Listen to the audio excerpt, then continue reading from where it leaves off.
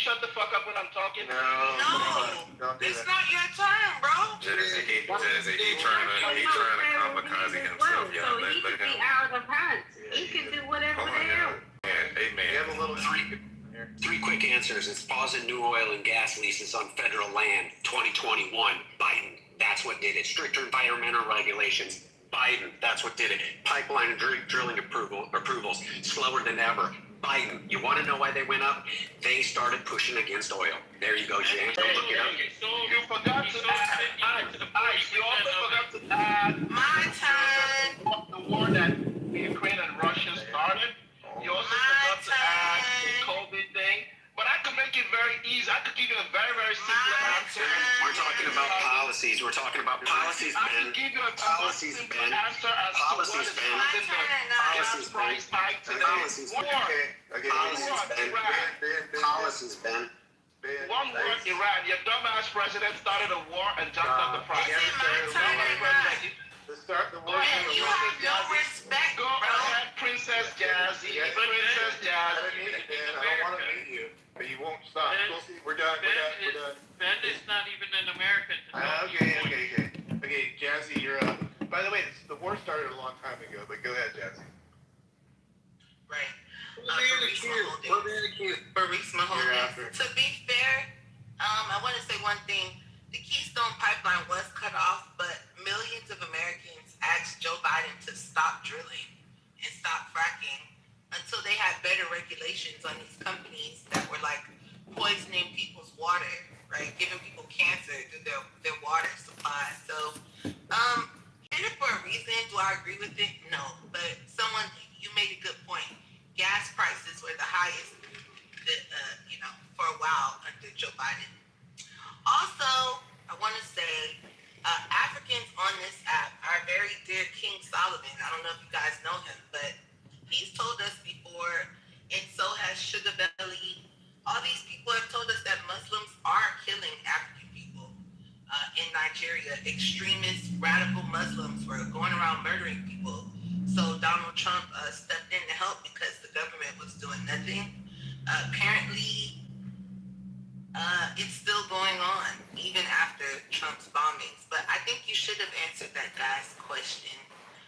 That's all the time I'm going to use. Thank you. Thank you, Jazzy. Steppy, you're up. Go. Guys.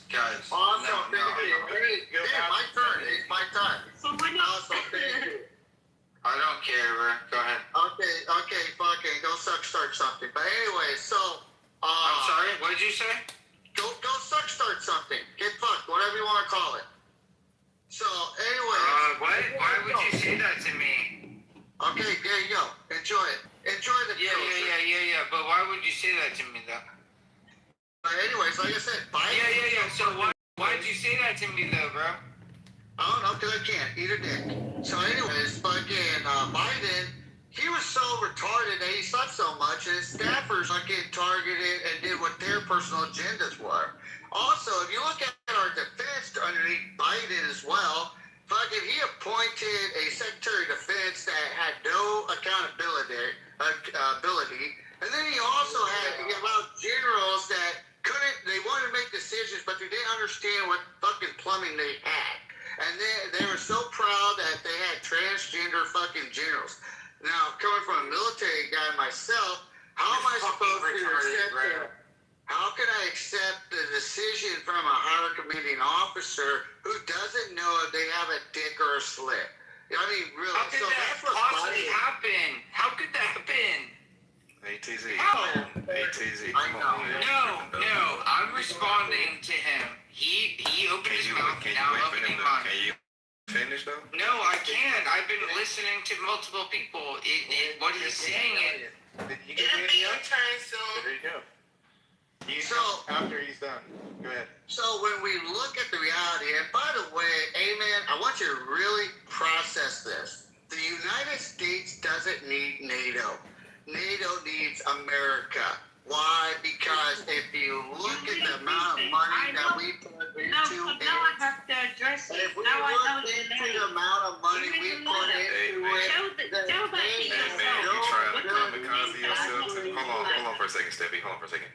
Hey man, come on. Why you trying to kamikaze yourself? It's easy. No, but so he Just wait is and talk. thirsty. He said, Y'all I trying to, need you why y'all, think about it. y'all doing this on purpose? Done. I didn't know. Like what? Hey, man, don't get triggered. They'll do that to you. Don't get triggered. All right, go, Steffi. Awesome, thank you. So, like I said, we don't need NATO. NATO needs us. And when it comes, people say about Greenland, they're trying to Greenland. Well, listen, guys, if you guys do a little bit of research, you'll understand that we have a military force that's been in Greenland. And when it comes to NATO, we don't really need NATO. We're the one that has the higher footprint in Europe, their personal defense. And when it comes to England, I don't care about England's opinion because England doesn't care about its own people. You can see the Muslim crisis going on in England. You can see that they don't even care. The Prime Minister doesn't even give a fuck about its own citizens. How many women have been raped or beaten? How many times? Think about that. Dude, I remember, and I can research that because they don't care about them. Their prime minister said, I grab women by their pussy. So you see, you is not the one to talk. Ain't no way you're talking to us about what type of man you need in the parliament. No. Shut up, bro. Okay, just quiet. All right, my plan has landed. There you go. Yes, Steffi, appreciate it. Now we're gonna do ATZ Europe, and then Edward, you're after ATZ. Go ahead, ATZ. Okay. When I was asked if I support Trump earlier, about an hour or so ago, I said, he's the world's greatest comedian. Now, I committed to supporting Trump, years ago, and kind of ruined my life. When I DJ'd Mar-a-Lago, I didn't hear. I DJ'd for Trump at Mar-a-Lago, and I also publicized it on Facebook. And all of the venues that I DJ'd at to support my family, they all canceled me at that time. Now they all support Trump because they understand that it's tax law. Now they got greedy. Oh, now you're greedy. Now, because these are venue owners, they're bid owners. So now you're, okay, all right, now you're on that side. So I got canceled, and then I got reimbursed, okay? So I don't want to hear this shit about I'm anti-Trump, this and that, all right? That being said, I think that if you support Trump, I think there's a little bit of delusion. My question is, what do you want? What is it that you're seeking? Does somebody want to answer that? You can if you want. I don't know. Short. Yeah, I'll take that. But what's the question again? You said what? The question is why? What do you receive? I was surprised you remembered you asked that question. It was very suitable for you to answer it now. But go ahead. What were you saying? Are you going to be condescending, or are you going to answer my question? No, I was being a comedian. But what was your question? Yeah. I said, why do you support Trump? Because he's doing a bang up job. He's doing what he said. He's doing what he's. That is so banging. Is he well received from the rest of the world? Yes. Is he well loved? Yes. We love him. Yes. I love him. Yes. You do. Yes, you I do. love him. All the way from Hey, shut up. The bang-up job Saul is referring to is that he is hiding the Epstein files because his name appears over 1 million. Oh, he hiding it like the last, all the other administrations since 1998, Yes. right? Correct. Yes. That's correct. So can you hold them all accountable and not just Trump, or only Trump has to pay for hiding? I've never really seen anybody that claims. I've never seen anybody that claims. Yeah, exactly. Take a cue from the. Wait, what did she say? What did she say? Hey Ben. Respect, bro. Respect. We're taking Respect. the mother, brother, the sister, the ever. Yeah, we're taking all of them down. Whoever said Epstein file, and if you named in there, I have Epstein footage that nobody else has. I launched a drone off my kayak in the Caribbean. I launched a drone off my kayak in the Caribbean. I have Epstein footage from 2020, way before anyone else cared. All right. That's great. So now I'm starting to get a little bit of anger. Now I'm starting to get. But he, So why don't you? hold on. He went to jail in 2008. So how did 2020 is way later? Hey, hold on. Oh my God, that is figuring. I was you went to jail with him after this. After the fire. You really got me with that one. You're really the ATZ, hold on. So one thing I want to ask, ATZ, hold on just a second. One thing I just want to ask somebody is, Trump's name was mentioned a million times. I'm just going to take Ben at his word. It was mentioned a million times. He raped people. There's evidence. There's all this stuff. And I just want to know, they spent over $1 billion just trying to beat him in a campaign. They spent tens of millions trying to defeat him with a fake Russiagate. They spent tens of millions to try to prosecute him in New York. They spent tens of millions to do these things. And what happened? Guess what? ADZ stuff. No, here's the deal. I want you guys to all look at how much it costs to have those cases. And then I want you to ask a simple question.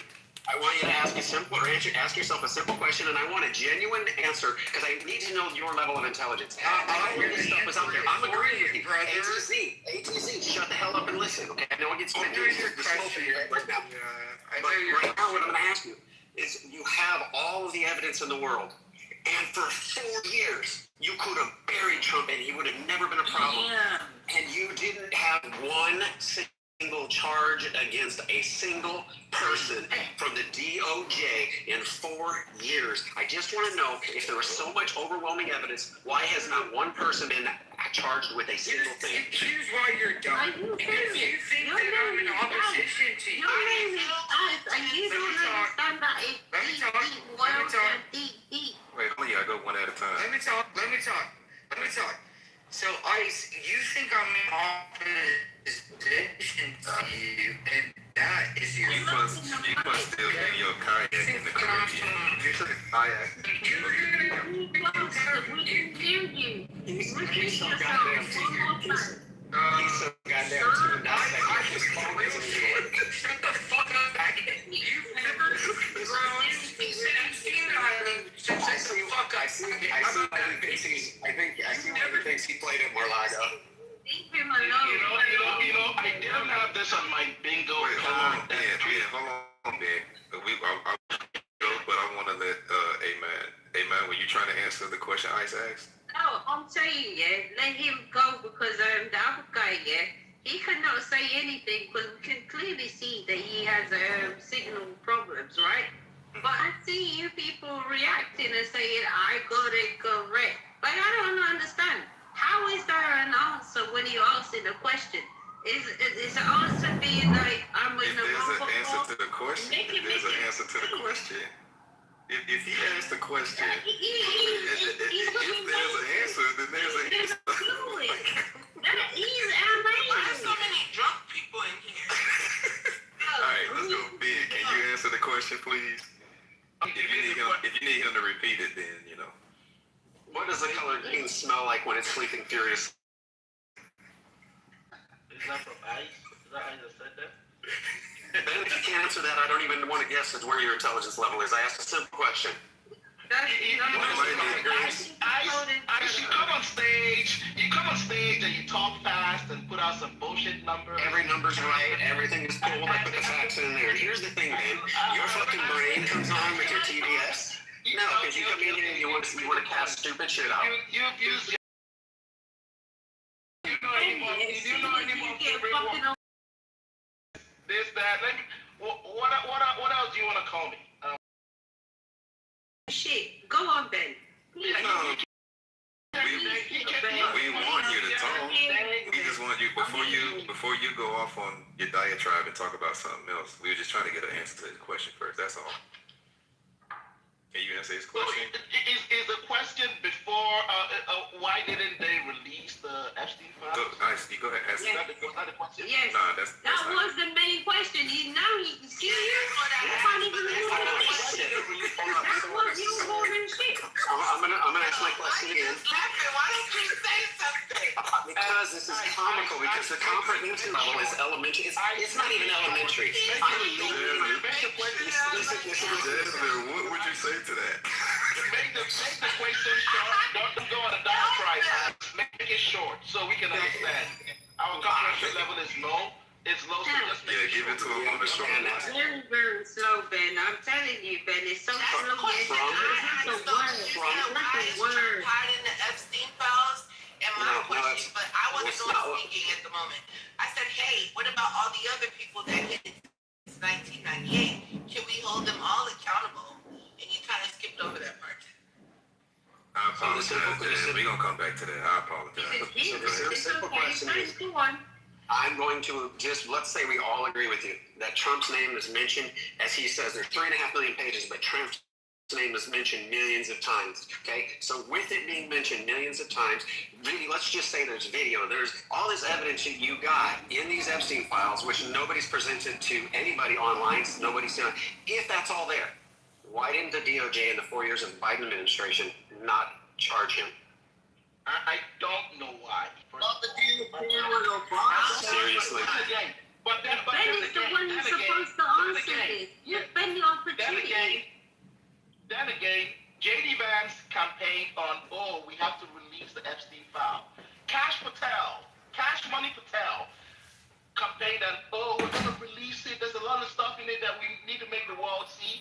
Dan Bongino campaigned on it. We're going to release it. Trump campaigned. Remember when they asked Trump? They said, but you know what happened? Can I finish? Can I just finish? Come on, get in after him, Jazz. Get in after him. You don't even know what happened. You Americans. You know what happened was Pam Bondi said give a straight answer on whether you were going to release it. Now, Trump becomes president.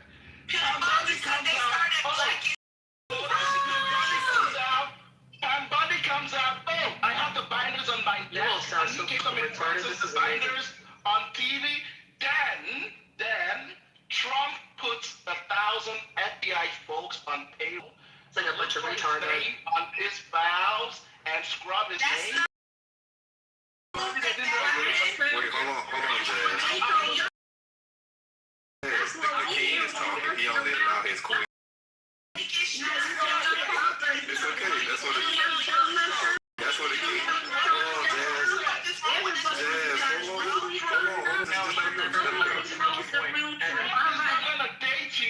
Trump is not gonna date you. Why are you getting so upset? Yeah, just let him go. Just let him go.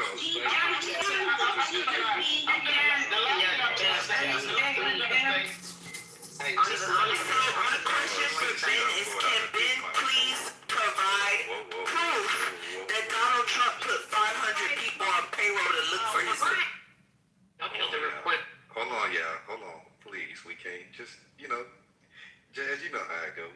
Sometimes certain people only like to allow people to agree with them to interrupt. It's all good. You're going to get in there right after that. So go ahead, Ben. Let you and your queen can talk. No, it's on Ben, and then you go after. Miss Jazzy, look, I'm gonna put the link in the chat once I'm done. He puts 1,000 people to scrub his name on your taxpayer dollars. Then, I've never seen somebody that claims that he's as innocent as Trump is. Yet putting out all these defenses. I promise you no one Putting out all these defenses to block, Catch Patel block, Pam Bondi block, Dan Bongino block, everybody else that needs to release this block. And when actual evidence comes out, like when he signed his name on the private part of that lady in the picture. You guys put on your blinders. I didn't see that. So I didn't think 2026 was going to be a year where the MAGA folks are defending PDS. The MAGA folks are championing war in Iran. The MAGA folks are okay with gas prices going up. The MAGA folks are okay with having let less than They're 5,000 sending jobs the per month. soldiers off the We need roof. to- Yo, can you the fucking backup land folks in are your okay plane, dude? Like, what the Jazzy, fuck? Jazzy, with having why are them you jump going even to fuck it? There it is. Fucking Land your yeah. damn plane. I don't even like Trump. And land your fucking plane. Yeah, I don't even like Trump, and you are annoying the All crap right, out go of me. ahead, Jazz. I don't even like Trump. Shut up. Did I trigger you, Pockets? No, I don't even like Trump. You're just annoying me, bro. I don't even like Trump. You're annoying me. You're annoying me. Shut up, Ben. Shut up, Ben. Shut up, Ben. Shut the fuck up, Pockets. All right, Miss Jazz. Been talking for like 20 minutes. Okay, shut the fuck up. Let someone talk, Pocket. Jazz is going big. So, subject to their own question. I've never met anybody be Yo, a could you? either. Yo, Matt, like, help, bro. I'm getting headache, bro. I don't get it. Don't come off mute. This lady's drunker than a bitch. So long story short, bro. I want to let her be. Yo, put the bottle down. Long story short, Get that big mic. I wish you could get I yours. just want, all right, let me get my mic. Yeah, get the big mic, please, because they're not gonna stop bringing up the No, don't worry, hold on. When I'm done talking, I'll unmic, but for now, this is it, so I can just overpower everyone. Hold on. So, I wanted proof from Ben that Donald Trump hired 500 FBI agents to find his name, because I found his name in a database on a government website. All you have to do is type in anything that you want to know, anybody's name, and it pops up in these Epstein files, right? So I don't think you need to hire 500 people to do that. Also, Pam Bondi was being questioned by Congress, and she asked him a great question. Why didn't you ask Merrick Garland these questions when he was in my position, right? Perfect question. Why is the Trump administration receiving heat for the Epstein files? I know he was going to release them, but I don't think you guys know about the powers that be in this country and in every country that kind of run the world without you knowing their names. They're not going to let those files be released. There's lots of people in Congress. Pam Bondi also showed us that they were searching for their name, right? Because they released the unredacted files to Congress only, and then Pam Bondi was monitoring their computer. So they were looking for their own name, because a lot of them have connections with the Epstein files as well. So, like I said, the problem I have is Donald Trump. Someone brought up a good point. He ran for president, he did all these things, and they didn't want to tell us he's a pedophile? Like, that would have nipped it in the bud. Just put that out there. Instead, they brought up grab her by the pussy and 34 business fraud that he'll never see a day in jail for, or prison, whatever. It just seems like a witch hunt. So I just want you all to start.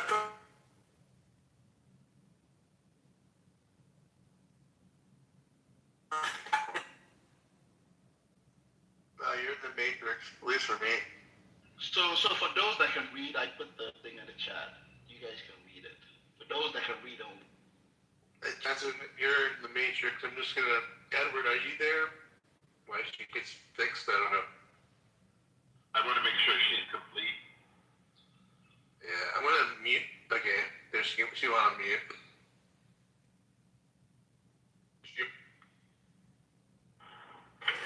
With the government shut down for no good reason at all, right?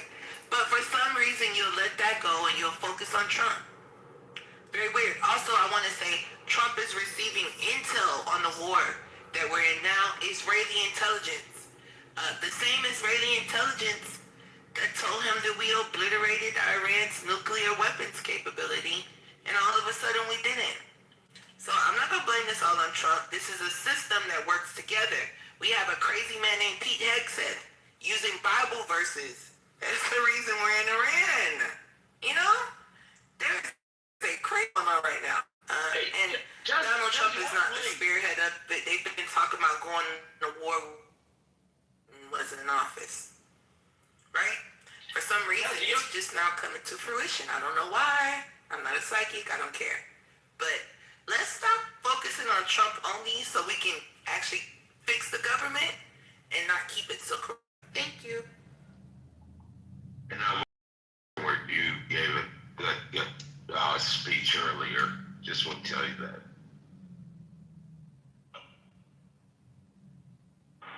it's very interesting of hearing different people, different countries focus on America. It's kind of interesting. The last I checked says we hold these truths to be self-evident.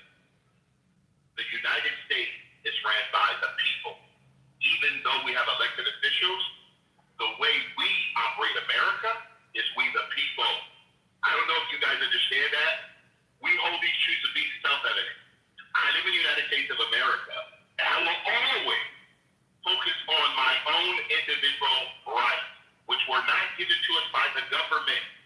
So you guys are all focused, the person, personality, congresswomen. Instead of self-governing your own life as American, and I don't know what other countries, there's 7 other different forms of government. Whether you're under a king, whether you're under a dictator, or whether you're under communism. For you to even be involved in the United States political system, you completely miss it. Because listen, we have 350 million independent Americans who's trying to get their own life together, and they are telling you, we decided as a country, because we have every 4 years, we have a right to go and vote as individual Americans for who we like. Okay, we believe that the country should be going in a different direction. That's all. And in the next 4 years, 2028, if they want to change, American people will have that right. Okay? So all I want everybody to understand is this. And let's all be honest with each other. We only know what the mainstream media, the talking heads, or what you guys call influencers. Okay? Because I don't believe that anyone should influence you more than your own voice. If your own life is not being influenced, I don't know what to tell you. But if you believe there's some influencer out there, or even a prime minister or king or even Donald Trump is the one in your house, we've already lost, guys. We got way too much going on. Take care of your house more than the White House if you're an American. Because you know what? At the end of the day, your situation room is much more important than the situation room in Washington. I pray for those in Washington. I want to make the right decision.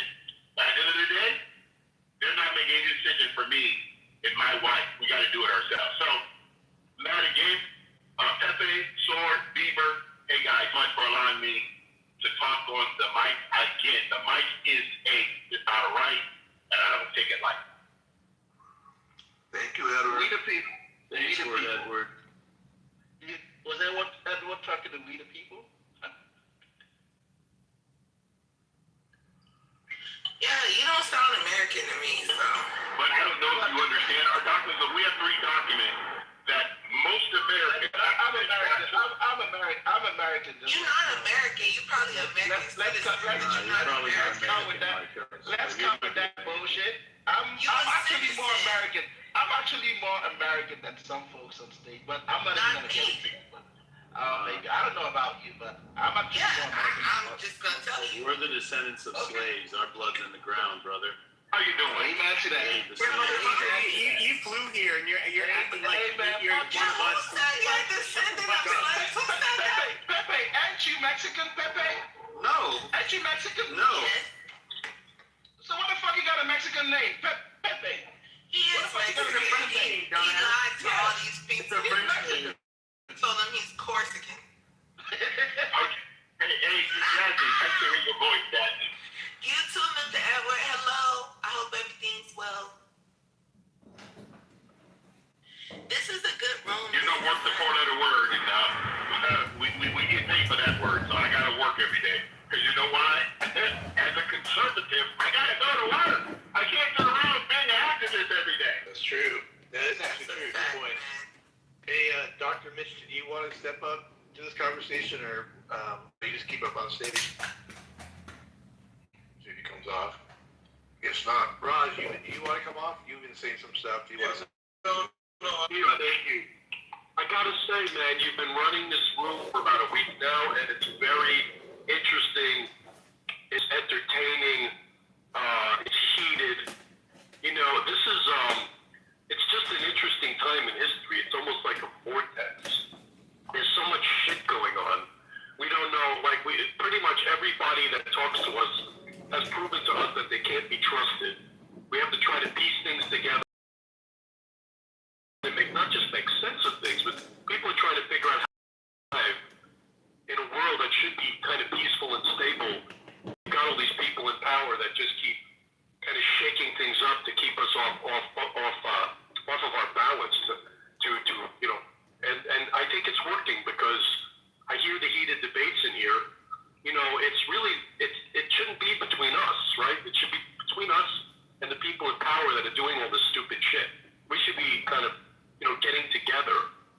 it's very frustrating though. It does feel like, as the American public, I certainly don't feel powerful. Even if I was a billionaire, I don't know if I'd feel powerful. A lot of people pulling strings, and it's gross. The world we have everything we need to have a wonderful world, and, people concentrating power are not allowing that to happen. That's all I want to say. Thanks, Doctor. Well said. Edward, did you want to respond to that, or? Yeah, go ahead. No, you. I saw you come off mic. If you want to respond. We still have the freest opportunity in the world. People still trying to come here.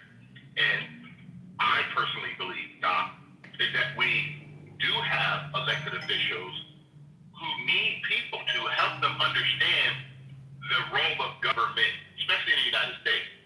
Because the only reason our government is instituted in the U.S.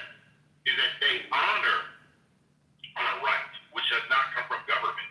And I think that's the problem, that so many people think that the government is the answer, when the government is not our answer, guys. The government's our problem. And that's why I see it. And that's why you have that pit in your stomach, because people keep looking to central government somewhere, they think that's the answer. And that's my observation.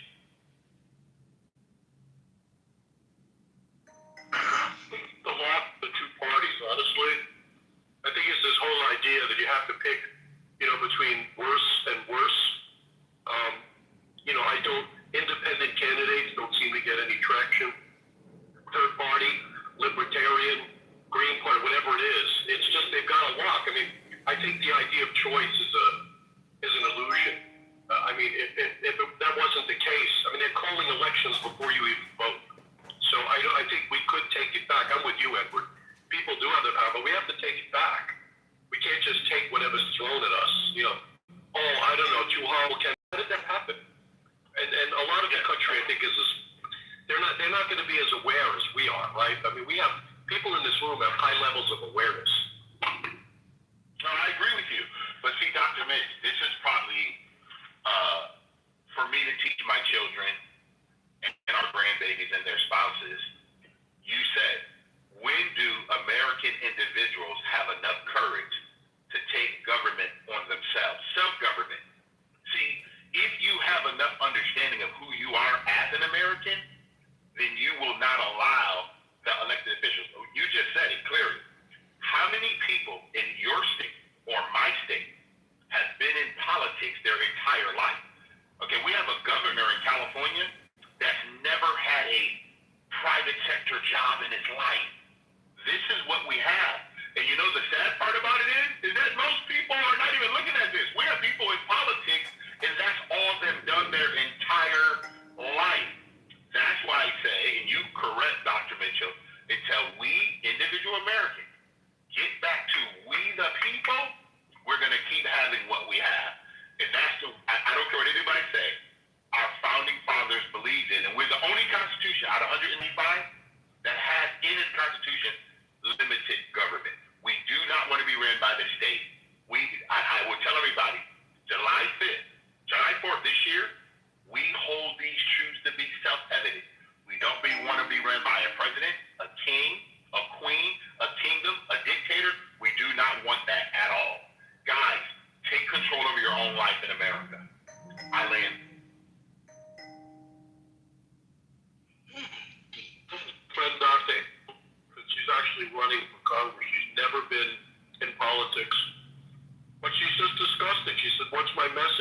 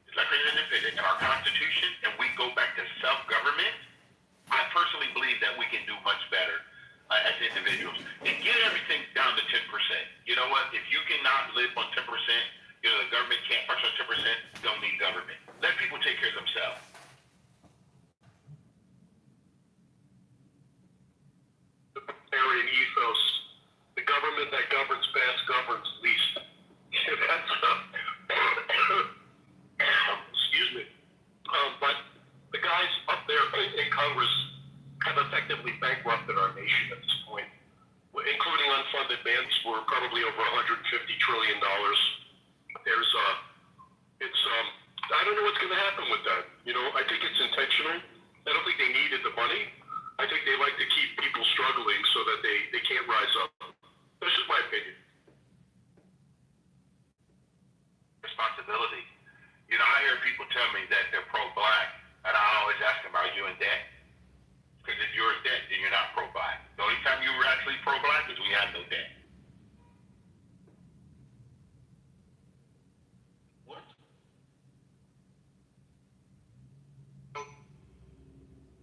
For you.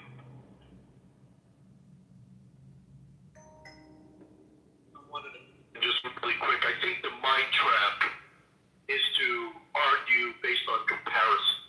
You know, I hear this a lot. Well, better than that, and that's better than this. There's just no way to judge it. I have a science and medicine background. You know, I try not to tell a patient, you know, you're going to die in 30 days, but that's okay because this other guy only lasted 20 days. It's a mind trap, you know, and we fall for it. And I think every person, every individual that we give power to should judge on the merits. The other thing is, where are you focused, right? Somebody like, you see people in different rooms either supporting, you know, a lot of anti-Trump, a lot of pro-Trump, but it really depends on what they're looking at, what their issue is, right? So, like, if you have an issue that this government is supportive of, you're going to like it. And I don't think we should be, you know, marginalizing and excommunicating the most vulnerable people, taking them off of food stamps so we can pay for more weaponry. I mean, to me, that's really, really ugly. They're talking right now, Congress is talking about reducing more medical benefits to pay for the war. That's you know, I don't want to talk about people's individual circumstances. Those are supposed to be safety shields. And a lot of people in this country are, you know, 2 or 3 paychecks away from homelessness. This government should be rising us up. And sometimes in order to do that, you know, the government creates support programs, food stamps, right? Anyway, I know that's a hot potato, but I see the most vulnerable people in society struggling a lot, and that number is increasing. The number of vulnerable people in society. In California, you could make $200,000 a year and be broke. And so that's because the currency's been devalued. These are complicated issues. I got to give it to Edward. Just say, the idea of us, you know, trying to take our power back is it's a powerful idea. And So, Doc, I have a couple questions for you, if I may.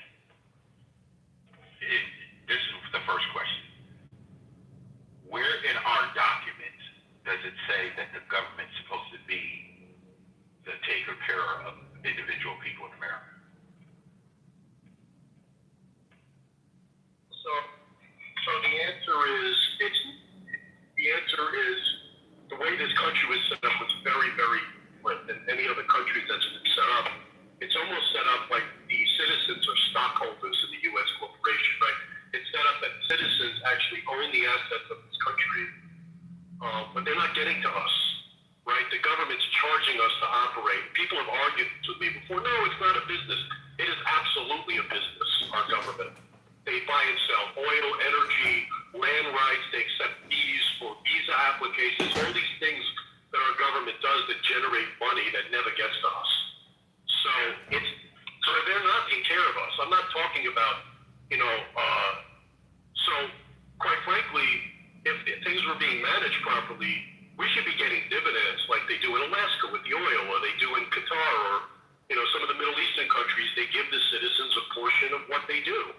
And our government doesn't do that. They do the opposite. They take our stuff, they sell it, they give it away, and then they charge us for it. It's not, that wasn't the idea. The idea here is the citizens. Right. Citizens are sovereigns. We're kings. You know, we're supposed to have a government that manages our assets. So that's the answer. It's we already own the assets. Where's my dividend? Why am I paying the government? Why aren't they paying me based on what I own as part of this experiment? Okay. So there's a couple of things that I think that I want to make make sure we're on the same page. So first of all, the government was never designed to pay us. Okay? The government's supposed to be limited. Okay? This is just my observation, right? We have allowed the bureaucracy to get as big as it has. That's our problem, Doc. Our problem is we the people have been on the sidelines so long that we have allowed the monstrosity of this. I don't even know what to call it. It's unhealthy. You know, I always say that because something's big doesn't mean it's healthy. Our government was never supposed to be top down. It's supposed to be we the people, the bottom up. Why? Because there is no central government anywhere on planet Earth that's going to care about you or me more than ourselves. I am not believing that my congresswoman or my congressman or Governor Newsom here or Donald Trump is thinking about Edward. I'm just not going to do that, ever. And I'm definitely not going to put my finances in their hand because they proved already they can't handle finance. So for me to think that the public sector is more important than the private sector, we have completely lost our way. And I am not looking for dividend checks from the government. What I'm looking for the government to do is to leave us alone. Period. Let us govern our own lives, because that's what it says. We hold these truths to be self-evident. Self-evident. Okay? This is not us having a conversation about what government's supposed to do for somebody. No. Listen, if you govern your own life, you should be able to manage yourself. My dad and my grandpa, who are both American, taught me something when I was 12 and a half years old. I'll never forget. Son, your biggest problem every single day is going to be the one you see in the mirror. Don't blame any man on this planet. Do not have excuses. Find solutions, because you got to go to your own rescue. This life comes without a parachute. And you know what, Dom? I've been living that way. I'm 62 years old now, and I'm going to keep it. I keep that to my children and my grandchildren. This country owes me nothing. I owe Edward everything. All right, so Dr. Mitch, I think I'm sorry, Dr. Can you hear me? Dr. Mitch, can you hear me? Go ahead. Yep. Yeah, I started speaking prior to you, brother. Thank you, sir. You raised some interesting points, right? The truth of the matter is, even if we agreed with your perspective, the United States runs at a deficit. So there wouldn't be funds, leftover excess funds to be distributed amongst the citizens. That's just the reality of it. What we do have is the world's reserve currency, the petrodollar, all the above. And that allows us to have the super high standard of living that we enjoy. America is never going to be number one on the happiness index of countries in the world. That's not what America's about. America, universal health care, I personally don't believe it could work in the United States. I don't think our system is set up for that. I don't foresee it working. I don't think it's a viable option for us. But I do think by far, hands down, and I'm happy to debate with anyone about this, the United States is the greatest country in the history of the world. The ideals that it stands on, the ability to transform itself in a relatively short period of time compared to countries that have been around a lot longer than us and very little has changed in this society. I think the diversity of backgrounds of the people in this country, I don't think any country comes close, all right? And this is why we are the most desired destination in the world. There's people that risk life and liberty every day to try to come here. Every day, all right? This is, I don't think there's a huge debate about this. With all of that said, man, I think that people have gotten polarized, and we're at the point where people hate Donald Trump more than they love America. And they are, actively rooting for our downfall. They want to see us fail. And I think that's a real sad state of affairs, you know, and I think that the discourse has gotten so bad that it's going to be really, really hard to close the gap.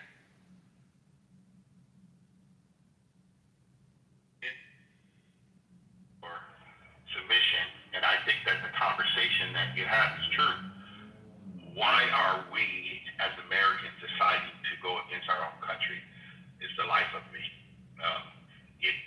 Guys, correct me if I'm wrong, okay?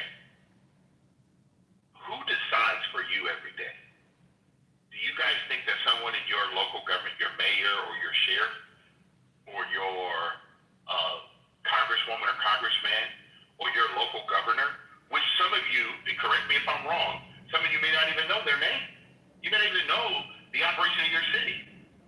And the reason why is because we're all focused on the mainstream nonsense, because it's just information that's being provided to keep you distracted from what's happening in your local area. I don't know if you guys know this, but the people that represent us in Washington actually come from our states. So we keep focusing on the federal government. We're not even focused on the local government. And I'm sharing with you guys, and correct me if I'm wrong, and Anthony, you said this. Guys, you know how hard it is to govern your own life every day? To make sure you take care of you and your family, to pay your bills on time, to make sure you get a job or educate that you need to take care of yourself. And earlier, I live in California, guys. And you know what? Every single 360,000 Californians choose to walk out of California, leave this state. The reason why? They have a right to choose to go wherever they want. That's the beauty of self-government.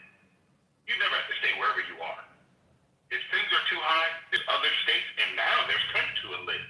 Some of my friends from California moved to Malaysia, some moved to Taiwan. You know why? A lot less expensive. Do you know other countries can't do that? You as an American go wherever you like. You're free to go to 194 other countries as long as they're willing to let you come in. What I'm saying to all of us, let's stop thinking that someone's coming to our rescue, because they're not. I don't care who you fight for. MAGA, MAHA, liberal, the people say there's no kings, all this other stuff. Guys, at the end of the day, I have no idea what they're talking about. To my knowledge, every president we ever had was elected by the Electoral College. So for you to even run around a city with the sign, no king, you are telling me we are living in a war of delusion. Complete. No, you are responsible for your own life, guys. I'll land on that, man. Again, Pepe, Sword, Beaver, I just appreciate all of you guys. Let's have a conversation about life versus us just yelling at each other. Because listen, at the end of the day, guys, you still have a family, you have your life, and we're gonna all still live on this planet together. So the beauty of what you just said was something I actually had did some stuff on, and the illusion or delusion that is out there is the whole king thing. The fact that you're protesting in the streets a king tells me that you know there's not a king, because if you protest a king, it's off with your heads. You don't get to protest a king. The fact that they say there's going to be a flip at midterm tells us that they believe there's going to be an election. If there's an election, that tells us that you believe there's a democracy and not a monarchy. So everything that they do screams, I know he's not a king. I just want to throw a tantrum that my side lost. My team lost and I'm mad. Now, California, as you mentioned, we are free to move where we want. California, on the other hand, is trying to make it so they can tax you when you leave. They're trying to tax businesses when they leave. It's an exit tax. These are the things that are happening because so many people are choosing to leave California. LA County had the most, set a record for the most people, I think it was in, a year and in a month, getting out of there. Because it's out of control. And what happens is as societies, they work, they build up, they get strong through, capitalist means. And then the heart starts to set in. And every empire has risen and fallen the same exact way. And we're on the same pattern. Now we have society that believes, I deserve, I have the right, you owe me a handout. I get this free. Earlier, somebody had said, you have the right to have a job. No, you have the right to go get a job. Nobody has to give you a job, right? So this is the mentality. We've been trained as a society to be a victim. The book QBQ, the question behind the question, everybody should read it. It's great. It literally hits that. And then people want to bitch about Trump. They want to whatever. I don't care who the leader is. The thing is the boss doesn't get to be the boss by being everybody's friend.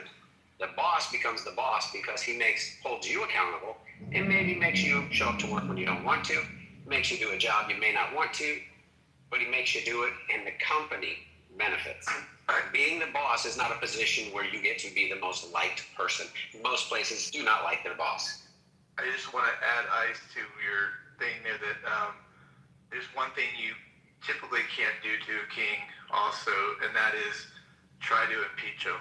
So just want to add that to your little list there, because that's a good point. I love you wouldn't be able to impeach or get to that point if he's a king. So enjoy that one.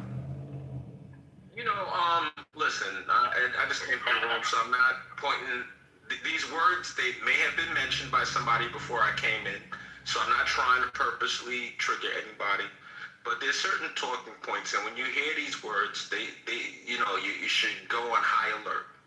When you hear the word disproportionately, your ears should perk up.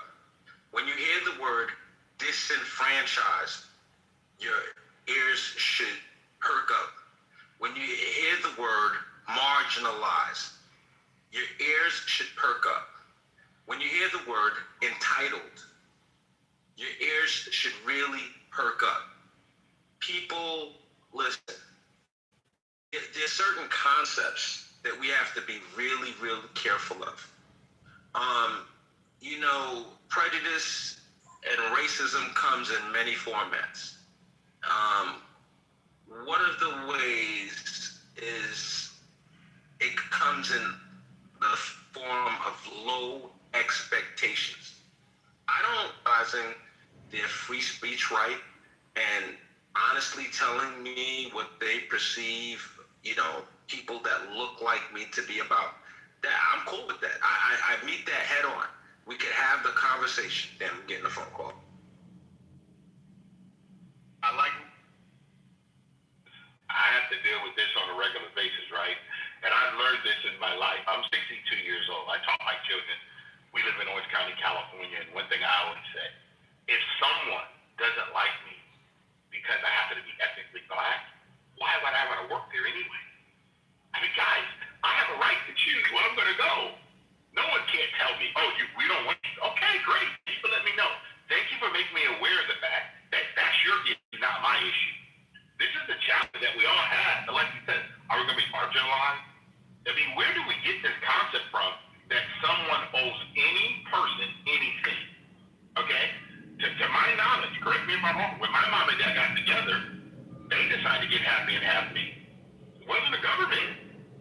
So why am I going to think that the government's going to take care of me when my parents were the one that got me here? It's their responsibility to give me all of the possible training that they could possibly give me. Going to the school is not where I should get my morality or my sort of living. I should go there back in the day and learn reading, writing, and arithmetic so I can compete with the rest of the world. But my values and my ideology really should come from my home. Like when people say, well, Edward, you're indoctrinated. You're correct. I am 1,000% indoctrinated. I am, as an American, because that's where I was born.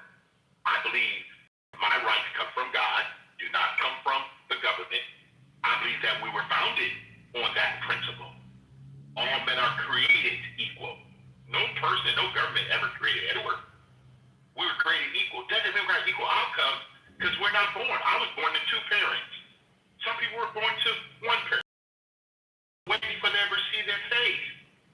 So I think what we should do is look at how we interpret words in situations versus us trying to put our ideology or our situation on other people. That's how I see it. And listen, guys, again, you don't have to believe anything Edward said. You know why? Because at the end of the day, hours are my 24 hours. Yours are yours. I got to make sure I navigate my 24 hours as well as I possibly can. And one thing I'm not going to do is let someone someone I never met, don't know, dictate the terms of my existence. My biggest influence every single day, like my grandpa told me and my father, the two honorable men, the person that's going to be your biggest part of the day, Edward, is the one you see in the mirror.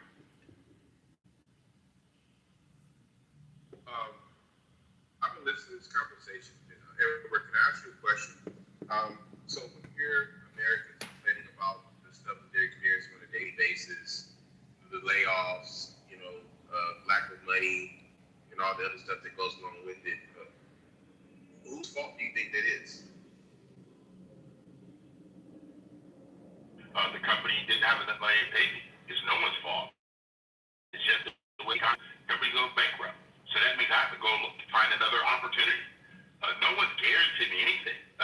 Companies come and go, okay? There used to be an 8-track. No more 8-track. There used to be cassette. No more cassette. All these things. I used to go to Blockbuster. My wife always told me back in the day, hey, can you pick up a couple minutes from Blockbuster? It doesn't exist anymore. I mean, what am I going to do? You're not my business. Used to be Kate. Used to be Sears.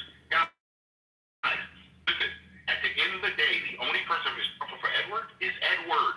And if I have a company. If my company don't do well and I go out of business, I'm not going to blame the consumer. I got to blame Edward because I didn't meet the customer. There is no system anywhere on planet Earth that's supposed to take care of the people, even though they try.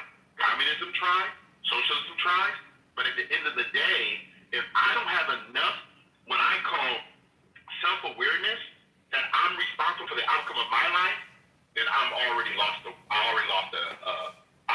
war, guys.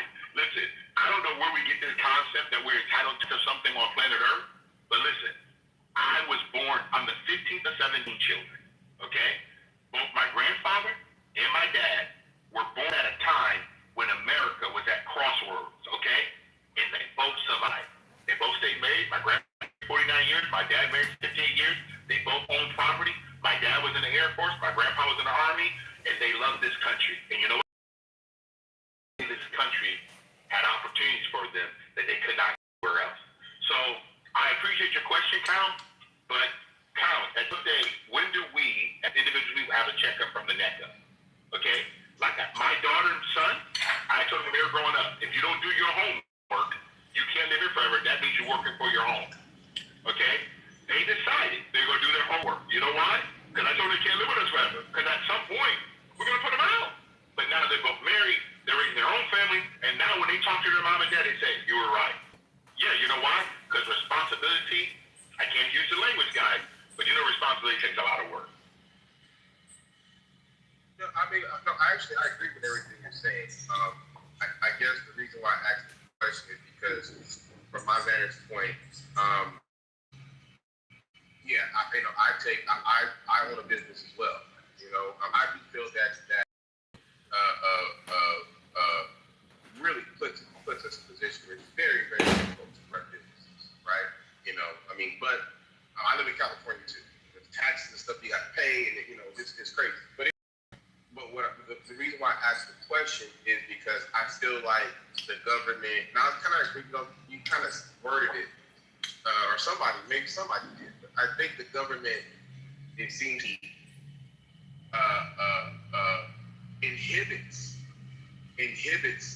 the ability for people to succeed in this country, right? Even if it's like you said, like the layoff, right? I mean, personally, that's the way our commerce system is set up. You either run a business or you work for somebody, right? That's the only way, right? When we have a situation where our government is sending those opportunities outside of the country,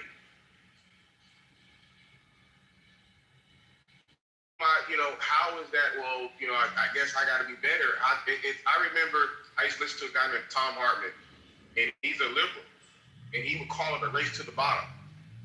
Because if you have people like Bill Clinton, with the what is it called? It's not Glass-Steagall, but it's NAFTA, free trade agreement, right?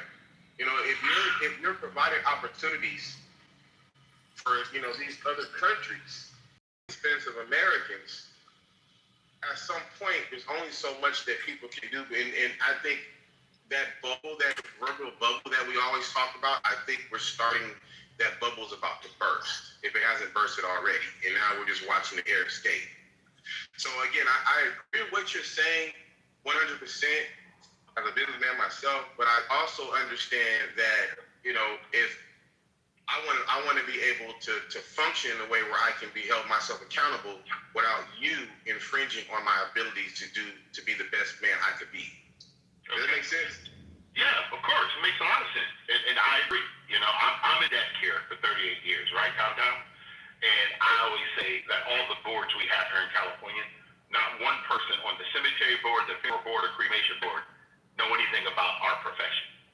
But they do try to make laws in reference to our profession.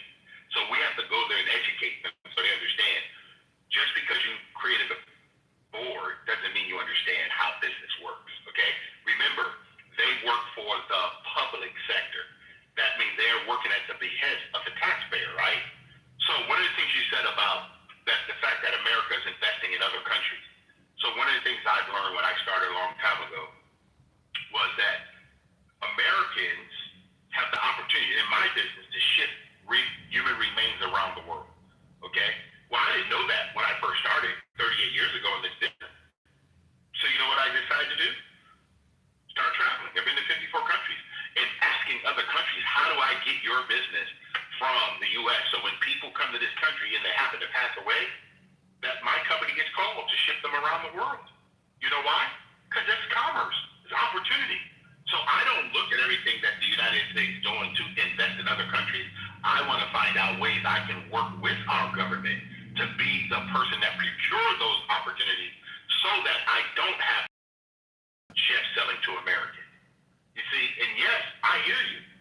The government's doing everything they can, and it's unfortunate to, again, we both in California, the environmental protection. They talk about climate change. I always tell people, even if you change the climate, enjoy it because you give people needles. Is that good? If you give people needles to put drugs in their arms and they're dead, they OD, the climate change, but they're not even going to enjoy the climate. So there's all kinds of different things. To me, when do we take our own lives and say to ourselves, I know the government's already there. So why should I try to do anything with them in the sense of, let's see how I can participate.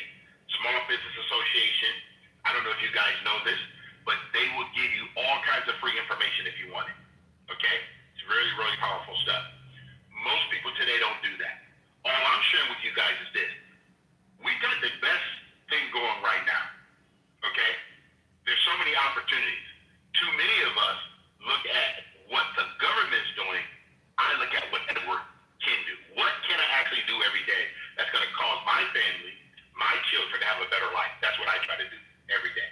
And listen, guys, again, I don't have all the answers, but I do know in my last 30 years, for me to have what I have, it did not come by the hands of the government. It came by the hands of Edward getting his butt up out of bed every single day going to work.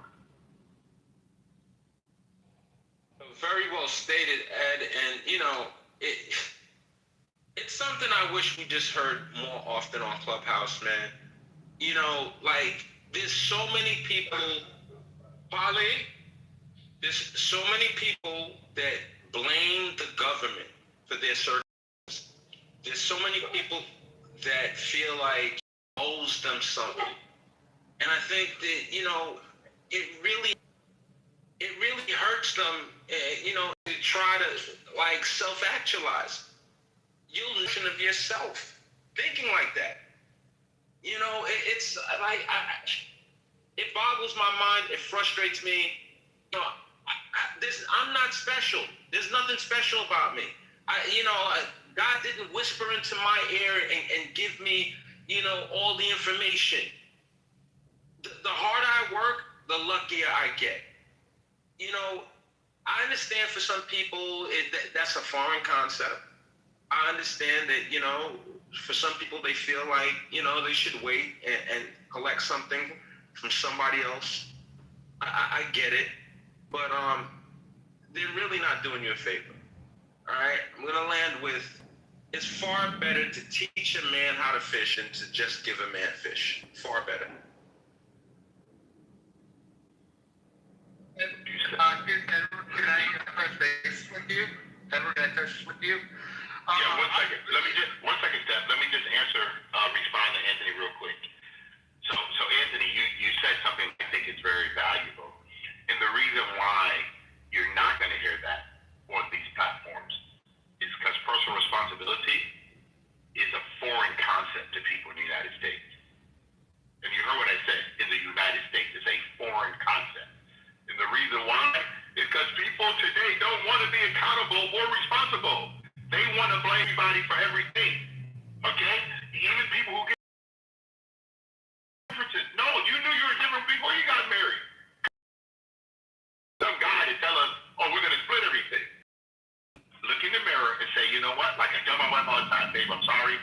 I blew it. I missed it. My children tell them the same thing. But I also tell my children that they have an opportunity to compete. My daughter, when she was young, Anthony, said that she wanted to be a lawyer. Okay? Guys, in 2026, there's only 1.3 million attorneys in the United States. My daughter happened to be one of them. My son, who's great at engineering, decided to become a mechanical engineer. But you know what I told him? You're going to get a job that most people, like, really, really need help in. That's the difference. So we did not put our children in basket weaving and going out and fight, activism. No, we taught our children, if you want to have a skilled job, you're going to have to work hard at it. So my wife and I, Anthony, had to make some decisions way before we had children. Where are we going to live? What school district? Because we have to be proactive. And unfortunately, Anthony, people don't want to take that kind of responsibility. People don't want to show up. I've been doing the same thing, Anthony, for 38 years. People don't understand. Some people right now, 25 to 35 years old, have already had 8 jobs. 8 different careers, 8 different things. Guys, consistency is the mother of breakthrough. I'll land there because Stephen wants to ask him. Well, it's actually to dialogue with you. So I hear what you said, and I agree with what you're saying, sir. But I also so I was in the military for 23 years, and I had a gunnery sergeant tell me in my earlier NCO beginnings that you got to project leadership. And leadership is not just as a role, but you also project how society should be. Whether you got to be a role model, and I see with a lot of these younger men, a lot of these younger women, that the image of reality and it's watered down, it's diluted into, I call it the quick life, the quick buck. And so when I ended up making staff sergeant, a lot of these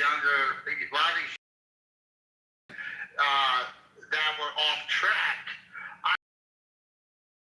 image of responsibility, roles, and they would react to that and then project it in their life, not how I presented it, but in their own choices. Accountability, morals, discipline, respect, and those individuals still to this day they still project it into their communities. Where you as well, Edward, you project that image in your community and your engagement with others. I'm sure there's a lot of people here that, in their own way, but that's what society's lacking these days. I'm 43 years old, sir, and so I had a lot of good images when I grew up. I grew up in a farm community, so we saw work ethic, reliability, your word is your word. It's a value to it. And so when we would leave our communities, you would continue to project. When we see that societies these days, where it's not about moral compass, it's not about responsibility, it's not about projecting good leadership and entrepreneurship. It's about who got the best laugh, who troll on who can bash and slash. And that's what we're seeing in the newer generation. And sorry for rambling on. Great. I mean, you've made a lot of good points. But one thing I do want to ask you, you said you served how many years? I'm 23, 43 years old. Thank you so much for your service. I want to take you back. Could you please explain to the House what motivated you to volunteer to serve this country? I said the family. I come from a long line of service personnel. I mean, all the way down from, all the way down, we date our family lineage down to 1725, down to our lineage. But, I don't know, friggin', I saw that, I remember 9/11, my community answered a call. I mean, it felt normal, it felt right, and Lady Liberty needed us. My graduation class, when I graduated high school, was 55, and out of 55, I think 40 of us all joined armed services. That in 2001 into 2002. So I love my country. And I appreciate that, because I want us to understand that America has enforced it. Well, Edward, I retired from active. I transitioned to reserve. So technically, I'm a weekend warrior. Technically. Thank you. No.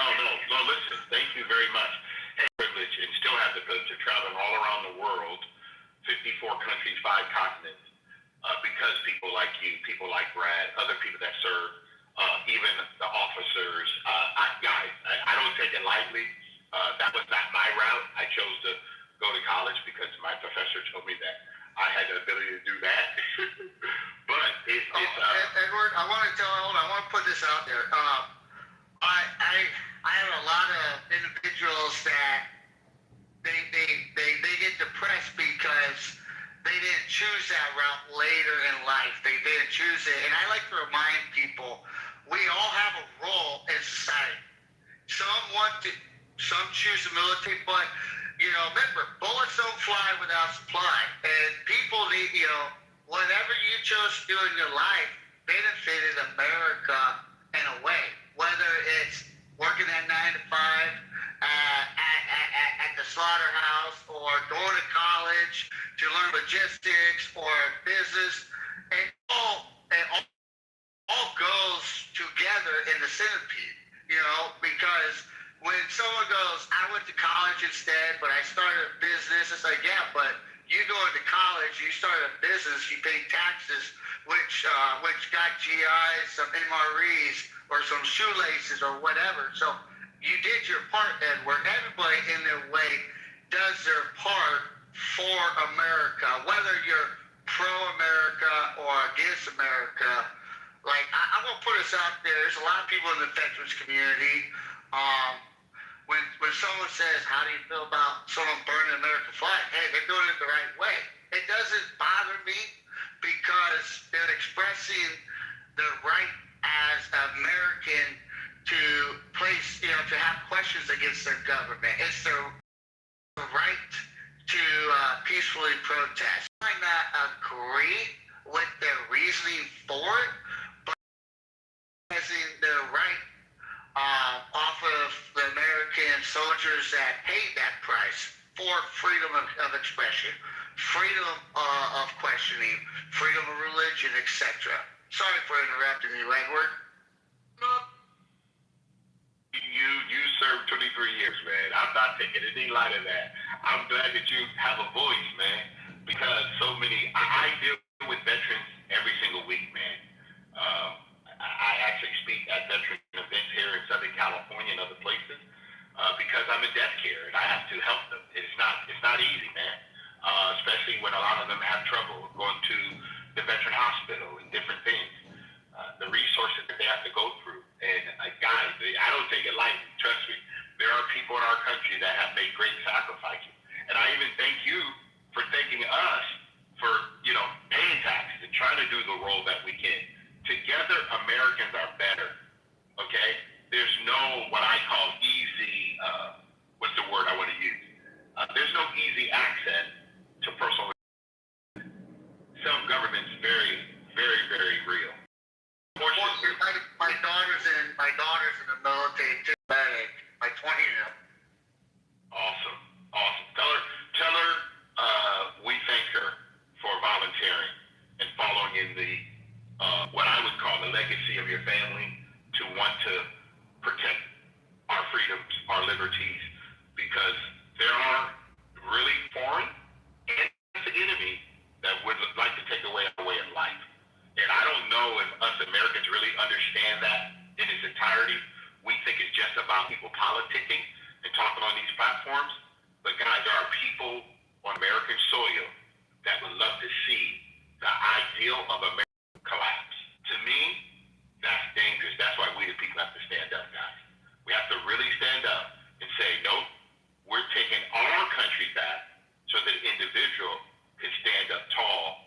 And again, July 4th, guys, 250 years, our Constitution, the supreme law of the land, we have the longest Constitution where we, the people, get the right to determine our own determination. Okay? There's no government that's going to do that for any of us. I know we like to hear it, but reality, it's not true, guys. And as a person who happened to be born on American soil, my wife and I always say, we are grateful that we are part of this experiment in the world. Experiment.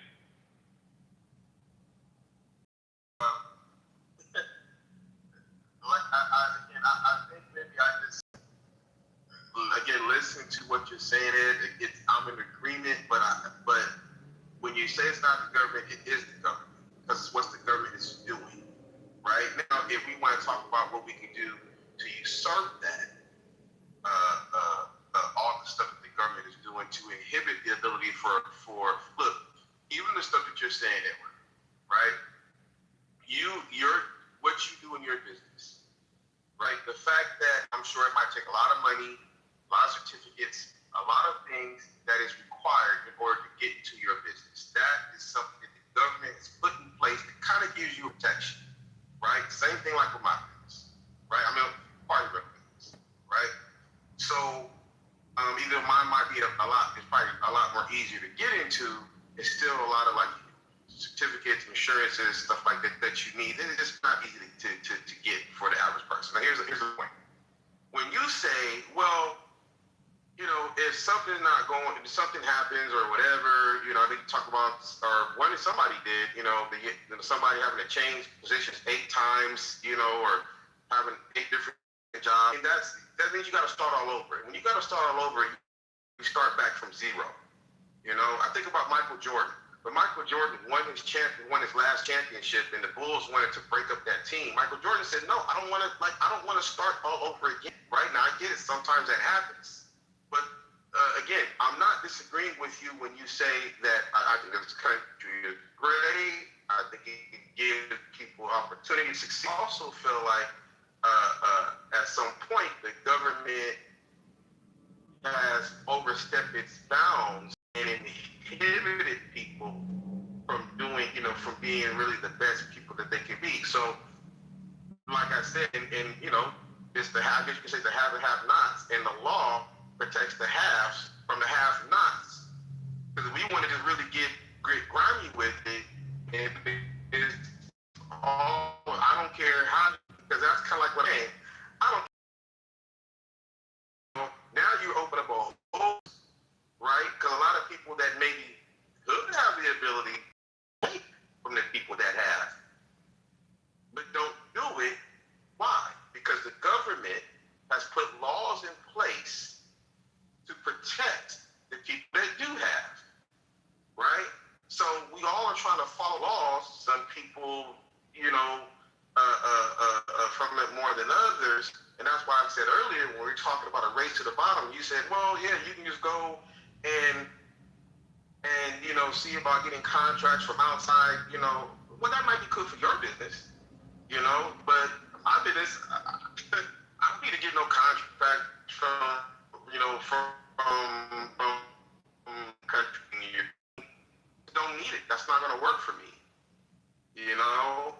So, but the thing is that like my grandfather was a foreman. So let me ask you a question. Right. Let me ask you a question. Go ahead. This for anyone to answer this question. Okay. What do you think that you can do in your own power to increase your value to the marketplace?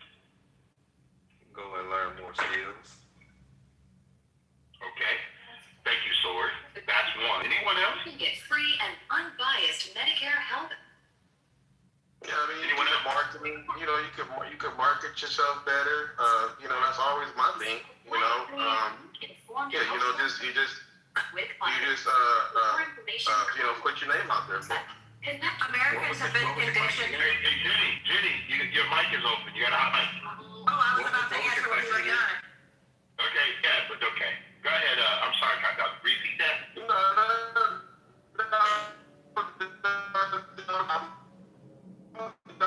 I'm just chiming in. You know, but I still wanted to finish my point though. But okay, go ahead. I'm just chiming in. You're in the matrix second.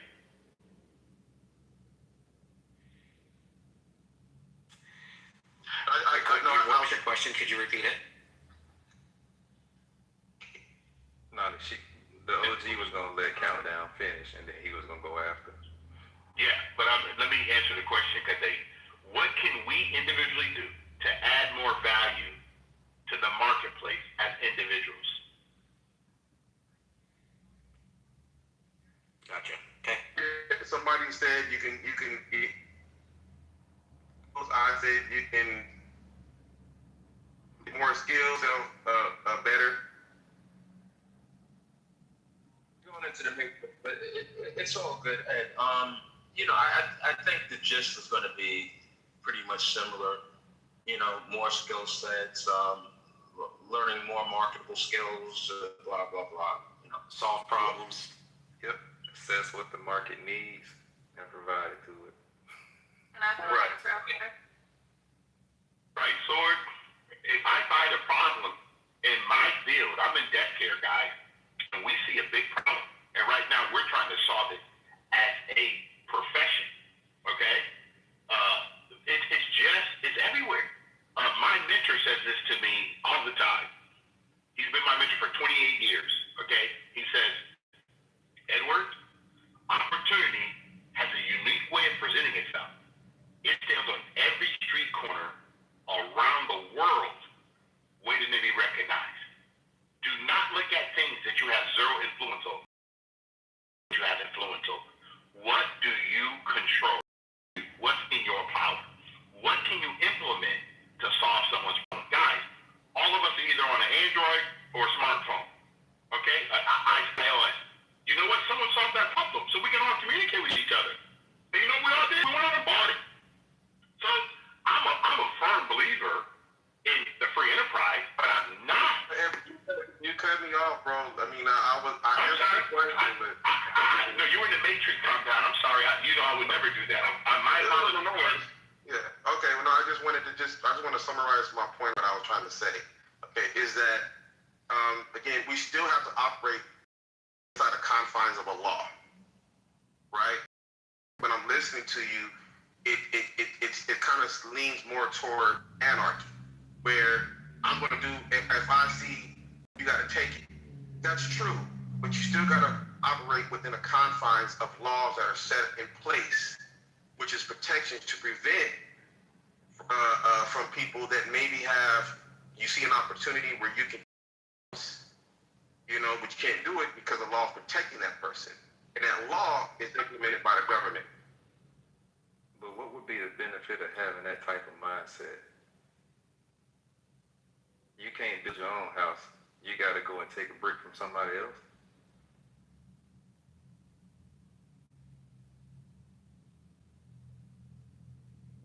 Can I clarify the initial question? Yeah, yes, 1 second. That question from Sword was for you.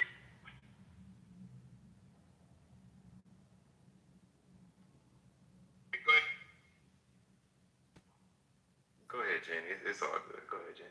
Okay, so when you're referring to how we can, as an individual or a business, contribute to the market, are you referring to the GDP or are you referring to just overall transaction?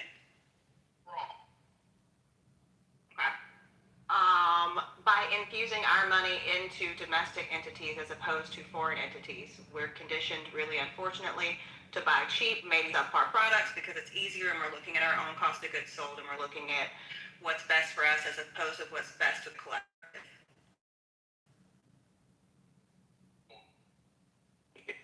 Based on individual contribution, or do you think collective, just the collective all rights out? I'm sorry, when you started the question, you were in the matrix a little bit, so the first part cut off, but can I get you to repeat that? Collective is made up of the individual. So the person in the United States have a right to purchase what they like to purchase, good, bad, expensive, not expensive. That's their choice, right? Absolutely, absolutely. But if we're putting it, if we're truly looking at like, you know, a Trump America first country and looking at things as America first as individuals, then our buying power is how you vote, right? You vote with, you know, that company's ethics. I'm not going to support them. I don't like this. I'm not going to support that. They're sending money to this cause that I don't believe in. I'm not going to support that. So voting with your dollar is really, is almost more important than voting with your votes. You made a comment. First of all, this is America. Trump happens to be president. He just happens to be one American. I know that people like to keep using his name a lot, but the last I checked, I've never met the guy. Don't know him. Don't know anything about. You know, I hear what they tell me in mainstream media. I heard what the talking heads tell me. You know, I hear all that. But at the end of the day, he doesn't do anything in my house. Okay? I just love how he starts to. I like America because I'm American. That's how I hear it, guys. I'm not from Pakistan. I'm not from Egypt. I want America not excluding anyone else. I don't want to exclude what they want in their country. That's fine. But when someone who wants to be the leader of the United States say, I want America to be first, and you know what? When we make that statement, guys, you don't even know, we all don't even know what that looks like. It takes a lot to want to do that. So I believe what he says, I want America to be first. He talked about Edward being responsible for Edward. He's given me the truth to be self-evident. That's how I hear those words. I don't know how anybody else hear those words, but I hear the words. America want to be great. Edward has to be great in his own stuff. Edward has to do his right thing. Edward can't cheat on his wife. Edward can't go out and do a bunch of substance abuse. Edward can't say, I'm going to go take a break. I'm going to take somebody else's stuff. A friend of mine asked me a couple weeks ago. He said, well, if your family was hungry and, you know, you got to just feed your family, wouldn't you go and just steal? I said, no. I should have enough friends, enough of the people in my community that would want to assist Edward and his family in that time of need, versus Edward having to be morally corrupt to go and take something from someone that's not mine. That's how I was taught. But I hear a lot of people not look at personal responsibility. They really want something from someone else. Well, and that's the exact opposite of what I'm saying. The only reason I mentioned Trump is because it's literally the name of the room in the house. So I thought that that was kind of, you know, a like-minded situation. But no, I agree with you. I think that everybody has personal responsibility, but when we're talking about contributing to the overall market, the overall financial health of the, and I mean, that leads us into the tariffs conversation, right? So I think that it's an important thing. I agree with Trump's policies on the tariffs to try to drive economy and revenue back to America. And that's where I put in America first, right? Like, because we should be building our own GDP. If you think that other Iran and everywhere else is not preaching the same thing, I'm certain that they are. They don't want people spending outside of the country, and it's because they want to build a sovereign nation that is financially sustainable. This is just a business. So I don't think that, you know, Trump being president is the reason why we should spend in America. I think because we're American, we should support, you know, yes, we are all individuals, but we are also a collective, we're a country, and we have one thing in common, which is we are all Americans. So I think that we should all put the American people first. So Jenny, I know you weren't in here earlier, and I talked about it. There was they did a study. Go ahead. Let me just answer her. So Jenny, do you think that you and I want to put America first, but if America don't put themselves first, how do we help people who don't put themselves first? I mean, you can't help somebody who doesn't want to be helped. But what we can do as people who are God-fearing people who believe in what's right and what's wrong, we can do the right thing as our own households, purchasers, as our own business operators.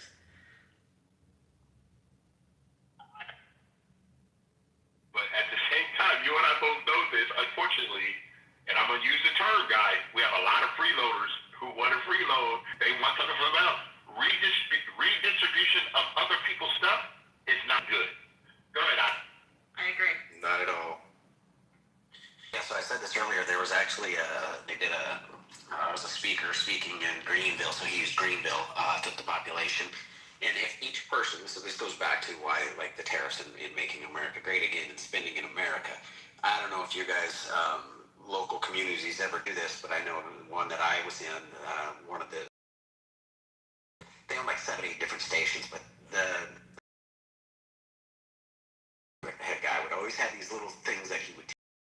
One was the local spending and how much that dollar recirculates the community, and $1, what it really equates to the community. They did this with, if each person that lived in Greenville spent $20 a week at a local mom and pop shop, local cafe, local hardware stores, that kind of things, your small time car wash, rather than you do that, at the end of the year, it would equal an additional $300 billion or $300 million in the local economy. Now, imagine that on a larger scale in the United States. Imagine that when we had Apple report 252 billion profits offshore. Now, we didn't get 10% of that. We didn't get 1% of that. We got 0% of it. Of the 252 billion profit from Apple. Now, where did they sell that? Here. Right? What we do is we chase companies out, and we have the narrative to say, well, it's just going to put the prices higher in our pockets. Those same people were the ones that say that the fast food workers should make $25 an hour. Cool, pay them $25 an hour. There's a reason you aren't getting a Happy Meal for $9 or for $5 anymore. It's now like what, $8, $9, $10. Get a double Whopper. It's damn near $20, right? The reality is it does cost more to make stuff here, but your reciprocal or the turnover in that dollar means so much more. That puts so much more into the system. That gives us more opportunity for our Social Security checks. 93% of manufacturing companies provide insurance, if I remember the number right. 75% of them are under 20 employees. You start looking at bringing back manufacturing, everybody assumes it's got to be massive. But the reality is look at how many, in South Carolina alone, go look how many auto manufacturers there are. There's a line, you literally have to test to get a job at BMW, to apply. There's a line of people that want it. I agree. I'm in South Carolina too. He's 100% facts. Yeah, so what it did when they brought that manufacturing, so being down there, when they brought that in, what it did to the Spartanburg, greater Greenville area, that to give you an idea how well America can do manufacturing, BMW America is relatively new, okay? It's been around for what, decade and a half, something like that, I don't remember. But BMW America is the largest BMW manufacturer. Their chip plant they are going to probably start making their transmissions for BMW, Bavarian Motor Works in Bavaria, in Spartanburg. They are talking about potentially the engines. Now, think about that. Everybody's telling us we can't produce, but the Germans are saying, you guys seem to do a pretty damn good job. He can tell you what W has done for South Carolina. Unbelievable. We can do this more. The whole idea of the tariffs that people forget about isn't to keep prices cheap. It's to encourage us to buy American. China, this was years ago, I did a study on it, and it was the Jeep Wrangler, $43,000 at the time. In America, it was $96,000. 106,000, I think it was, in China. That was the amount of tariffs they put on it. Why? Because they don't want you to buy the Jeep. They want you to buy their car. And this is all Trump is saying. Go ahead. I was going to jump on the bandwagon with you.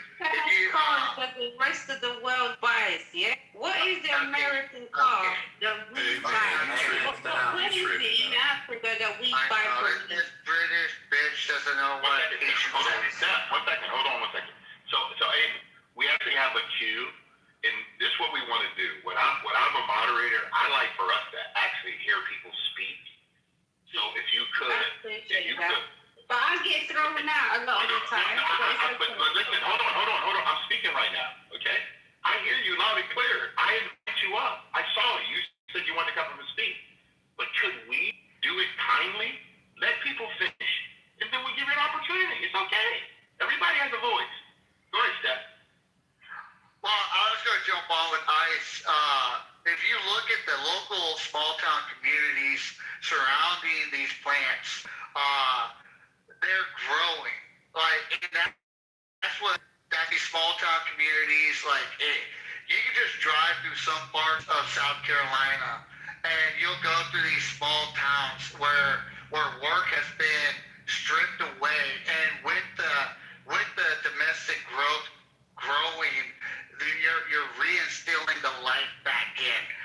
Where I'm at, I'm from a really small township, okay, and we have a manufacturing plant that has literally started growth again, and we're seeing the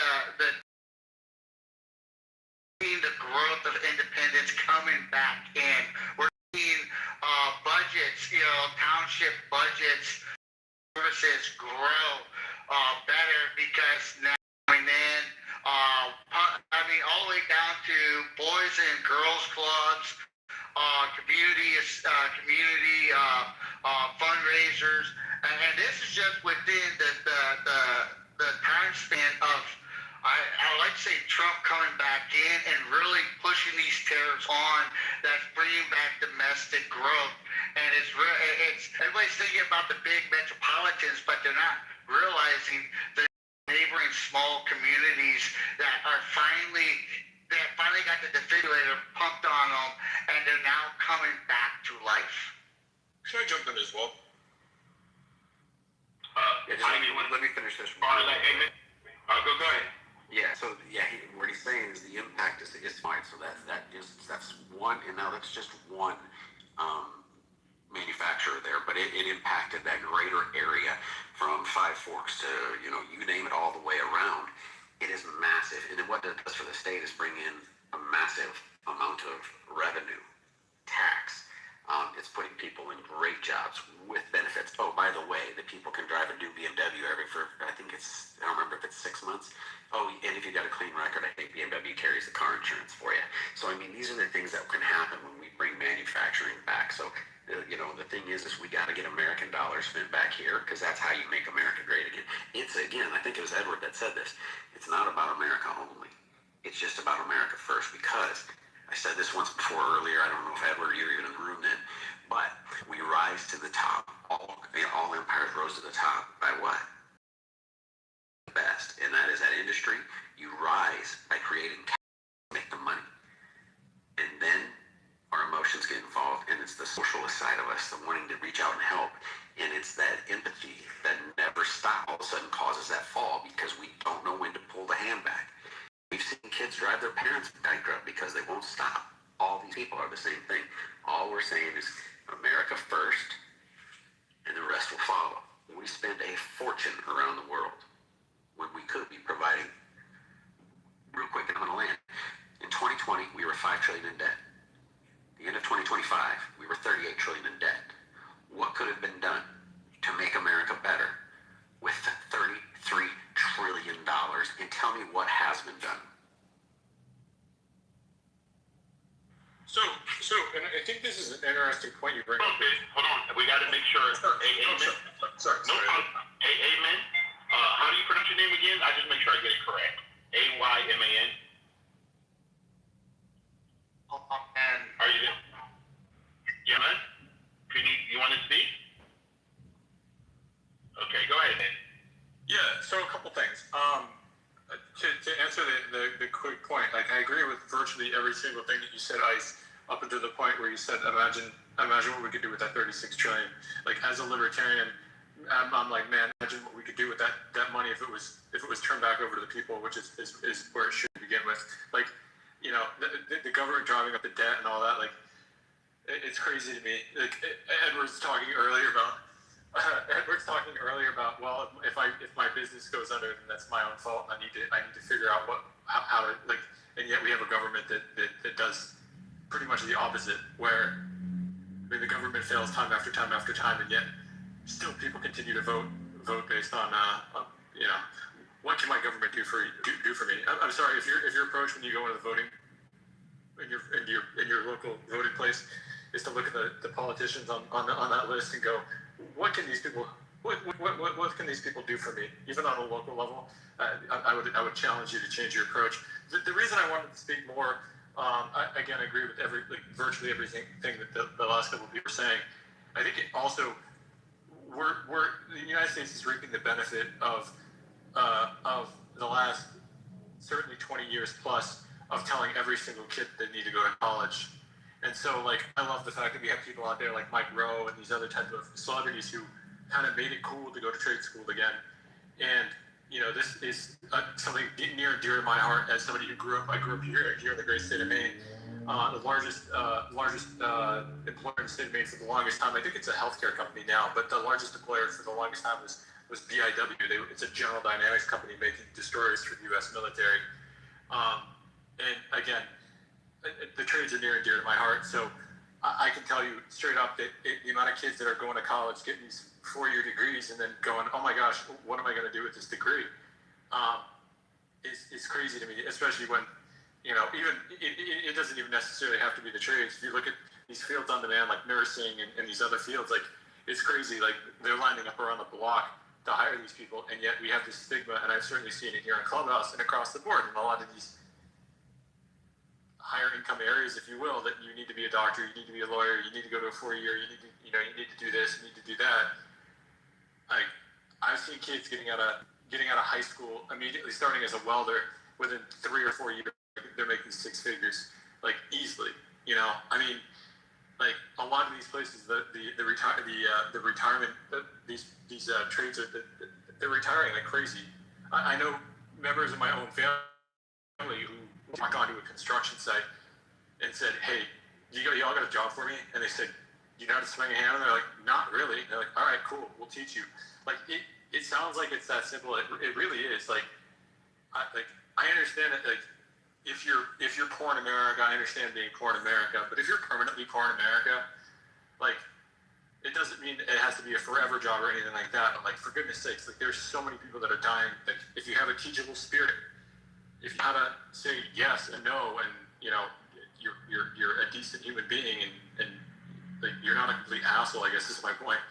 Is, like, people will walk through fire to hire you, and they're begging you for it. So it isn't just the 4-year degree. It isn't just that. And look, there's obviously a wonderful place in this country for doctors and lawyers and everything else. But there's also this huge percentage of the workforce that, to the gentlemen that they were speaking before, like, this manufacturing that's coming back in the United States, it's like, yeah, I mean, so anyway, I'll end with that. But yeah, I like to jump on Ben's bandwagon. I love the bandwagon.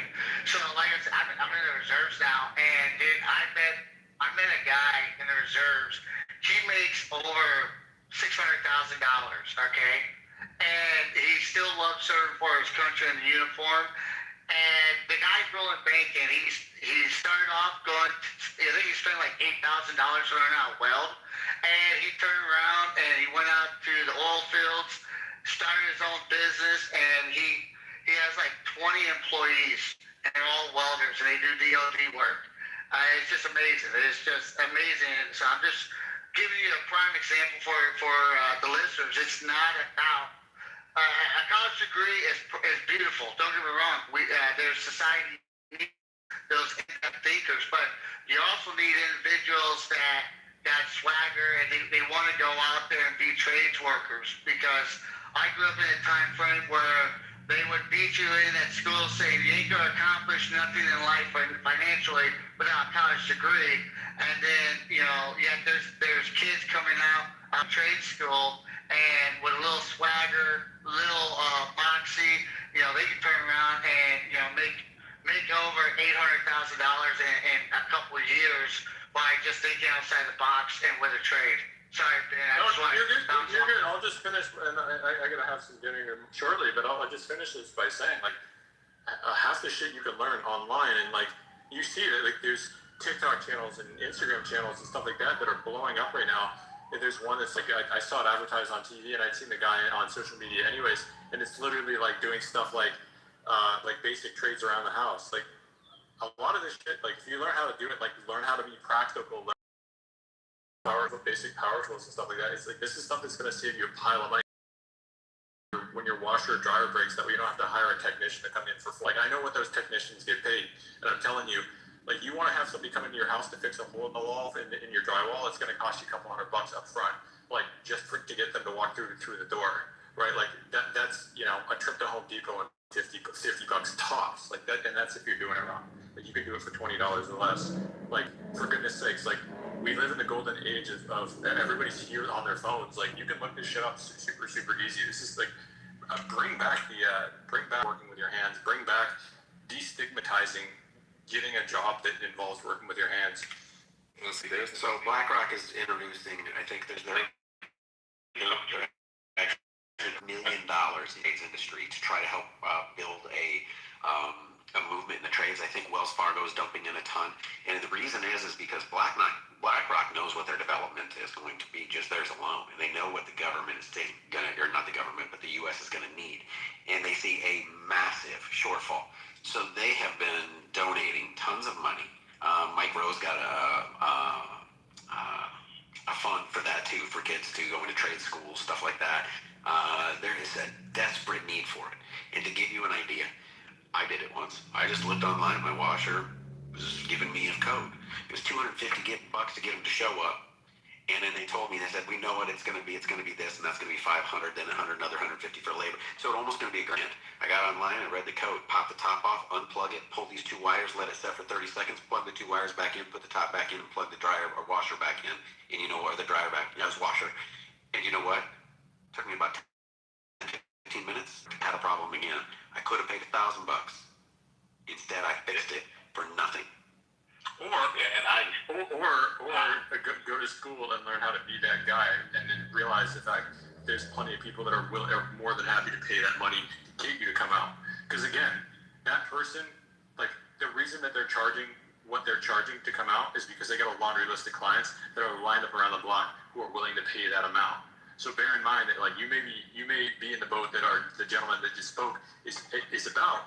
But if you're sitting there and you've got the time to do that because you don't have a job or you've got stuff going on in your life, like you don't have enough going on in your life, I guarantee you there's somebody out there that's willing to train you, take a 3-week, 6-week, 10-week course to learn how to do that. Subcontract.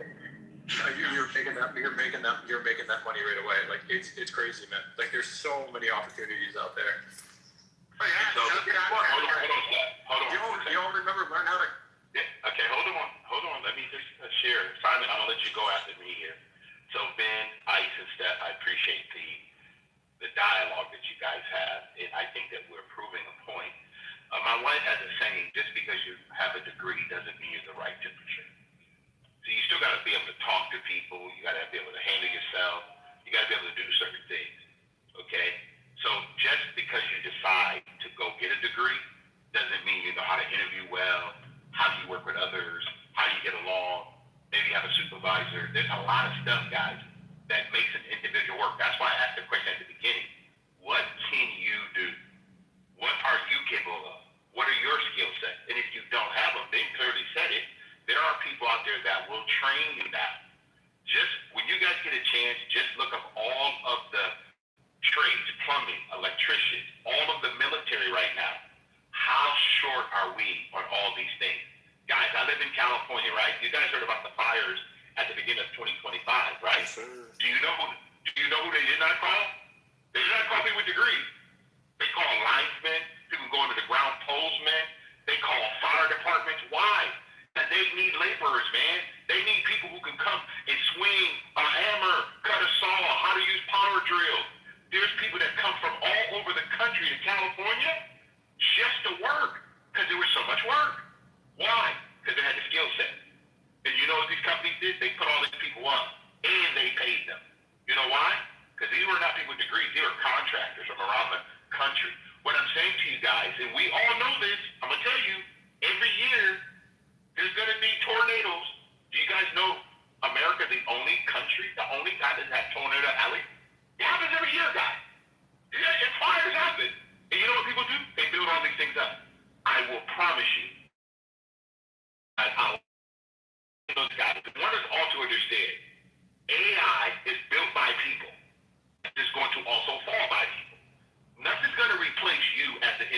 person. Just remember that, guys. You have so much in your hand that you keep thinking about the internet that you should prompt yourself to go find a skill. Yeah, and the irony is now that with the advent of AI and and the messaging we get about what it's going to bring, is the safest job. Well, it's a plumber, electrician, someone with a set of skills that involves their hands as well as their brains, because AI can't do that. But that's just an aside following on. So absolutely. And I have my own business, so I'm a capitalist at heart. But what I know to succeed is you also have to be adaptable. So in the world economy that we have, China obviously has an advantage because it has a cheaper labour than the West, which is why the top 80 brands in the West, all have factories there because they make more money because the labour's cheaper. So what happens? You have to adapt. You have to make yourself competitive in other ways. So in my country, we used to have a big manufacturing, mining industry. This completely doesn't exist there anymore, and we've struggled. But we have to reinvent ourselves. We can't be reliant on anybody else. You have to make yourself competitive in the market. You have to be good at selling what you produce, and you have to make yourself competitive, and that can be not just on price, but it can be on quality. It can be on innovation. So we're all faced with the same issue. So we've got to get ahead of the Chinese that way. Can I chime in after you, Sword? Yeah. One thing that I was going to say, speaking to the trades, because right now, as we speak, we have a significant issue with not enough people going into the trade. So much so to the point where they've incentivized women to come into the trade. But you have certain states that the prices have gone up 5, 10, 20, 30% because the wait period is so long to get people out there. To come out and actually see and do the work. And then once you have people to come out and possibly assess the situation, the wait is so long because businesses can choose which customers they want to put first based upon how much the customer is going to pay and the margin that they're going to receive on the job. Now, as a customer, you might have a salesperson to come out, but then, companies in this day and age, they have more salespeople than they have operational people that can actually come out and do installation. So going back to the example that Ice brought up, or the drywall situation, you might just need a piece of drywall, but that person might come out, especially if they recognize somebody in this industry, they're gonna say, "Oh yeah, you need a full replacement." So something that could have been, a $50 fix or a fix, now you got lines all on your shit. You got to pay $4-5 for something, and it's just because you got to hustle. So I say all that to say, and this is actually one of the initiatives that I'm looking to kick off because I'm a board member in a local park here in Atlanta. Two things that I'm working on doing is getting the police involved in the park, so that way parents can be more educated on how to get home safe and the kids can develop a better relationship with the police department, and also partnering with various, it used to be called home improvement, now they call it home services, because I've traveled this country working with all types of home improvement companies, and it's not really hard. You'd be surprised, a lot of people that own these businesses, some of them, a small percentage of them have never swung a hammer or nail in their life. Like one of the largest roofing companies in Florida, the guy never installed a roof. He just knew how to market things, and he ended up building this would have been in 2019. He was at like $30 million revenue, annual sales revenue then. So I can only imagine where he is now.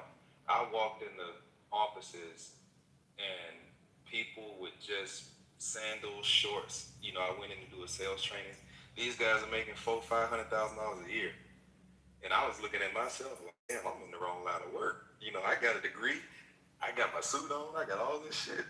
And the people I'm talking to, they got dirt in their nails and, you know, just, you know, kind of how people characterize them these days. And they're only working 4 hours a day. So that was a reality check for me, but I was never really pumped about going to college. I just was unaware. I didn't know that you could make that type of money in the trades. I just never knew. So whether it's HVAC, electrician, waterproofing, like whatever part of the country you live in, figure out what's going on. You just brought up my fucking tism sword, dude. Go ahead. Hey, just a real quick step. Before you go, I just want to sort of. Is it Piedmont Park or the Reservoir Park? Either one of those? The park where I'm at? Yeah. No. It's in East Atlanta. Okay, cool. Yeah. East Atlanta. Okay, thank you. Yeah, dude, you guys spiked my tism. So like, I got 9 brothers, guys, and they all do contracting and construction work. All right. My kid brother, he's one of those guys that sorts joke about saying he's never swung the hammer, but it's about the hustler and swagger. My little brother went to a trade school, got his HVAC license, all right, with no intention of actually being an HVAC tech. And I questioned this like about 8 years ago. I was like, why are you doing it? Being out there get involved. He goes, because HVAC, you can upmarket everything. I mean, all the way down to subcontractors. And so my little brother, he has a primary job, but he started a business as HVAC, just so that way he can go out there, do bids, and then turn around and then upmark the product, the material, and it out to licensed contractors, and that's all. I think he made over $400,000 last year. He's never touched a unit. Crazy. He's never even. He went to school, got the license, and he's completing. He just completed his electrician, so that way he can subcontract, residential electric work, and so. He literally does what he wants to do. He traveled more on his own free will, and then I have another brother. He travels with the storms, and what he does is he tries to beat the insurance adjusters. So when he travels, literally, he watches. So during tornado season, he's literally right behind the storm, so that way he can go and say, hey, let me assess your damage, and he'll fill out all the paperwork, dodge the adjusters, and do it free adjusters work, submit that, and then once he'll probably get maybe 40 or 50 jobs, and then subcontracts it out to a small contractor for like a 30-70 ratio. Right. And that's all he does. So there's swagger in it. You just gotta be willing to hustle. I went down to the just so that way. So when I was helping out the home improvement companies, for me to get like some real world experience, when Panama City happened down in Florida back in like 2018, 2019, somewhere around there, I went down there to actually, see if I could sell and, kind of get involved, just so that way I can know firsthand. Learning was that when these storms happen, you'll have people in these home services, they don't work at all until a storm happens. So if a storm happens, let's say twice a year or once a year, they may make $300,000 to $500,000 just in the 2 months that they actually went. And I said, oh shit, this is crazy to make that much money. That right there is what really like opened my mind to. Now here I am in a corporate office, dealing with corporate bullshit. And you got people out here that's living like that, you know? So part of it is being unaware. Part of it, you know, you got to go out there and figure out what's needed out there. What are people doing? You got to talk to people and figure out what's going on out there. And I'm so thankful and grateful that I went down to Panama City and see it for myself. It was sad to see people going through those types of house, and you can literally look up and look into the sky. People are going through trying times, but even in those trying times, massive amounts of opportunity for anyone who just first. You know, you got companies like what's called Service Master. I think that's like one of the largest ones where they built the business. Literally, the whole business model is around chasing storms. Whatever services are needed, that's all they do is chase storms, and they make millions. Well, Sword, my assumption is, listen, I hate to be rude about it, but when a motherfucker's hungry, has ambition, once, you know, it gives himself a goal, say, hey, I want to be at this point in my life, fuck trying to get settled, like I got friends of mine, acquaintances, and people I've met in life that are doing really good, but they said, this is where I'm going to be, and they didn't let nothing drag them down. And then you got individuals that, I'm not trying to be on the road lunch. I'm sorry, dude. Excuses are excuses. You either, if you're hungry, you're gonna go find food to eat. If you're not hungry, you're gonna be. You don't got a steak at your plate. Yeah, and I love dealing with home services people. That's about as real as you get, you know. And being young at the time, it was just a, if I had to do it all over again, I would have went into the trade. The small businesses, they're willing. They kind of operate off the model. I'll meet you where you are. If you're hungry and you really want to learn this, they will invest time in you, whether you went to school for it or not. If you show up, you fill out a job application, they're gonna judge you on how integral you are. The job application really ain't gonna matter. They don't give a damn, because even if you learn skills somewhere else, they're gonna have to retrain you on their methodology and how they do things. So if I was 18, if I wasn't playing football and I decided that I didn't want to go to college, if I had to do it all over again, I would have went right into the trades. Because by the time I turned 22, 23, 24, I would have been making six figures, and probably would have started my own home service company. You got in California, because that was one of my territories, you got one shop that might sell everything. So the culture of home services on the East Coast is different than the West Coast. On the East Coast, you might see someone who does HVAC. They may do plumbing or electrical. Shit, out there in California, you're doing roofing, siding, paving, plumbing, foundation. Like, they sell everything out there in California. And you'll go out there, and these business owners, they're humble. They got mad respect. They take care of you, and they just want somebody to figure out, like, hey, better. I walk into $40 million operations, $80 million operations, and they're constantly trying to figure out, how can I get better? How can you help me grow, and things of that nature. So it's just, I love home improvement, and I wish more people would get involved. I'm actually working on getting involved with it as well. Is Anthony? Hey, Sword, I want to touch bases with you. Project. Check the budget, especially when it comes to like parks and recreation and programs that deal with children community. I was volunteering with one of my local communities for like a boys and girls program for our lower project communities. And when we started digging into it, dude, you have to go to the police, because I wasn't aware of this. I'm sure you are.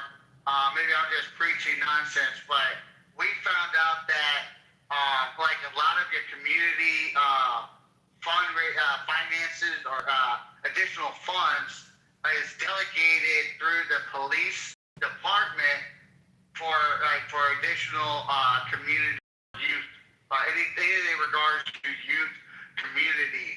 And so with Atlanta, check your section's police budget, and you might have to go through it wrong if you're trying to get grants. Yeah, absolutely. No, I appreciate that. I was actually gonna head down there because I stay on the north side now. So, but you know, my heart is on the east side. So I was just gonna walk up in the police station and tell them who I am and what I was looking to do. But that I think your route will kind of help me out as well. I'm gonna start looking online, seeing if I can find somebody. It's about find out what the budget is. So get a FOIA. So I would say hit them up with a FOIA first because when you go in there, they're gonna bullshit. They're gonna send you to like the liaison or the servant that's good at saying get, politely she's saying get fucked, but she's not gonna use that word. So I would go in there. I would submit a FOIA first for that area, so that you actually have the digits, and then when they submit you to the liaison, I'm speaking on what we had to do. Because we got that polite go fuck yourself mentality, and so we hit a FOIA and we said, hey, this is the margin that we need for the community program. This is what you submitted for your digits for the community. We're going to submit to our sitting senator, our house as well, and also to our governor, and that we're not able to utilize these funds that are delegated to, because it's all delegated to the police department. Because for some fucking reason, I don't know why. Is it delegated to Erica Kirk? Because, well, what happened to Charles Kirk? Hey, man, you okay? Hey, man. Now, I swear to God, you people need to make it common sense to the rest of us and the rest of the world. Like, we need to hear this. I need to hear it. He's up on the pup there, hey. Delegate, so hit him for you first, now when you go in. No therapy. What's happening with her? Like, so that's what I would say. That way you can present the data and be like, hey, this is our community, this is the margin that we're looking for. And they usually backtrack really quick. That's how we was able to progress forward in our community after 7 attempts. No, sure. Okay, thank you. So, amen. What district are you from? No parking. No, what? You're not talking? The parking or no parking? Lady, All right. Hold on. My question to you is, what country are you from? I'm from Britain. I'm from the country that you all sent from the help.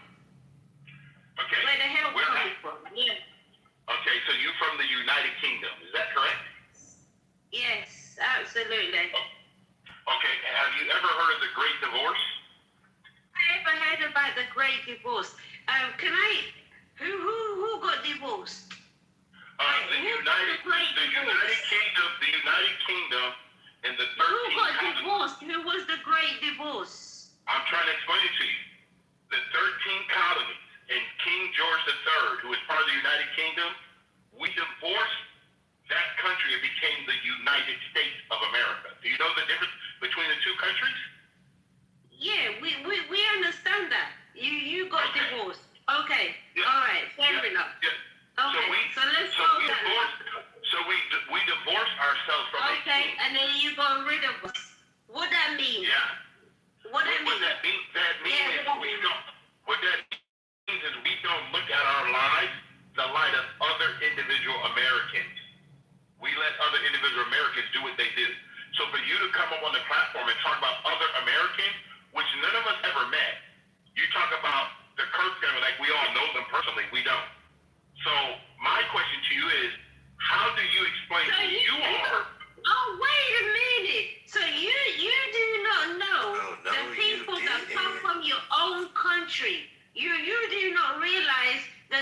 problem that you already have. The rest of the world is so stupid that we are the ones that are pointing out the fingers at you. Are you a bit delusional? Why the delusion happen? I'm gonna go back. Hold on. Go ahead, tell me what it is. No. I'm just having a conversation with you. My question is. I just had Kit Kat with you. You know what Kit Kat is, right? Okay. All right. So let me make sure we're on the same page, okay? Because I'm just trying to make sure. You told us all that you're from the United Kingdom. Is that correct?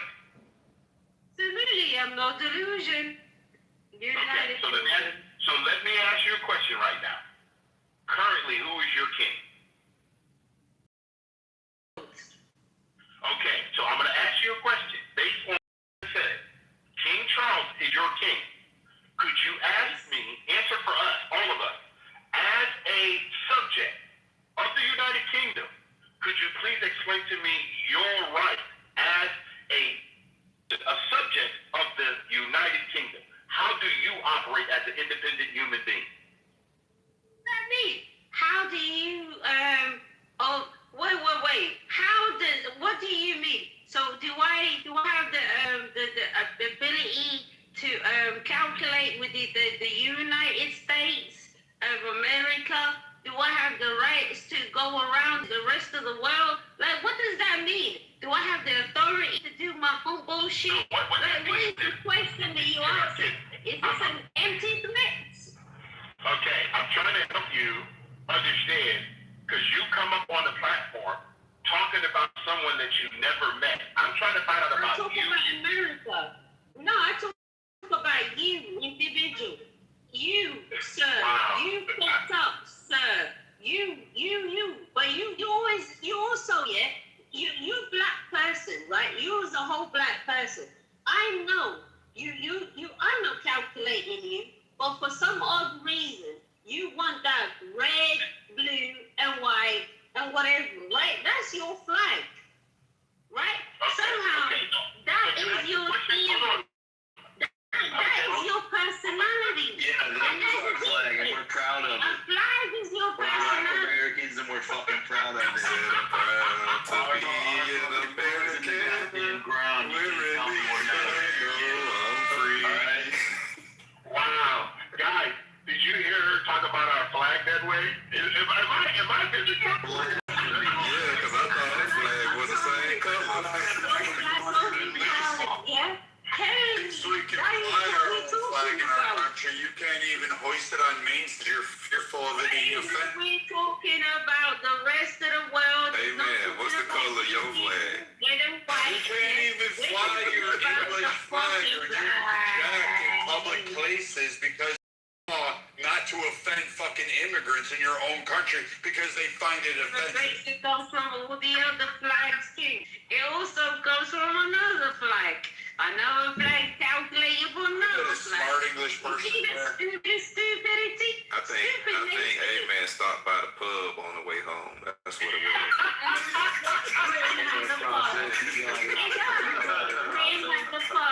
At least we know how to drink responsible.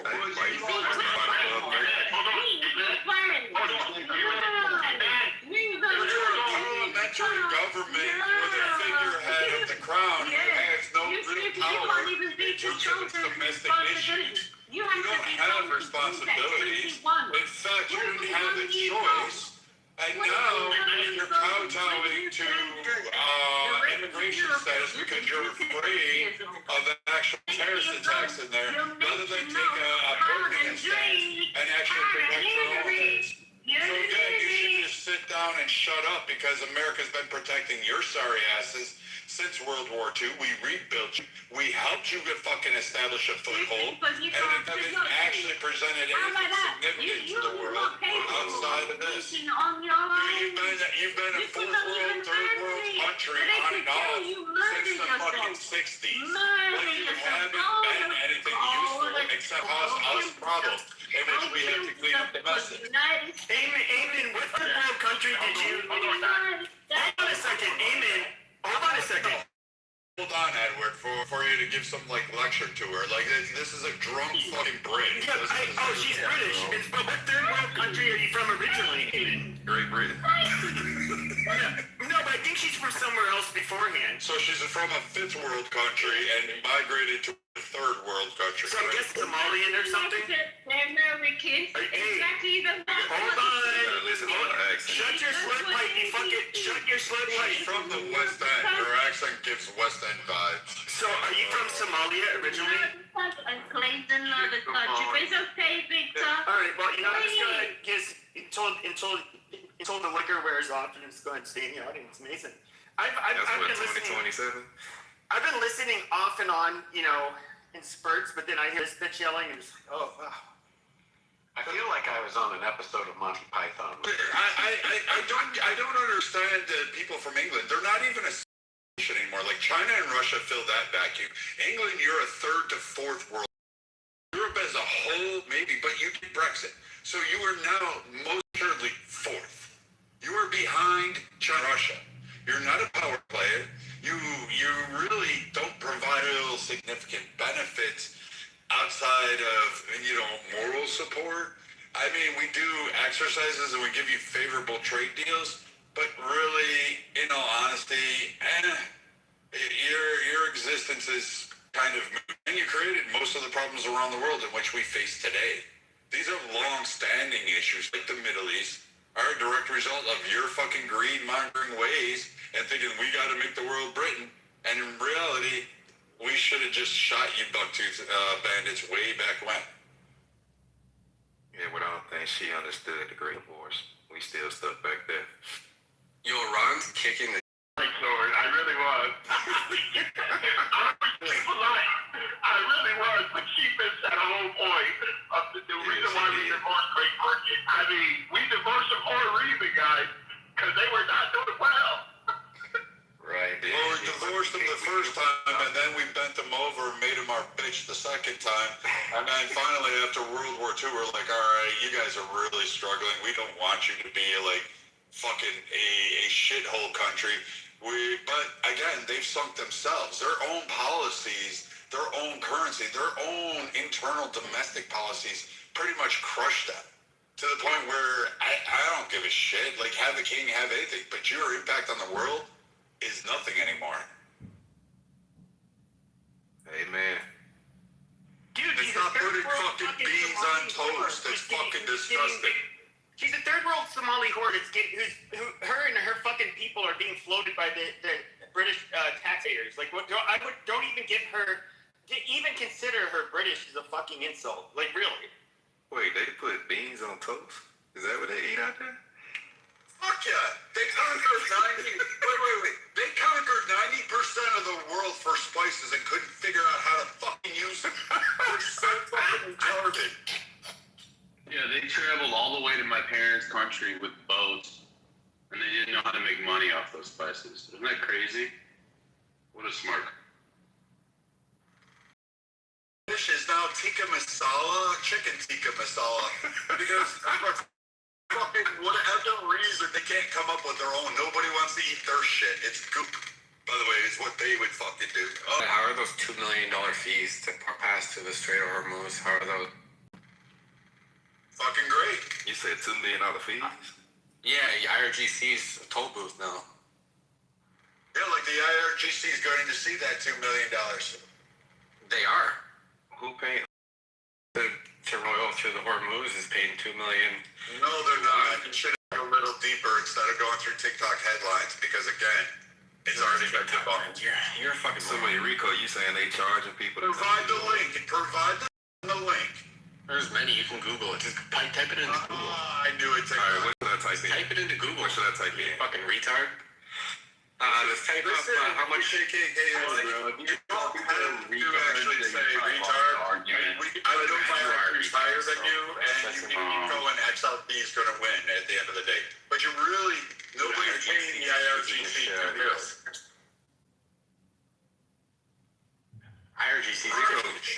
Rico, what do I need? I just Googled it real quick. Just ask Grab who controls Hormuz. What should I type in, Rico? I can Google. Just ask Grab who controls Hormuz. It's really that simple. Who is Grok? You don't know who Grok? Come on now, really?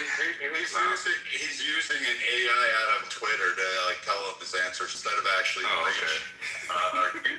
Use on These guys don't think for themselves. some interesting answers. I told you, Instagram news stations. These guys, that's all they do. They just take their Reddit post and say, "Oh look, we're losing." Grok's not Reddit. Wait, so what is the claim that's being made that we're losing what? That Hormuz, the IRGC runs Hormuz and they're charging $2 million a tanker to get through. Actually, Grok is Reddit because it has a built-in Reddit API, so it actually reads Twitter. I thought for the time being. Talking about. I thought for the time being, the problem is that they basically with the drones and other shit they can make it too risky for people to travel through, and so they're only getting passed to. No, but ships that pay in yuan are getting through. Were they pay, or I think they're letting Chinese ships pass? Yeah, they are. But I think for the most part, everybody else is steering clear because they don't want to risk it. Yeah. Anything French is getting through. That actually indemnifies them whole beyond their current insurance programs, which he's probably going to implement to help guarantee that transit. Italy is actually going to start jumping in and protecting in the Mediterranean to prevent any kind of fucking tire season. They closed out airspace. They're already fucking there, dipshit. Retard. They didn't close their airspace, dipshit. We have a base there, you fucking moron. You fucking reject. You ever hear of Sigonella? What did Georgia Maloney say today, you fucking retard? You fucking moron, you piece of shit faggot. This would have been drop down your parents' legs. Because quite frankly, you're a fucking idiot. Italy is cooperating with England, France, Saudi Arabia, Qatar, Jordan, Egypt. All of these countries are actually cooperating with us. But you guys are fucking retarded. Brad, you act like you're like a secretary. Fucking weird nuance. You act like you're like a defense secretary, but you're like just like a shithead as a Navy. Trying to go off of. So again, you're just a fucking idiot incel. Go back to sitting there saying black people are dumb, and that's about the biggest contribution you'll ever make to prove how stupid you are. But Italy did say that I obviously we have bases there, like we have the naval base in near Naples, and we have army base near the fuck is that? Forget the name of the place. Sigonella. But they have we have port there.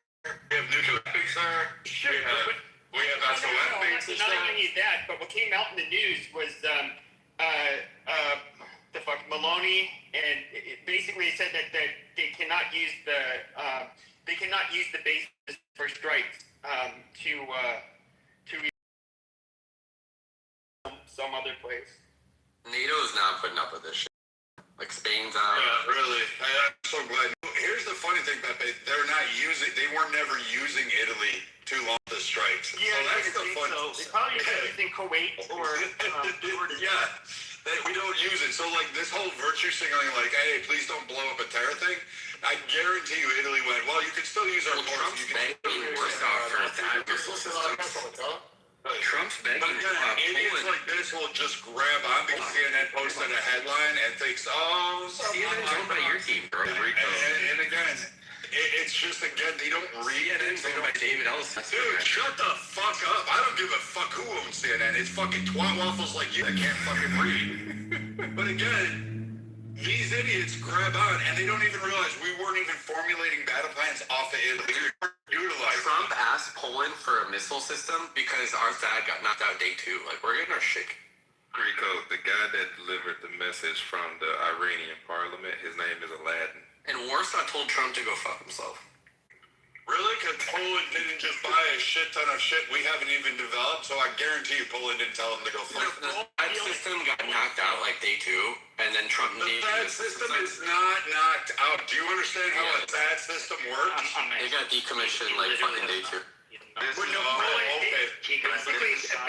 what happened is to a guy who wants America to European news rather than just the stupid shit here in America about things that they know. And they're saying that America is being very pinpoint accurate. And boy, it's hard to be accurate if all your systems are fucking taken out and you're begging Poland for Okay, so why are no, they weren't asking Poland for assistance. Here's the deal.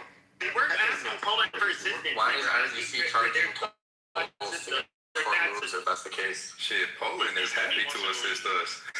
No, they asked for the THAAD system and Poland said, like, fuck no. Obviously, they face Russia, so they're like, nope, we're not doing this. So they refuse to give up their THAAD system.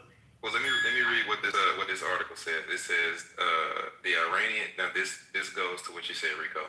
The Iranian embassy in India contradicted Aladdin's initial comments Monday, saying the claims were unfounded and reflected his views rather than the official position of Iran.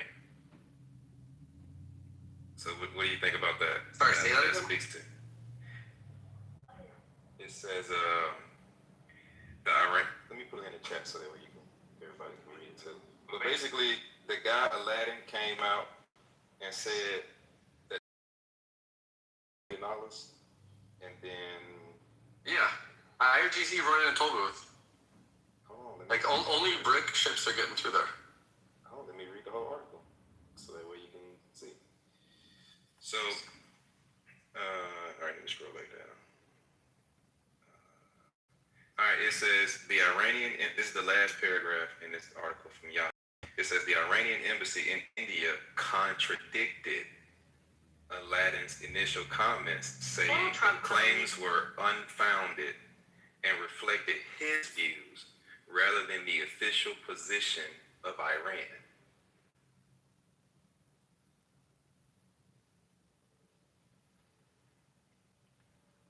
Let's got the lipstick on the paper. Well, we'll see in Brent and WTF. Oh, now we'll see. Okay. Yeah, we'll see. Guys, We'll see if it's reflected in Brent prices. So here's the deal. Keep an eye, Brad. Military is an open source satellite imagery company it's been instructed to restrict and delay its imagery. And you can go look at the Daily Mail and any other outlets that have actually looked at open source, right? Not controlled by the governments, but the governments have come in to restrict it because they're saying it's for operational security reasons, right? For getting information. But really it's embarrassing because they're showing all these, THAAD or whatever type of other radar installation and missiles and aircraft that are being fucking hit that the Iranians are doing with precision and accuracy. And they're probably doing it with like a $50,000 drone and taking out $1 billion weapon system, right? Which is going to take years to replace. There's a finite amount. So how many how many weapon targets have they hit? How many targets have they hit? You guys all fucking cheered on Diego Garcia, and then fucking got shot down. Let him go. Let him go.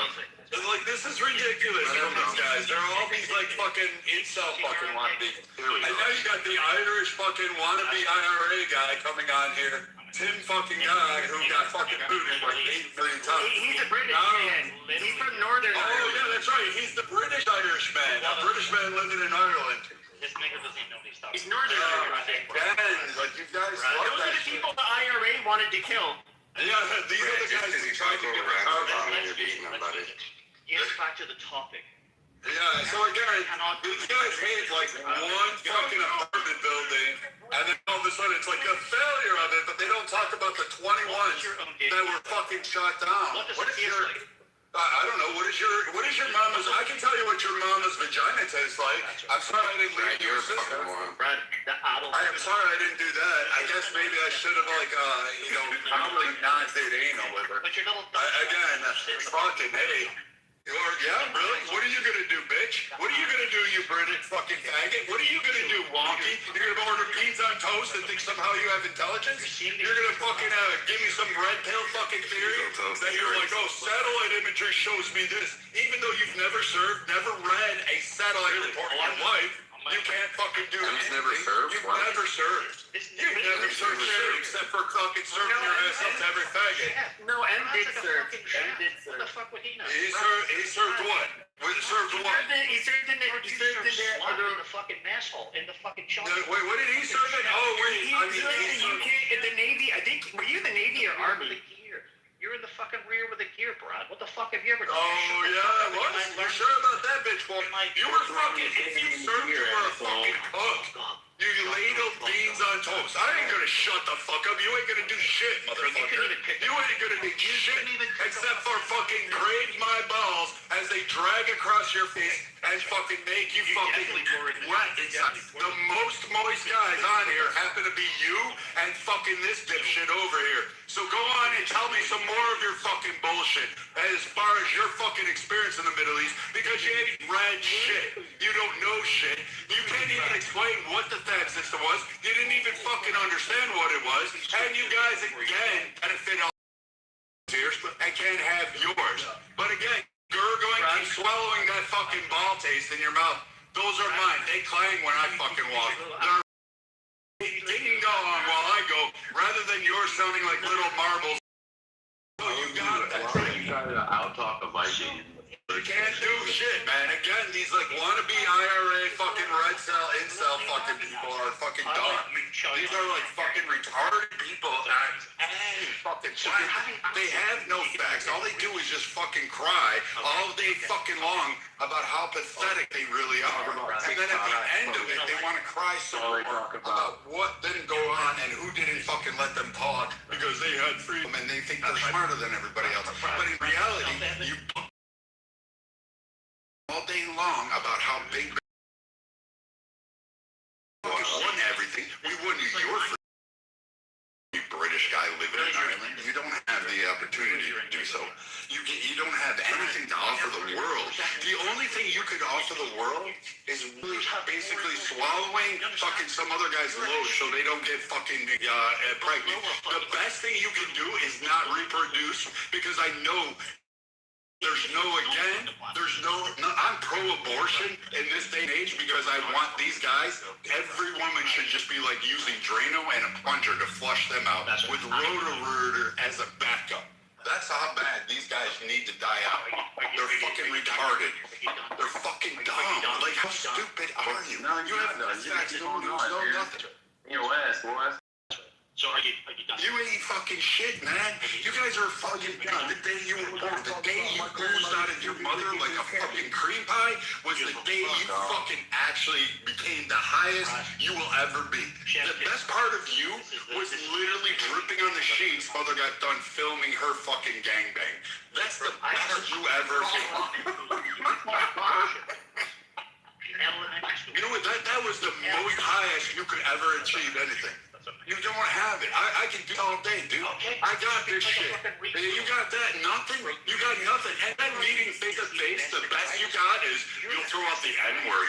The best you got is N-word. That's the only thing you think you guys can say online. Oh, I'm going to say and think somehow I matter and I have intelligence. Shut up, N-word. Shut up, N-word. But you know what? You don't have intelligence. Because you know what I know? What these guys don't know is that you're a fucking weak, feckless little online warrior. You've never fucking met face to face. You never fought in your life. You lied about shit. You got exposed on this app. You were called bullshit. You got fucking played out, even by the Irish, even by people in Britain, where you got fucking packed up. In fact, I believe that occurred in Jason Muse's room. And you still fucking can't live that shit down. And then you came back under a different fucking character. Time you do, you come back under trying to actually think you have something intelligent to contribute and tell Americans what they ought to do. But you don't have anything to offer because you can't fucking do it. Like I said again, the best part of you, the highest you'll ever rise is again a weighing on the fucking mattress after your daddy fucking pulled out and went for milk. I'm sorry you grew up eating water with your cornflakes because daddy never came back home. But you don't have the excuse to be the feckless woman that you are. Anything more? Anything more you want to try to do? Anything else you want to try to do? Because you can't fucking beat me. You can't fucking stop me. You can't do shit, motherfucker. Because you know what? I'm bigger, I'm tougher, I'm stronger, I'm faster, I'm fucking richer than you. And I have all that. And the best you can come up with is calling me a fucking nigger. That's the only thing you can ever fucking do. And you think somehow or another that somehow gives you a claim to high intelligence. It just shows how stupid you are, how fucking dumb you are, and how fucking retarded you actually become. Because that's the only thing you can ever do.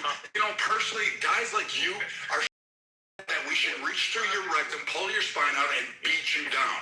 I swear to God, your mama should have been skull fucked until she was dropped on the carpet, and then she could have fucking went. Dude, you don't have fucking shit. you're a fucking wannabe rapist, you're a fucking pedo or some other shit, because that's what fucking Jason Mewes fucking exposed, was you're full of shit and you're full of fucking time. So again, you little fucking incel fucking pedo rings that always seem to get couched in Christian nationalism seem to all the time I turn around. And it's usually you that are fucking over there wanting to put your little beans on some fucking... And that's all you guys ever fucking do. All you ever do. You don't have a fucking... You're never going to talk, dude. I'm not going to let you talk. I'm not going to do anything out there that's going to allow you to talk to Americans, because I quite frankly think you're probably the dumbest fucking idiot on here. So go back to chasing little kids in fucking Ireland or Scotland or Wales or wherever the fuck it is you're hiding these days, and go fucking keep going there until you get caught, because we know that you guys are nothing more than child rapists and fucking little wonky little fucking creepy fucks all the fucking time. You have been, you always will be. You guys were too stupid to even control an empire. You lost to a fucking guy who went on a hunger strike and managed to turn around and say, get the fuck out of my country. Why would we listen to any fucking idiot that came from Britain ever? You lost to a guy who did a peaceful fucking hunger strike, and you couldn't even beat him. The guy was 100 pounds. You expect me to sit down there and back down to some English person? Get the fuck out of here. Get the fuck out of this nation. Shut the fuck up. Go. Here's a good one. Go start your own room. Go start your own conspiracy room. Go start that whole bullshit again and see how long you last. You know what? I'm willing to bet you it's 10 minutes and you'll come back on a new name and new profile and you'll sound like this. No. The FAD system. It was gone. And the U.S. is going to lose everything. You guys are getting utterly destroyed by Iran. A fucking fifth world fucking nation. You guys are a third world, fourth world country to begin with. Actually, Iran may be tougher than England right now. It may be tougher than you. You see, go against England, which is probably why you guys didn't want to go down there. Right off the bat, you fucking faggots would get beat.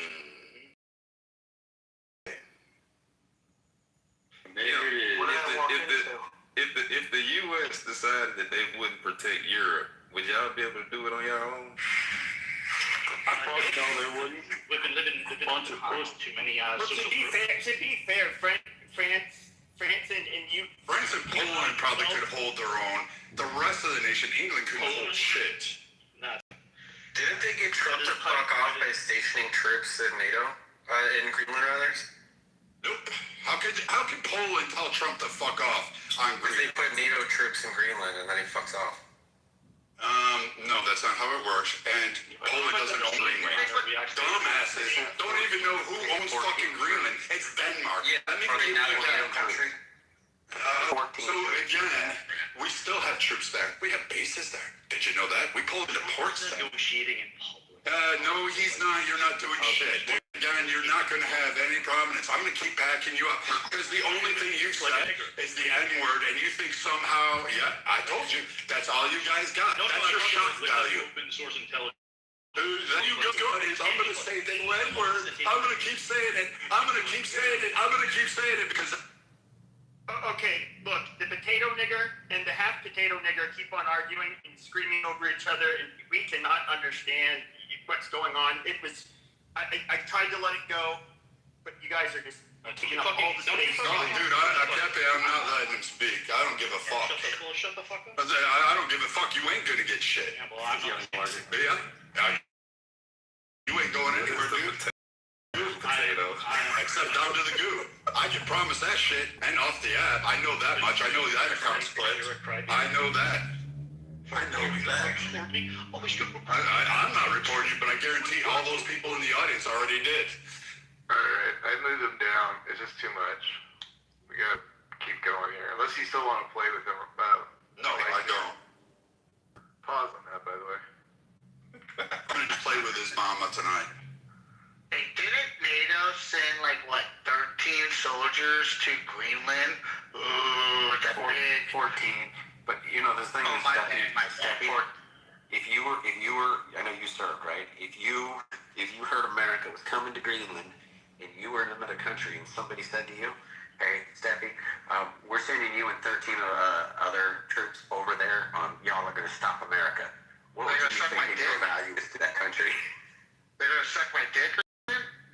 Yeah, but I'm just saying, in Greenland, we've had troops, Andy. When they said, "Oh, there's 30,000 troops," hello, we've had 30,000 troops in Greenland and on bases for like what, last 20 plus years, maybe longer. For Brad, sorry, Senior Chief, don't beat me up too much, but I think well over 20 years, you know, we've had troops stationed in Greenland. Shit, we prevented the invasion in World War II. We deflected multiple attempts by Russia during the Cold War to have basically footholds in that area. So, I mean, I'm confused. We do training out there all the time. Don't kill me, Senior Chief. I was just so unaware. And these guys act like there's something there. I know we do training because I was fucking there training. It sucks.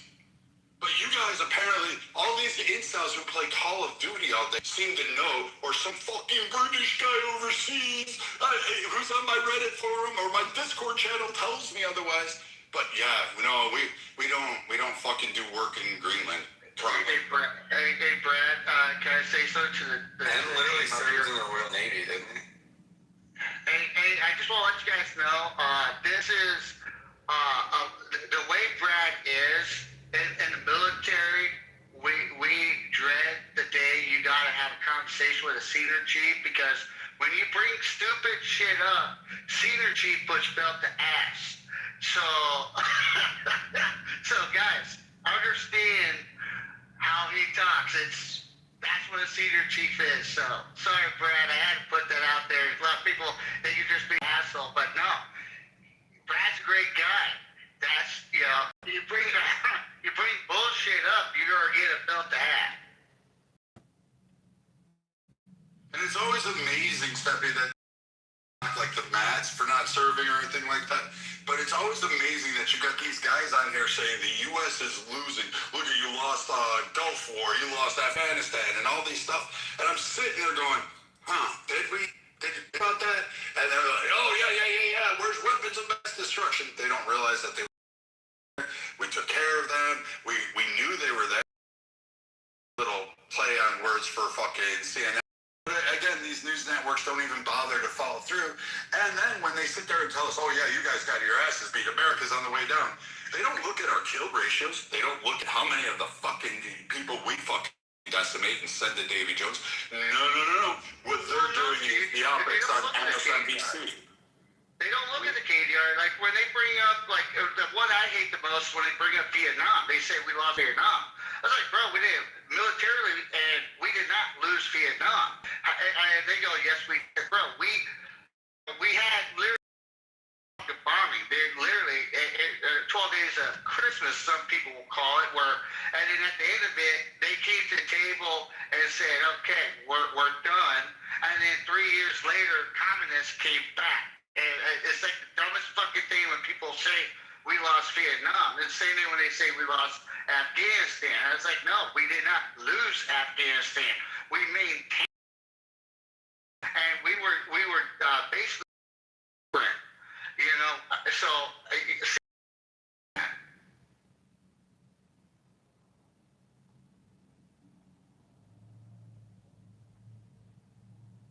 Yeah, so still, it doesn't change the fact that there's $2 million fees to get through Hormuz. And I heard you see the toll booth.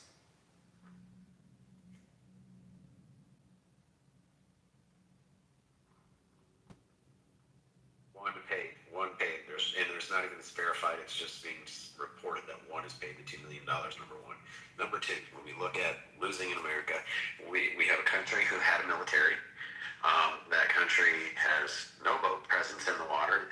If you came to America, anybody, I would like to know who's parking their boats in the Gulf of America, who's parking their boats just off Miami Beach, who's parking their boats in the Hudson River, who's parking, nobody is, okay? but we've got our boats surrounding them. Their boats are not controlling the water. The reason that they have control is because they do still have missiles. And the reason they have missiles is because they reported 1,000 missiles a month. And missiles, we used to shoot them down, we were producing 6 to 7 a month. Guess what?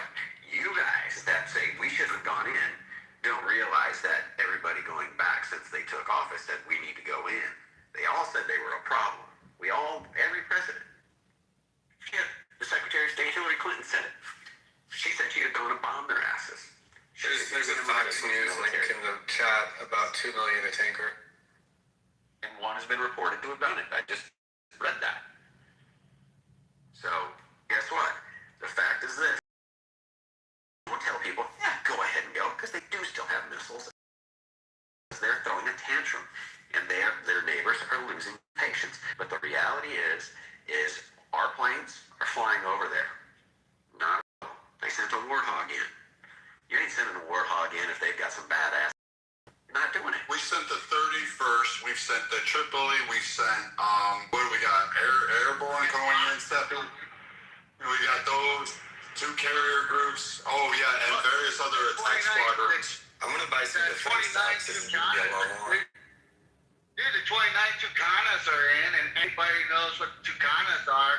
Dude, those are a single prop airplane that has basically, this is 250 gallons. So All their missile silos and drones.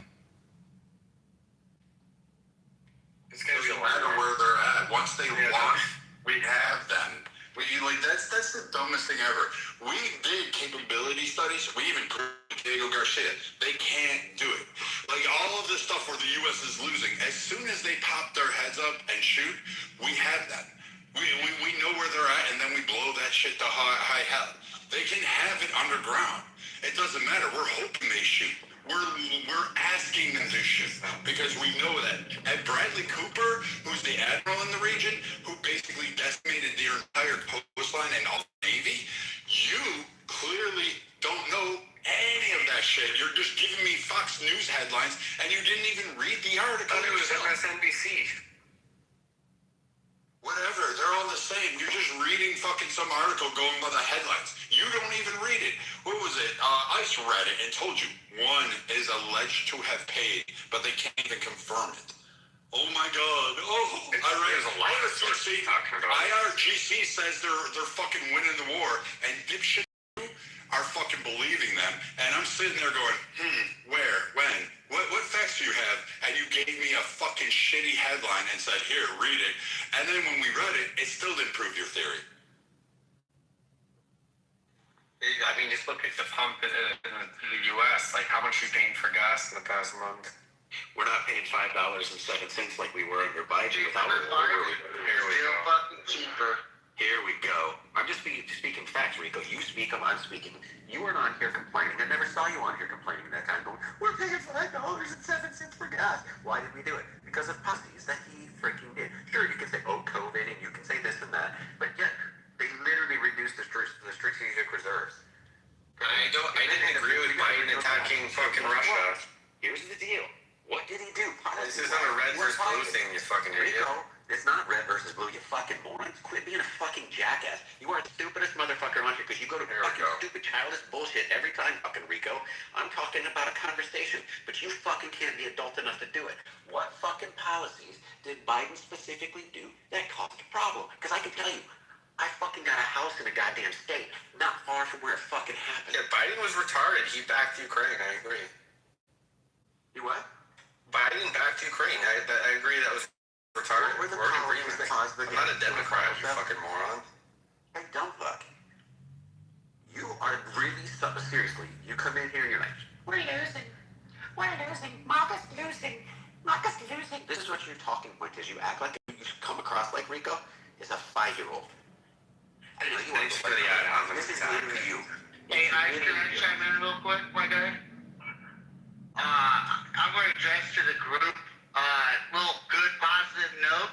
This is a little factor for you guys to understand where the IRGC's air power is decimated. Okay, B-52 bombers are literally going understand that they're dropping 70,000 pounds of solid ordnance. These are aircraft that are big, sluggish. They call it Buff for a reason. Buff as big, ugly, fat fucker. All right, because they're not built for the looks. They're not built to evade SAMs. They are built for a mission. If we have B-52s going in there and fucking teabagging the fucking IRGC mainland, that means that we have complete air dominance. All right, we have A-10s in there. Got Vipers in there. That's Cobras. We got Apaches going in there, predominantly targeting fast attack boats, one-way drones, and they're doing a great fucking job, guys. All right, dude, we even got the spooks. Anybody want to know what the spooks are? That's a C-130 with basically with a 105 mil cannon out the fucking side of it, and two 30 mils on the side too, just basically playing laser tag with the IRGC. So that is to explain the dominance in air that the U.S. has, okay? So please take that into consideration when you guys stop bullshit when the IRGC on your newsfeed says that they are winning the war. Well, here's the better part on the naval front, Steppy. So we were aware that right inside the strait there in the narrow channel, we have the Roosevelt Buckley, Oscar Austin, and Thomas Hudner.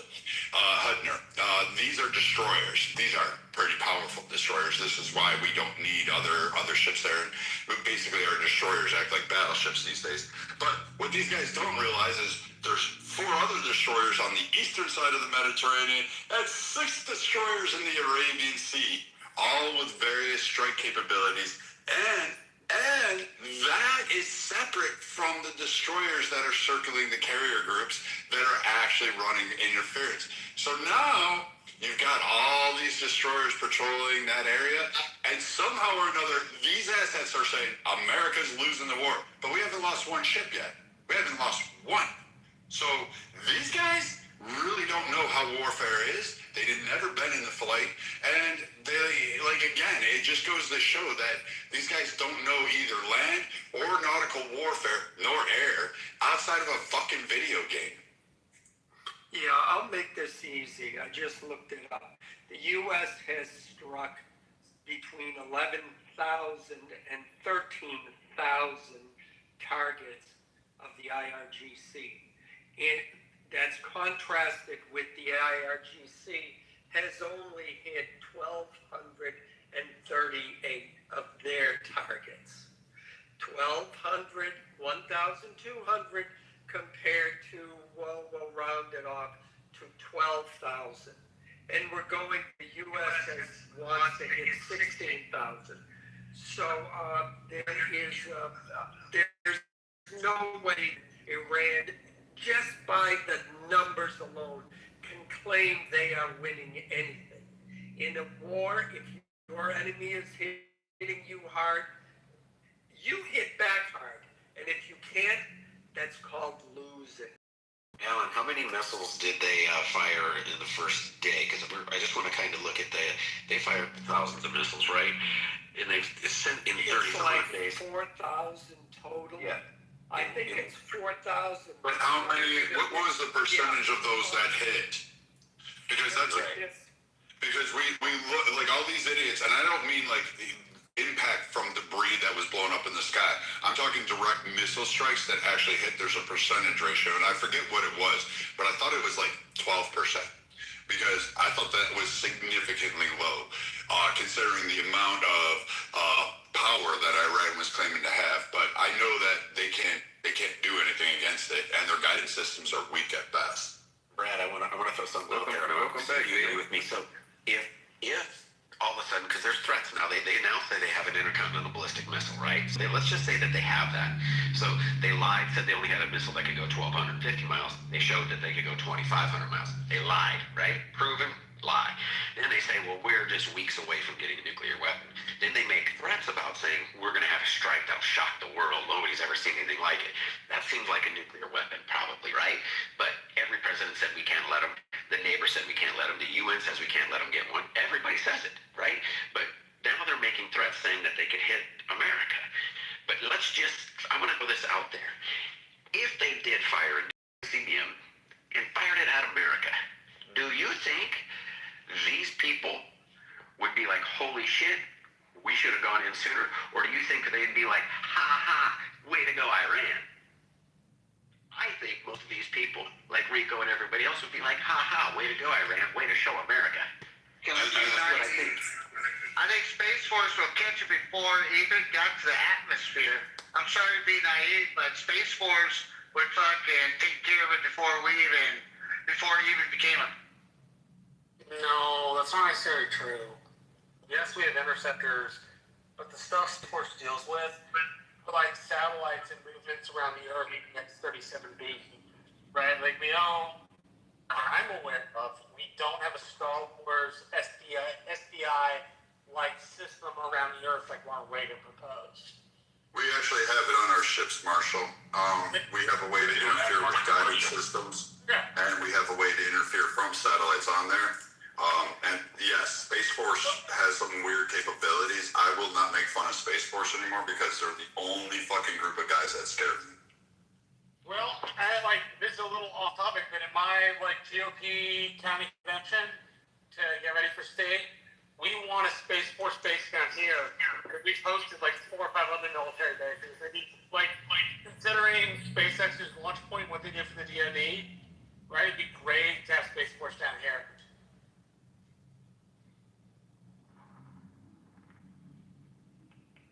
I don't know. I'm scared of them. Those guys scare me more than than any other group. And I can't make fun of Delta Force anymore because they pulled off a perfect operation. But Space Force, these kids are scary. Did you hear about some of the reports from people that were there when they went into Venezuela that said that they used some sort of a weapon on them that made them disorientated? They were vomiting and stuff, and they said it seemed like the Americans weren't affected by it. And the nose, Did you hear about that? Yeah, their nose was bleeding out of the hair, everything. Yeah, I heard about it. This just tells us nobody here has a freaking clue what our military has. See, we have in America here, we have a thing. You could invent tomorrow, Rico. You could have something that free energy, so better than anything, 50% efficient solar panel, right? Guess what? U.S. government says, thank you. We're taking that. You don't get to put it on the market. Guess why? They look at it as a national security thing. So there's things out there that have been done that we don't know about. They've got, there's technologies. Hell, you can watch the show Future Weapons from back when, and it's amazing what's out there. And they're not letting you see what we've got. Listen to what some of the pilots have said they've seen in the air. Marshall, sorry you missed it. We had 2 wannabe KKK light graper, guys who like to play tummy sticks. They basically were telling us how the U.S. is cooked and Iran is defeating us militarily, and they're just taking our ass. And so we're coming off of that argument.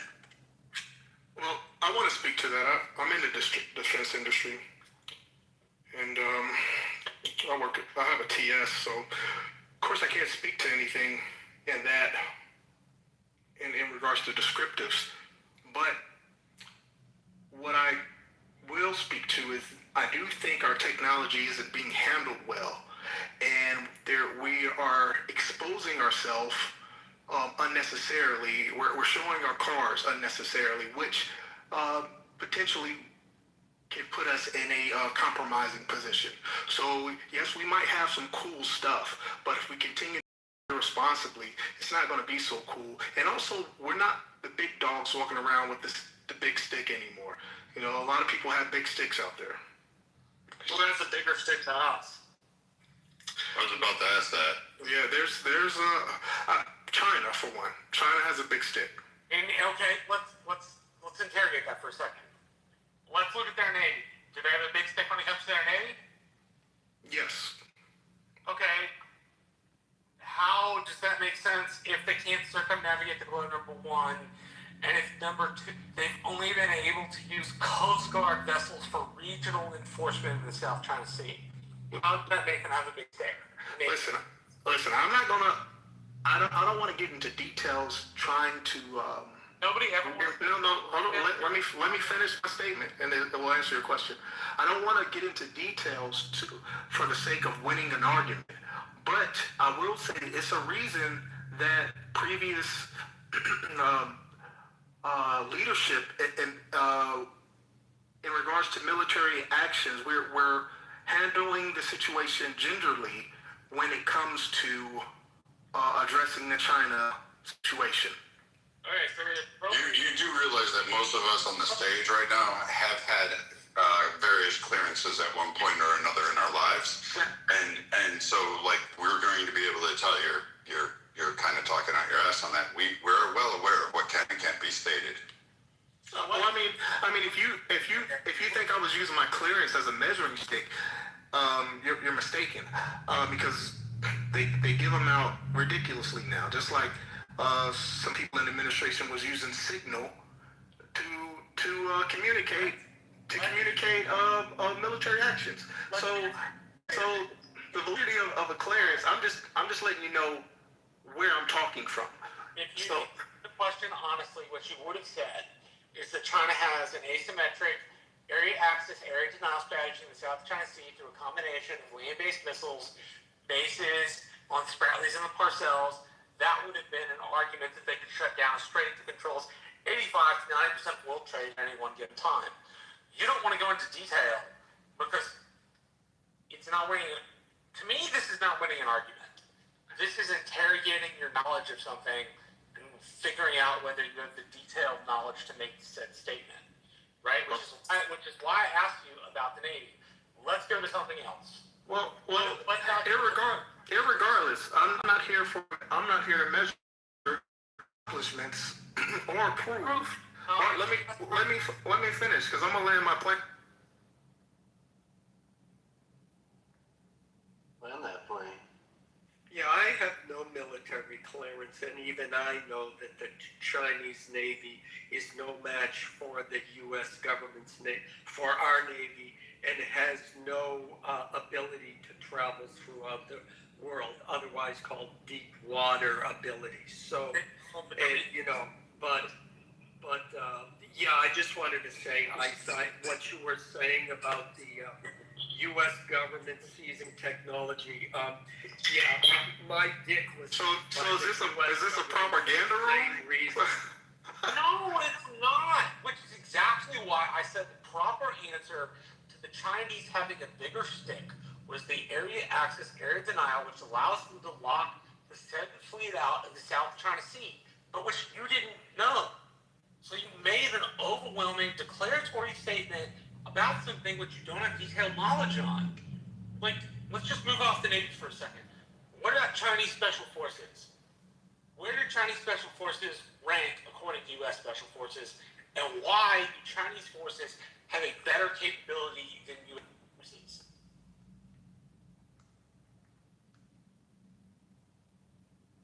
I didn't ask the question to hear myself talk. I asked the question. Who's doing the ranking? Or mutiny? Who's doing the ranking? I'm asking you. You're doing the ranking. Whether that's because of your personal opinion or because you have looked it up someplace. What I'm trying to do is test your assertion that they have the bigger stick in the world. I didn't. That wasn't my argument. That was my argument. No, I said they have with a big stick. Who has a bigger stick? Yes, I'm trying to figure out how China's stick is large. No, that was a question asked.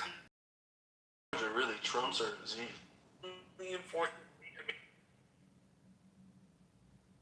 You're breaking up. My question is, why would you enter a room and say I work in DOD? Every person I've ever met in my life that does any type of civilian DOD interactions, they do not openly jump onto a public platform that has global access to broadcast that they're DOD or have any affiliation. That's a red flag to me. I mean, like I said, I'm not trying to prove or disprove that. My affiliations. That's not what I came here for. This is a conversation. What are you gonna do? You gonna attack home or try to get secrets out of me? What can you do? No, we're just trying to determine if we can have a good faith conversation with you, sir. That's just it. There's no hostility. Well, it seems like there's a lot of hostility, and to have a good faith conversation is simple. Yeah, just have good faith. All right. Well, just have good faith. Just admit that your first statement was full of crap, and we can. But I didn't ask you because I wanted to hear myself talk or because I wanted to attack you. I asked you because I was trying to get your background of knowledge. I told you. Answer it. I told you my background in the terms. Dude, you can just own it and just say you talked out your ass because Alan and Marshall both exposed. Or you can have good faith and just take my input. And if I had good faith, I believe everybody is a multi-billionaire and that Rico actually has some kind of claim to fame, and that all these other incel idiots on here that tell me that black people are inferior to white people, somehow I would believe them. I don't have faith in people. I don't put my faith in people. Can I pivot to the Rio Grande to go back to kind of the subject that you guys were talking about? If you PTR my picture, you can see what I'm talking about. Oh, he left. I wanted him to hear it, but anywho's. Marshall, do you see my PTR? Can you see that little, it's like a mini sub boat floating on top the water. And what it is, it's a manned surface vehicle, and it's actually right now training in the Rio Grande region. So it's, when you're talking about next level, what are our U.S. forces doing and whatnot, just like, oh, we're worried about drone attack. I mean, they're already 5 years ahead of that, understanding the evolution of munitions. So I found this one to be quite interesting because it's not just an intel vehicle. It's not just floating around. It can go under, but it also has some destructive or like neutralizing operations. So like that are very high tech. It can like do directional jamming of frequencies to a server of command control, and then spoofing the drift of the craft off course so people can't really track it. It does a subsurface netting, what's called a boom, and it just designed to create like foul propellers and waterways, rendering the craft dead in the water, like other smaller crafts, right? So if you think about a boat that's going to try to land, just a common fisherman's boat that's going to be used to lay mines in the water, then they can render that craft, non-effective. And then it also has like acoustic detection. It deploys hydrophones to pick up like motor categorization, allowing for early warning before low-profile craft enters visual range. So that gives like an automatic eyes and ears of seeing what actual threats can come around, not only beach or waterfronts, but also to help escort said, like, let's say, larger ships in and out of waterways. So that one came across my connections, and I thought it was interesting. So I wanted to hear the guy what he was talking about as far as like actual military procurement. And the Marine Corps is known for, I mean, they're the most deadliest. Sorry, Brad, but they are. Don't act new. They have a huge procurement program for non-lethal weapons. So when you were hearing about the discombobulator that Trump likes to call it in Venezuela, that is a form of like non-lethal weapons. So there's a ton of them that I could talk about. That my late husband, he was the procurement officer for non-lethals, which was weird because he just wanted to blow everything up. But the military is like way ahead of it. But this is just an example. I mean, I wouldn't even have thought of such a thing of what I have in my PTR, but it's quite interesting what they. But yeah, you wanted the EOD, Miss KK. Oh hell no. We had EOD on the Cuban fence line. Those guys are crazy. Have you seen the little mini? They're like mini drone tanks. They drop off in like they can hide in like grass. They got a little scope that comes up. So not only can they use different radar systems, they can literally visually see incoming. And they've got little missiles and stuff on them, targeting systems. It's amazing the stuff that we've got. And like it's so funny because nobody knows this and they think like, oh, we're just gonna go drop in like Vietnam and in Iran, and it's like they don't understand. We won't do that until our military leaders say we're safe, we feel safe doing that. Everybody thinks this is Donald Trump just roguely going in and saying, this is what we're doing. No, I listened to the guy who literally was there. I don't remember if he said 20-some years that he was there running that. He was the one that was strategic plan for that area. I think it was on CNN or MSNBC he was talking. He's talking about the boots on the ground, and he's a big supporter of it. And he explained why, and there's many reasons why. But he says you take out these targets. Right now, what they're doing is they're still flying over. Every time they fire missiles, they give us new targets because it opens us up to new intelligence because our drones pick up those fire. But right now, what people don't like, and I wanted to ask him, the one guy said he had the DoD clearances. And those guys, there's a bunch of people. There's hundreds of thousands of people that work for the DoD and get clearances for different things, from hospitals to administration. So it's like, okay, we can take it all with a grain of salt. He might have that. I can tell you, I know for a fact that there's an outfit here, I will not say who is flying drones in the Ukraine Russia war. Guy that it's there. And I was like, interesting. We talked about it a bit. Well, hold on. The reality, let's go ahead. No, so I was going to say, when he wants to talk about the big sticks, the biggest stick of all is our Ohio class subs. And that's what we know of. Okay? They can hold 27 tridents. Oh, but our rules say we can only carry 22. So we do. Where the rest of them waiting on board our freaking ships to replenish them, right? 22. Inside of each one of those 22 are 8 warheads that are 40 times the size of what we dropped on Hiroshima. So one nuclear sub can literally devastate. Now, do we want to go there? No. But when we talk about the size of somebody's stick, that Ohio class sub is carrying the biggest damn stick of all. Well, I mean, think about what we were able to accomplish just last night or today, which was we flew B-52s, refueled them in the air, dropped the munitions, and did a ring around the rosy to drop more. Don't forget inland, Miss KK. Deep inland. Just south of Tehran. So they're not going to put a B-52 in that type of potential, harm and liability to get shot down if there was a complete control with it. But what started it first? Along the coastline, and then they creeped in further in and further in, and the reason why is like we're revealing their munitions of what they have or what they lack thereof. So if anyone is like ever have access to go to Marine Corps East or Marine Corps West, you'll be blown away. It's basically the largest convention for any type of military gears where all the government officials go to purchase like the next generation of gear and everything. It's phenomenal. So when I went this year, I was like, I don't even know what the fuck that does, right? And it's pretty incredible, but it's going to be interesting on what's going to be like the next stage of this. Well, I want to touch bases. I mean, since when the Ukraine and Russian conflict started,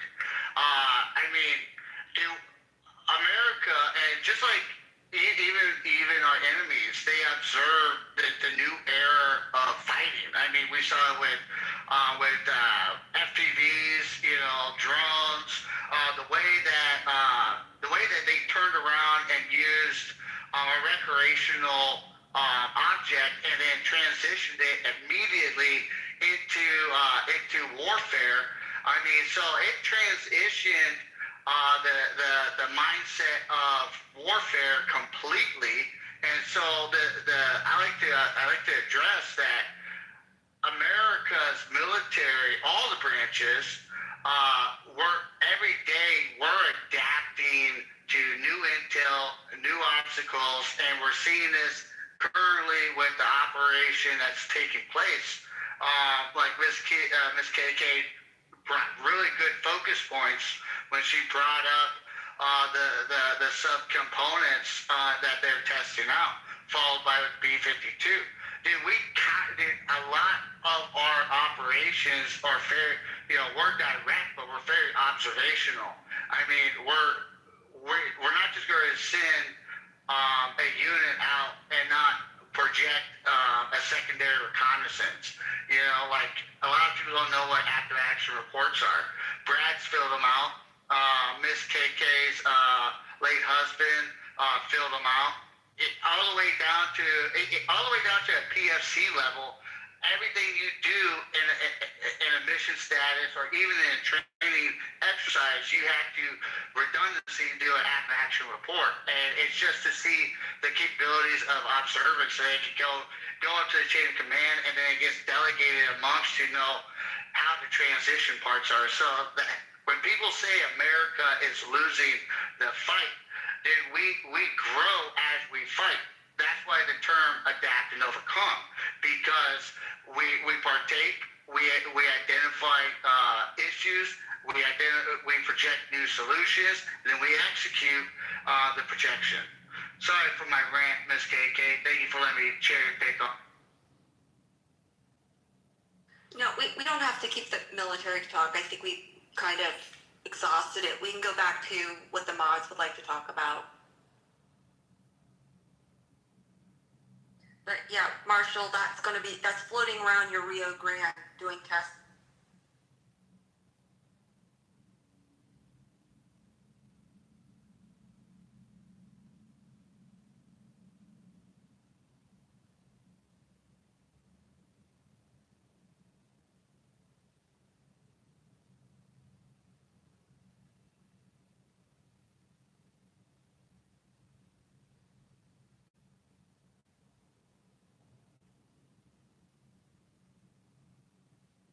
I haven't heard Leroy come on. What you guys do? Scare him away or something? I do miss hearing Leroy's opinion.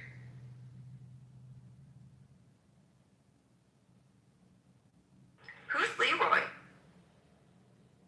Last week, maybe the week before, he was contradicting everything that was brought up factual. Oh, that's his game.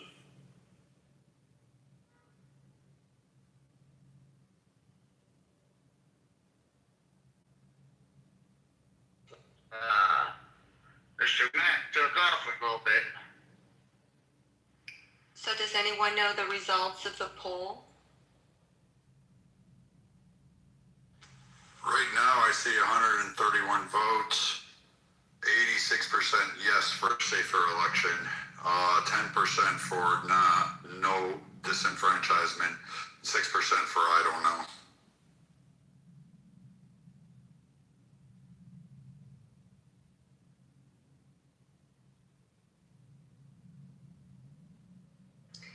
SCOTUS is going to argue birthright citizenship tomorrow.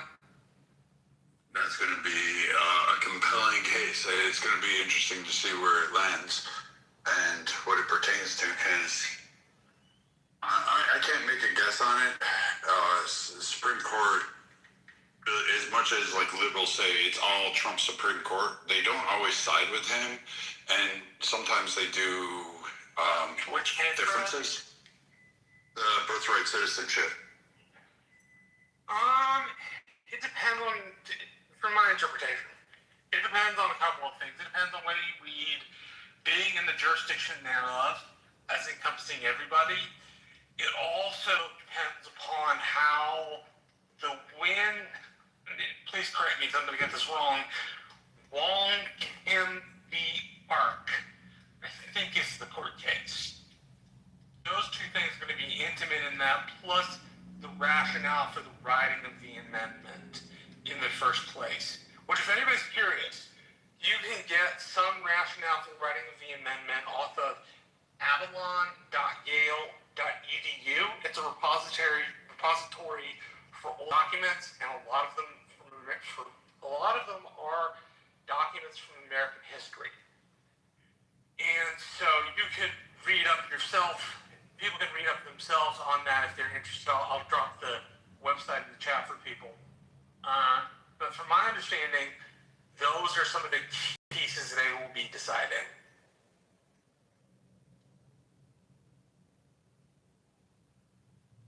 How do you think the outcome will be? I think Gorsuch, Barrett, and Roberts are all in the pro-14th Amendment camp. I think Alito, Kavanaugh, and Thomas are in the 14th Amendment does not protect everybody, or that the birthright citizenship clause does not grant everybody citizenship. I would be surprised if Amy Coney Barrett was a little bit different, although she's not as much of what they call a textualist as Neil Gorsuch is. All that really means is like you can be a originalist and a textualist. A textualist means you read the document and what the document says it means, and so you then take the original that, which is like reflecting on what they meant at the time, and you combine together. So I think it'll be interesting no matter which way it comes. But that's at least what they're arguing over. So if people are curious about reading not just the 14th Amendment, but some of its rationale, I have a line at Yale.edu is a good place to start looking. It may not give you all the documents that you need, but it'll give you a start. I don't know. I'm wondering if they're going to go back to the intention and behind it and look directly at it, because birthright citizenship was mostly in part for Asians, Black Americans, particularly Black Americans that were enslaved in this land, to be able to have legitimate status, and it wasn't intended to be an open door pathway for immigrants to just drop a kid on our shores and be able to say, hey, you can't send me home because I have a kid that's an American now. And I think and in fact, we even denied it to multiple groups, including Native Americans, until 1960, like later into the 1900s. So, I mean, it reads Indians not taxed. I think that's the 14th, but I could be wrong. There's a section of the amendment that reads Indians not taxed. And you're right. At the start of the country, when the 14th Amendment was written right after the Civil War, it meant a very specific thing. I just wonder how a textualist will look at it versus a strict originalist. Or like Thomas is a strict originalist. He really goes back to like the founders and says, this is what it should be, this is what it shouldn't be. Versus like a Gorsuch looks at the text itself and says, what does it say? And if it's universalized, textualists in the federal judiciary are more likely to say the text means as written, versus somebody like Thomas, who's more likely to say the text means this very specific thing for this very specific group of people. Well, I think Thomas will be against birthright citizenship in the way that it's been applied. Who else? Amy Coney Barrett might probably be against the way it applies based on her previous ruling, but I'll give her a 10% swing on that one. Lito for sure. Lito for sure. Roberts, that's a coin flip. It depends. He's Kennedy. Yeah, but you never know where he's going to really fall along the line. Ketanji Brown Jackson's going to go, obviously, birthright citizenship is the right of anybody who comes to the country. So that's going to happen.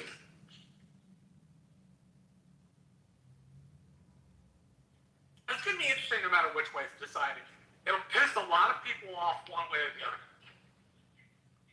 Correct me if I'm wrong, but isn't it also, and isn't the main thing, whether or not he even has the authority to do this? I could be wrong about that. So that while the issues of whether or not birthright citizenship was intended, I think there's also going to be arguments about, can the president is in the first place? what? There's a question about constitutionality of his imposition on an amendment in the first place. The administration will argue something to the effect of, we're allowed certain discretion in this particular part of the amendment, and so the federal government gets to decide. The court will look at that and say one of two things. Yes, Mr. President, there is great room here, and you are allowed election, which gives the next executive the power. Say, Mr. President, you have overstretched your power to alter a constitutional amendment, and the constitutional. So it could go either one of those ways. But you are right. There is a question about whether he has the power to make the pronouncement in the first place. But if they do that, that would be blatantly incorrect. Because they're only reading the first third of a whole sentence. Well, it depends. Like I said, if you read the Constitution, the 14th Amendment, and it reads, people are subject to the jurisdiction thereof. Right. Subject to the jurisdiction thereof means any place in the United States has legal authority, or at least that's the traditional understanding, right? The administration is arguing in the jurisdiction thereof does not apply to those people who are not here legally. So it's a question which is in the gray and could be decided in the gray, but they will decide whether the president has the power to make pronouncements about constitutional amendments. Because sometimes the executive authority, the executive branch is given leeway in how they enforce certain things. So you can enforce the Civil Rights Act, right? But do you enforce it super strenuously? Do you only enforce it a little bit? Right? Sometimes there's gray room in the enforcement power. And so that is part of the question, like whether he has the enforcement power to alter it in the first place. No, I agree with that. I think, when I watch the hearings, the people that are arguing the fact that if someone came from someone else and merely just had a baby, that, that person becomes a citizen. The people who are pro that position were only arguing the fact that the 14th Amendment says people who are born or naturalized in the people who are born or naturalized, and then they skip to the end of the sentence and say are citizens of the United States. To me, I think I read born or naturalized subject to the jurisdiction thereof. No, I know that's what it says. Oh, I said, sorry, that's right. But it's okay. But the people that are defending, the people who are opposed against Trump, they're only trying to cite the first third of the sentence, and then they skip to the end to say are citizens of the United States. The problem with that I see is that, number one, the word "and" is in the first sentence twice. So at the end of the sentence, it denotes the two citizenship statuses that every American has. You have a United States citizenship, and you have a state citizenship. And both those citizenships are conjoined with the word "and." Well, if you apply that same logic to the first half of the sentence, all persons born and naturalized in the United States and subject to the jurisdiction thereof. That means there's two conditions that need to be met. Now, I agree with that part. When I read the 39th congressional notes, the way they spoke about what that phrase meant was complete and full political jurisdiction. And they were talking about the slaves. So it would make it hard for one to reason that the further that's one thing. And then I'll land here. Number two, I read the brief that Solicitor General Bauer put forward, and he listed quite a few books in there, a few of them that I had already read, but I'm glad I read his brief because now I found a whole bunch more. And one of the things that they highlighted was the last word in that first sentence is reside. And what he's putting forth is that the term reside does not mean what we think it means today. They use the term reside to speak to the law of domicile. And in the one of his sources is actually what I'm reading right now, the law of domicile. And that's like a whole thing as well that talks about the legal. That in the chat so I can look at it. Yeah, well, I'd love to see it. Okay, I'm gonna put his brief in there as well. Yeah. Because yeah, he has a lot. I mean, when I tell you, I've always been a fan of Trump, but his team, his legal team, man, those guys,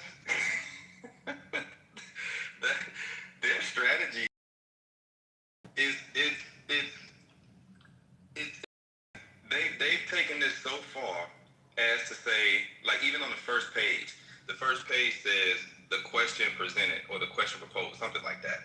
And one thing that I ended up discovering that they highlighted is when it comes to birthright citizenship, we have a statute that already speaks to how Americans define birth. And it has nothing to do with people born here. It has everything to do with, for example, a soldier who's stationed somewhere else. If they have a baby outside of U.S. territory, at mere birth, that baby becomes a U.S. citizen.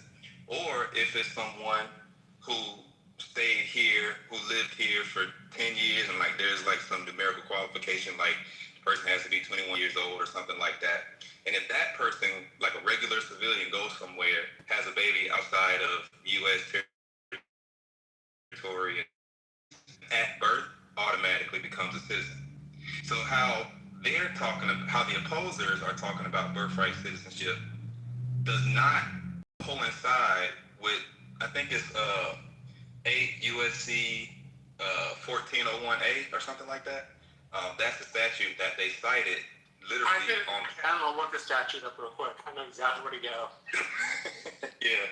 So when I tell you his legal team is so freaking awesome, it's ridiculous how good these guys are. I mean, it's just their whole approach and strategy to it all is just the best that I've ever seen. And they badass, man. That guy John Bauer or whatever his name is, he's solid. So I'm gonna put all of that in the chat. You don't have to put it in. You don't have to put the code in the chat. Just tell it to me again. 18. Is it 8 or 8? It's 8 USC 1401A.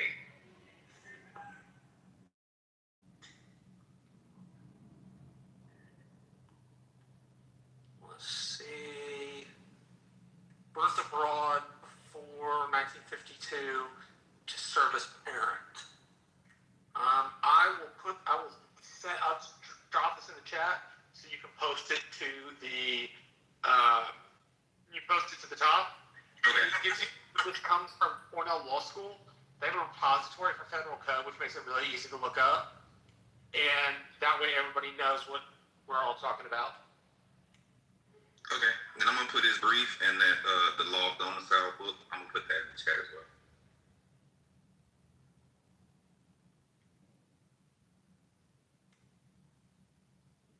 There we go.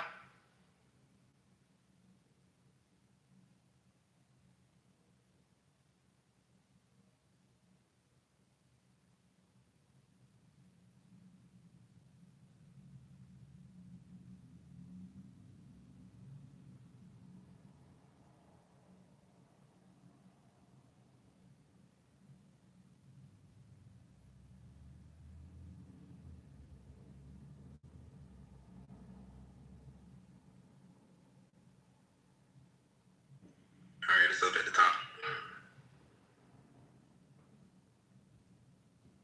Sweet, thanks.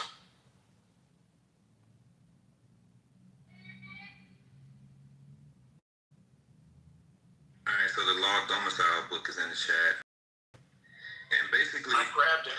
Thank you. okay, and they were saying is there's essentially three forms of what could be classified as domicile. The one that would apply to the just people in general, which has generally been accepted.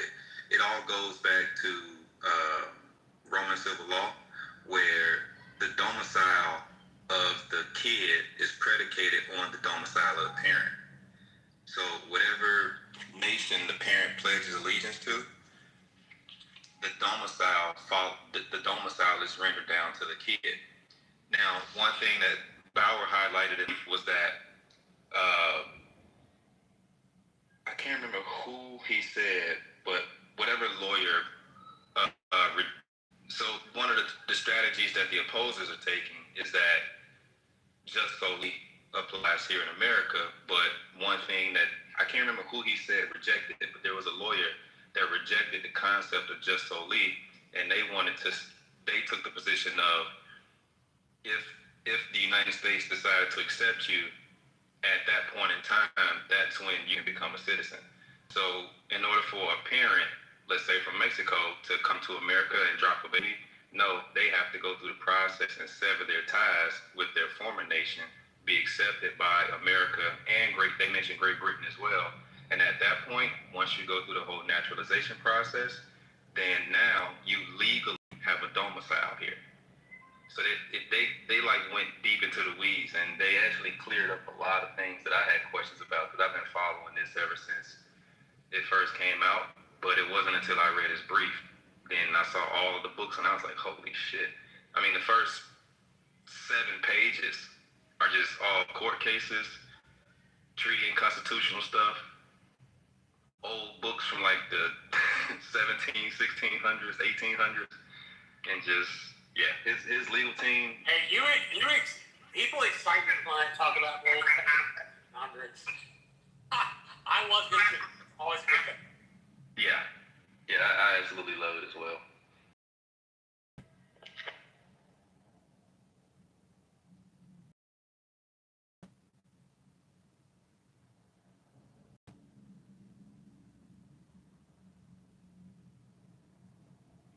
One thing I like that you said, though, is you bring it up, is you read it, and it's that and then it talks about, giving up that allegiance to their other country. And the allegiance is all here, and that's the one thing I think that so needs to be looked at, is that, first of all, that and that allegiance,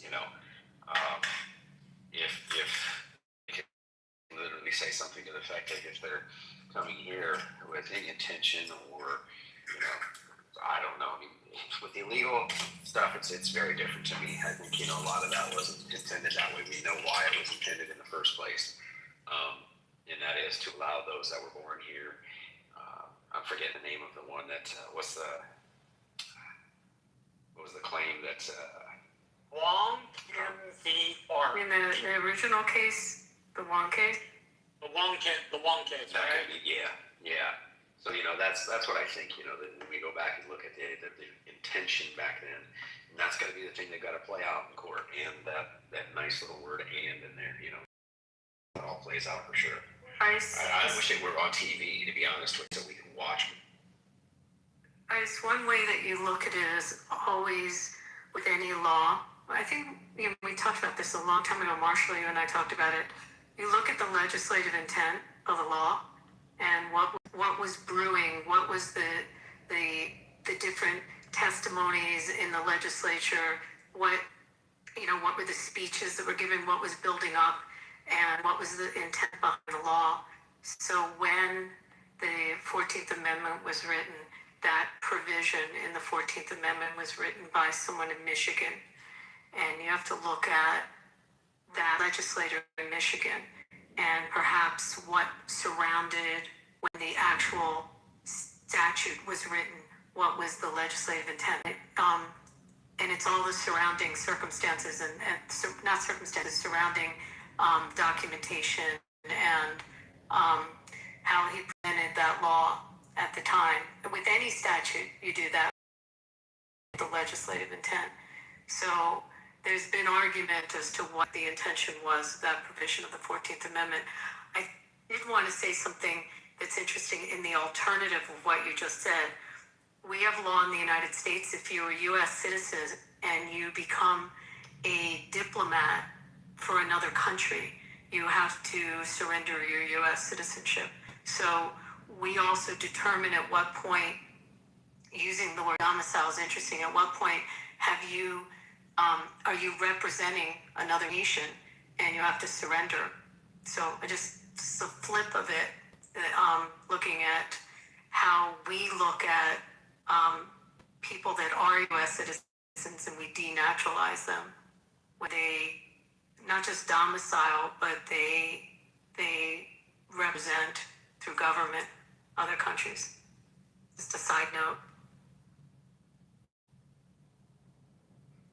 Omar, I know she represents in Minnesota, but no, but if she was representing Somalia in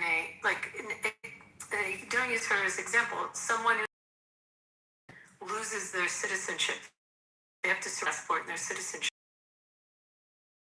Represent another country, and that country's government to the U.S. That's just the flip of it.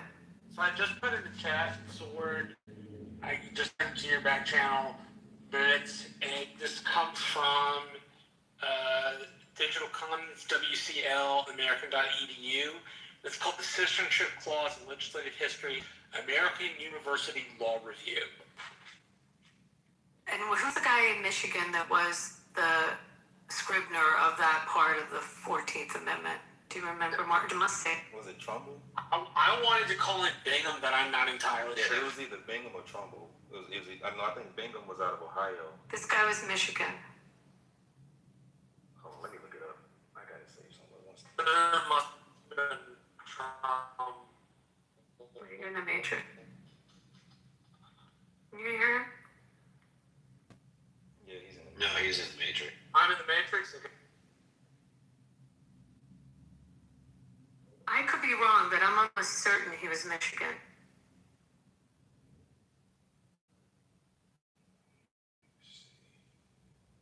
Like, what was brewing at that time? How did he present that when he was presenting that?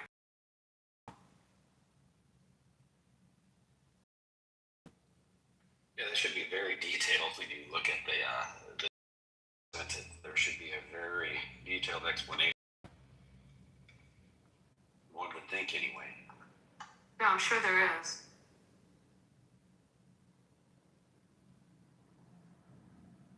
An old law, because you can find speeches that they gave on the House floor.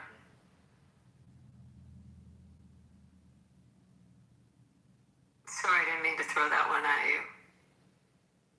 No, you're good. I hadn't read this particular one in like 3 as much as I knew now. I'm fresh on it anyways. And one other thing while you're looking, the term domicile is interesting because how we treat it from state to state is different than how it's looked at with residency in the United States. When we look at state to state, we determine, we look at driver's license, voting registration, car registration, home ownership. We go through a checklist to determine domicile, and we use that when we have conflicts of law. When you have different jurisdictions and what law to apply and where the person is legally domiciled. It comes up also in family law matters. But it's a different test for domicile. Yeah. Well, what's interesting is in the brief, they call out that illegal alien doesn't meet the qualification of legal domicile. I haven't gotten to that part in the book yet. I've just only covered the part that talks about how the kid, the baby, the new receives its domicile status or geographic locations. So hopefully this book also covers what Bauer is referring to in the brief when he was referring to illegal aliens don't have legal domicile in the United States. This is off topic, but I want to tell Ice something. I just got me a couple ditch chickens. I've been listening to you guys. I'm out pheasant. Grabbed me a couple pheasants while I've been listening, and your guys' topic has brought in the ditch chickens. So thank you for me in a couple pheasants because must be really politically interested because they came in during this topic. So I want to say thank you guys. Where are you at that you got pheasants there? I went up north between North Carolina and South Carolina border. Oh, okay. All right. I live lived in South Dakota for a long time, and that was the only airport in the country where they sold guns, hunting licenses, and ammo on opening day. Like, no bullshit. They had, for licensing all the hunters that would come in, they literally, when you'd come down the escalators, both ways as far as you can see are just tables selling the licensing. I mean, it was just crazy. Guns, ammo. Well, earlier, was it last week? I was hauling some livestock for, and I saw my country ass. I stopped on the side of the road and ran and knocked on the dude's door. I said, "Hey, if any chance they come over next week and get a couple of your dish chickens?" There's like, sure.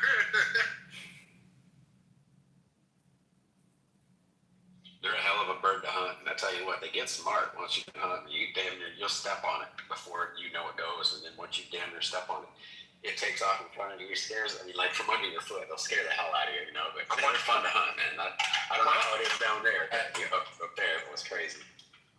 Quail act the exact same. Although I imagine pheasants don't fly in coveys, but quails do. Yeah. Partridge is another one. Partridges are a little bit more, fly in a group a little bit more, but yeah, pheasants are. You better trust. You better make sure you don't let in.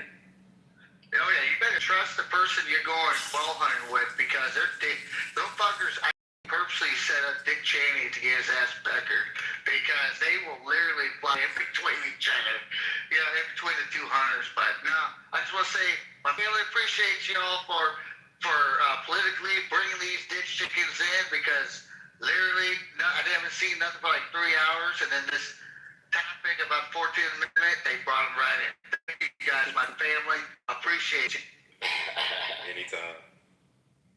Yeah, they literally put, like all the things go out the window with guns to safety, because you normally blockers at the end of the field, and everybody else is walking through the field flushing them that way. They go up in the air. You wait until they're up above where people are at, but it is literally just an all-out, just bang, bang, bang slaughter fest. It's kind of fun. I didn't do it for many, many years. I just did it when I was younger, but good times. Well, at least I thought I saved it. I might need to find it. I don't know. I'll send you a picture in a little while, Ice. But yeah, they're good size. I mean, let's just put it this way: they're gonna be tasting real good in a couple days. Gorgeous birds, man. They really are. Fast as shit too. You got a dog?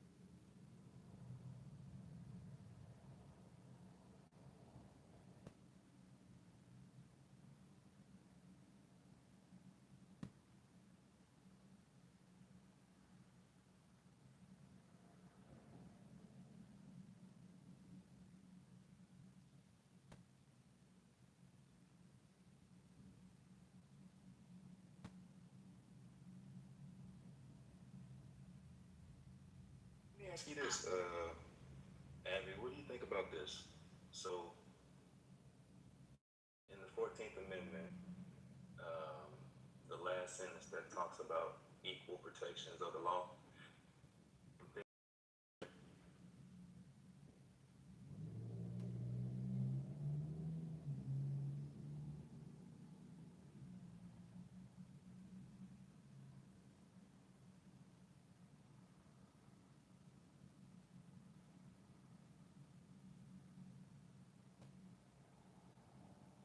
take a test. As long as you have the age limit requirement, you could receive a driver's license.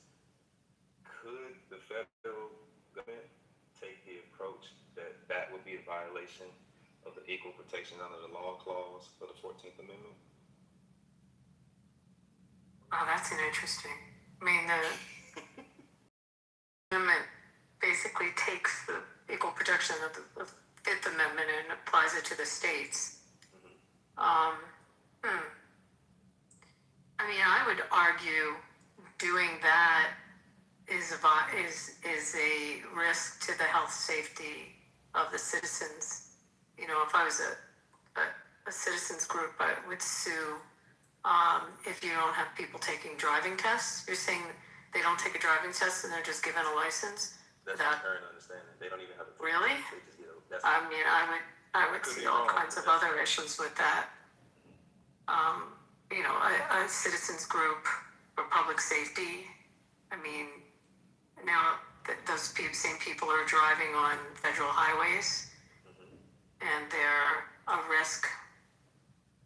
I mean, I would kind of look at it from that direction. No.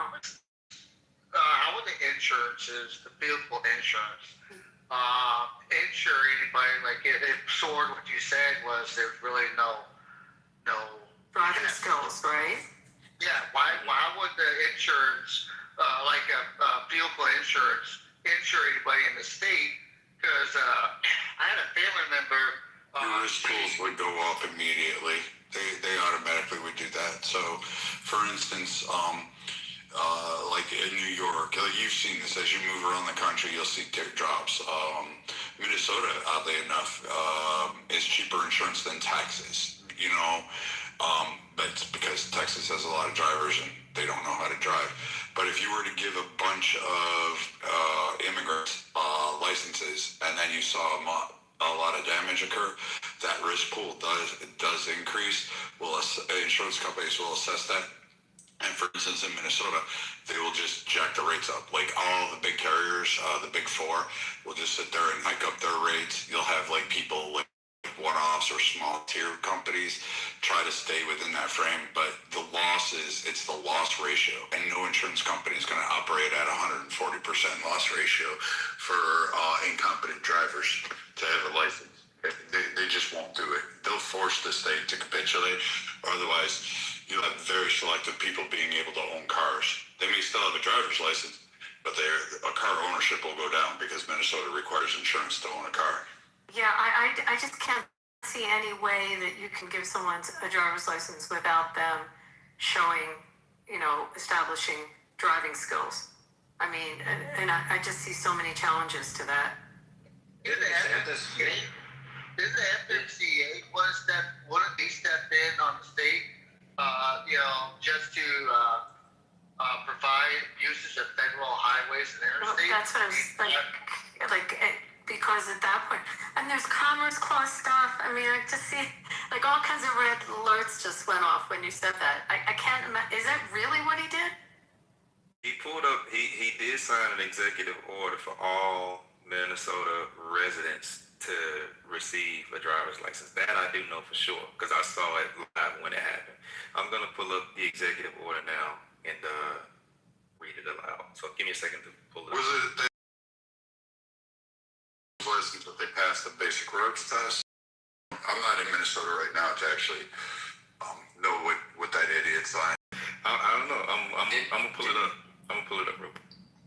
Didn't DeSantis do something with the CDL licenses because they were giving them to illegals? Yeah. Is there something like that? Yeah, I thought so.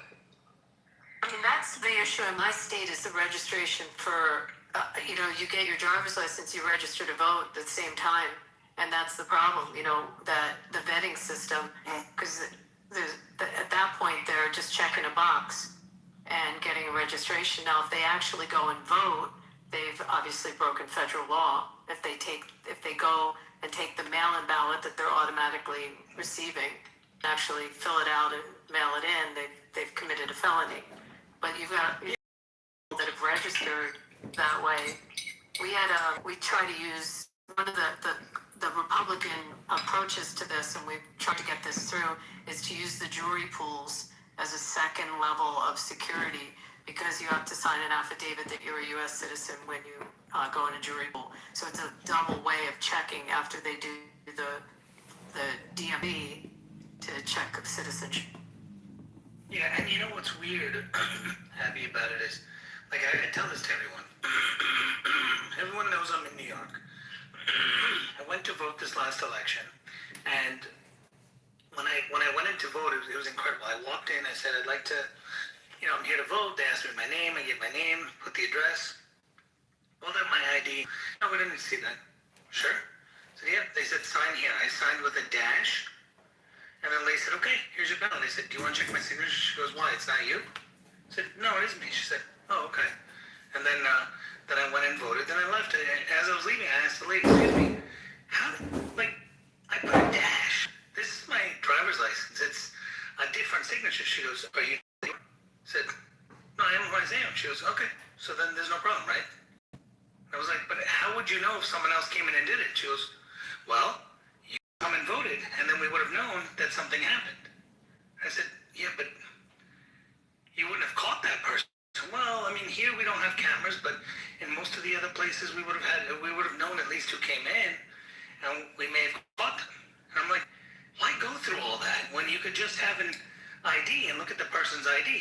She goes, because people can make up IDs. I was like, what? I was like, okay. And she's like, I know it's a sensitive issue, sir. I don't want to get into it with you here. I said, okay, all right, no problem. And I just kind of walked out. I'm like, I'm in a firehouse. I don't want to argue with.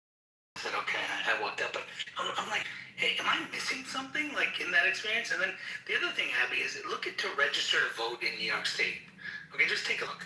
If you look to register to vote, register to vote. Ask you to say, are you a U.S. citizen?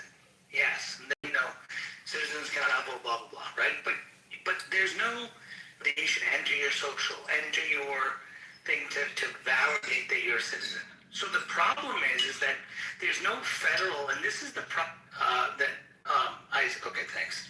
So this is a major issue. There's no federal database anywhere that says who is a citizen, and so there's no cross-referencing. Yes, IRS knows, or at least Social Security, they don't necessarily know everyone's citizenship status. There's not like one direct database that has everything. That is the fundamental issue, and I think that's what we need to create, and that's why states are able to not get voter rolls, because their claim is, well, we don't know if that person moved because that person could be in another state, so we don't know.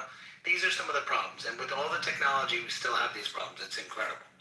With the I-9, and I'll just tell you this is specific to Minnesota. When I would hire somebody, I can tell very easily if the documents are fake.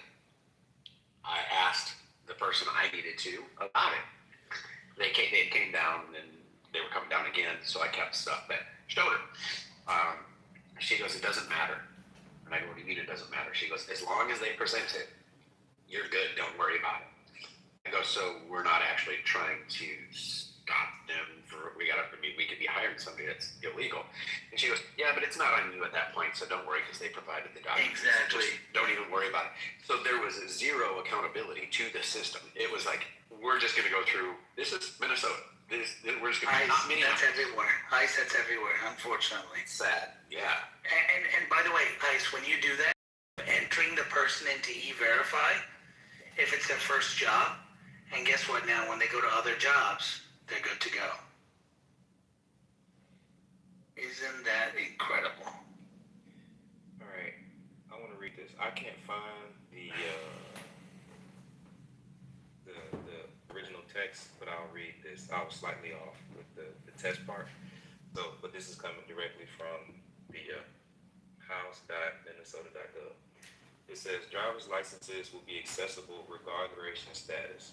Proof of legal residence in the country will no longer be required to drive legally on state roads. End quote. Law will no longer require people seeking driver's licenses and identification cards that do not conform to federal real ID standards to show proof of citizenship or lawful presence in the United States.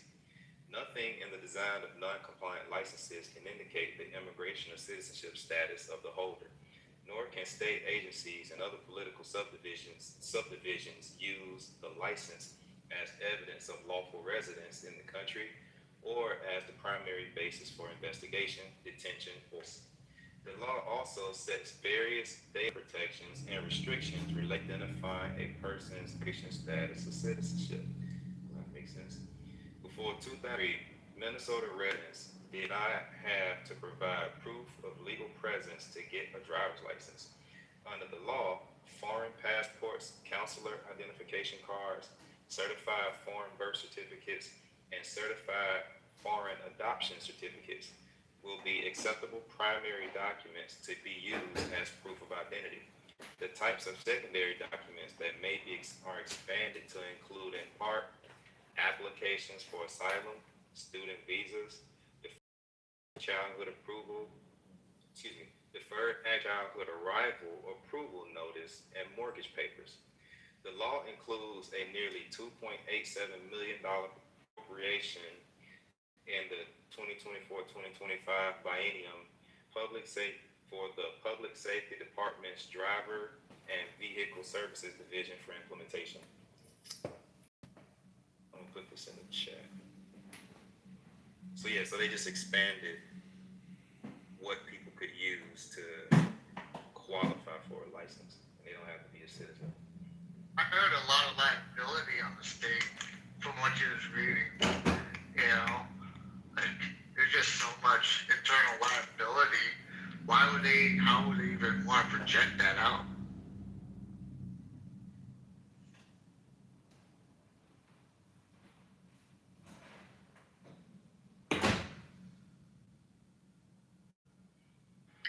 So that's why I was saying, well, go ahead. Sorry, I thought if there was a break, I didn't want to interrupt the flow of the conversation. I have. What do you guys think is what's going to be said during the press conference tomorrow night? That's in the chat. But we could talk about that after the show. Sorry. Nah, go ahead, KK.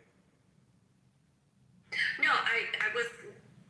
My apologies. I thought I was only half. I don't want to interrupt the conversation. I've already taken notice of the links that you provided and going to look them up later. So please continue on. Okay, they're just going to announce that they lifted the suspension of the voice for the Apache over Kid Rock's house. So that's all. Oh my God. Can you imagine though if that happened to you? You're like, oh, there's an Apache helicopter right there. That's pretty bad. I can't believe they actually suspended the guys. It's like, come on. I mean, that screams America, like, forever. Yeah, I mean, any red-blooded American would be like, okay, that's freaking awesome.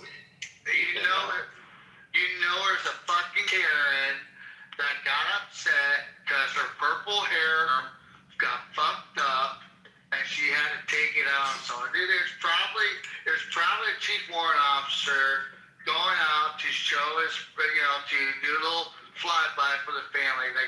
I had a buddy of mine. He was a 35 Stallion pilot, and he got literally for doing a flyby, by his house.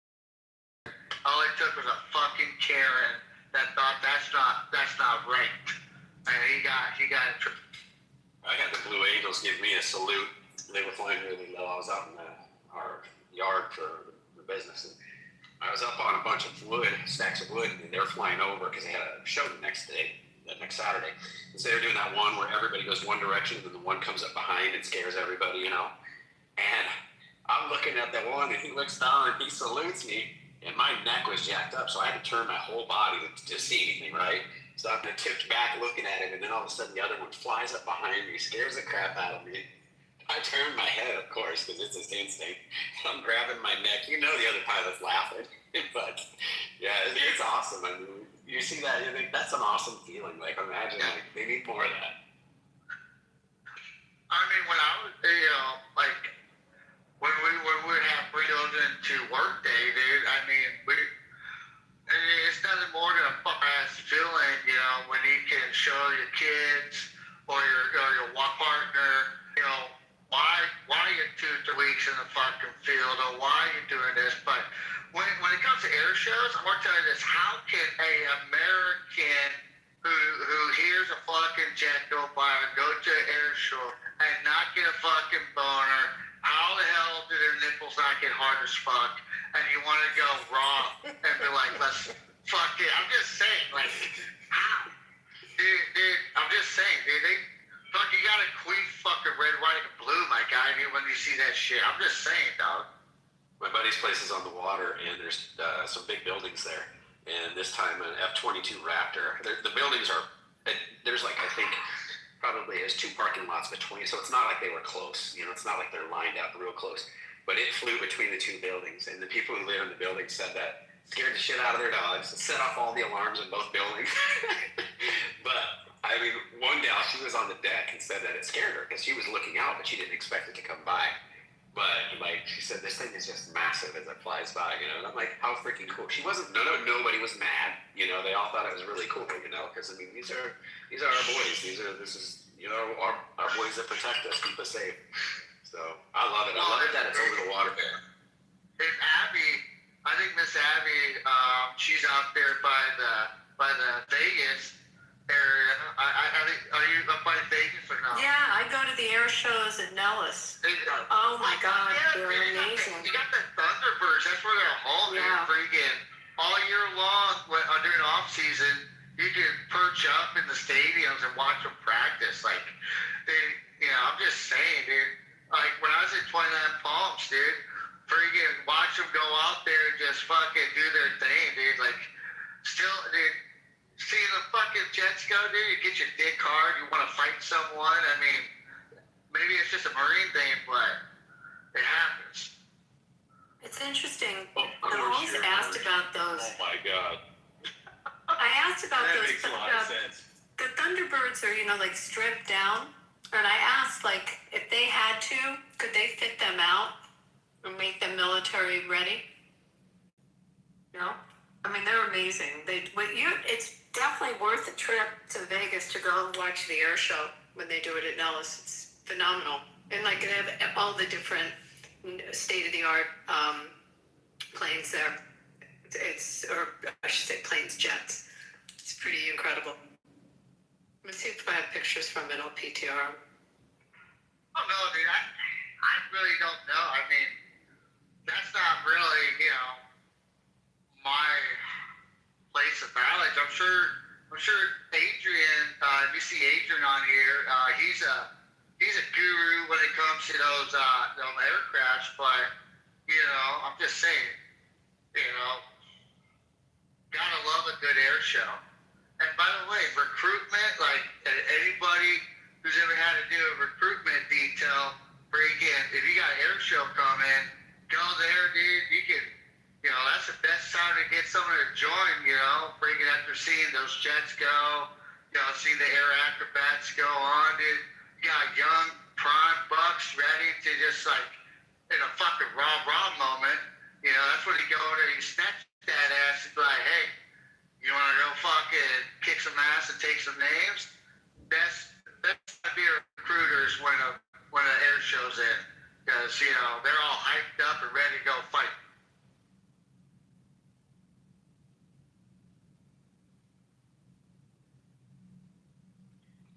They could be fitted out for it, but it would take a conversion. It would take some time because they changed it.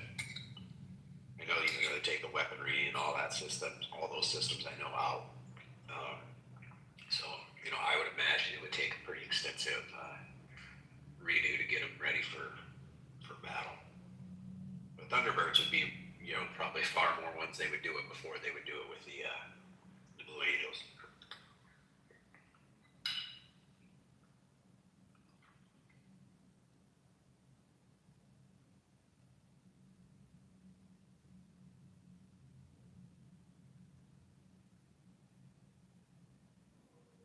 I don't know. I'm more partial to the Blue Angels.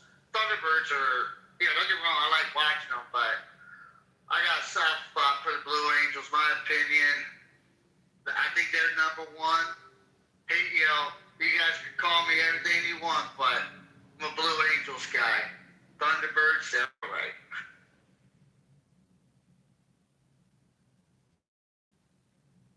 I'm looking, they said they can be used and, updated, and then they would probably be reassigned so they wouldn't be like for, they're sounds like it's, yeah. Let's see what, trying to see if it says anything else. How about you, Miss Abby? Just Oh, go ahead. I started to interrupt you. I'm sorry, I'm looking for my pictures.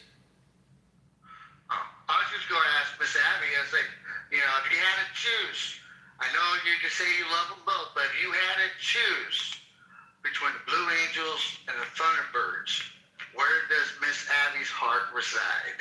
Oh my God, I'm a Philly girl originally, and so the Blue Angels were, like we saw them on the East Coast. That's a hard one. I Used to said Blue Angels, my lady. I'm a Blue Angels lover. Just sorry. Wow, that's tough. I don't know. Do I have to choose KK? Can I have KK choose? No. I'm going to ask KK the same question. You got it. Where does Miss Abby's heart linger? Blue Angels or the Thunderbirds? My daddy Sorry, was it's tough. okay. My daddy was a Marine. So Atta girl. You know where you got to go, lady. I'm kind of going to go with the Blue Angels here. Atta girl. Okay. How about you, Miss KK? Come on, tough questions, tough answers. Oh my God, don't act new. You know I'm gonna say Blue Angels. Atta girl. Even Fat Albert, Mr. Ice. even Fat Albert, when it takes off on the short run, when they hit those freaking jets and those things, those light up on the sides, and that big old plane takes off so fast. I was gonna say, Fat Albert has some ass, boy. They got that ass back. Nobody would ever think that thing could get off of the ground when it was going that slow, but it goes straight up like a freaking rocket, dude. It's like, okay, that's badass. No, I'm a Blue Angels guy. Definitely. Okay, how about you, Pro? Pro, come on, my guy. How about you, Pro?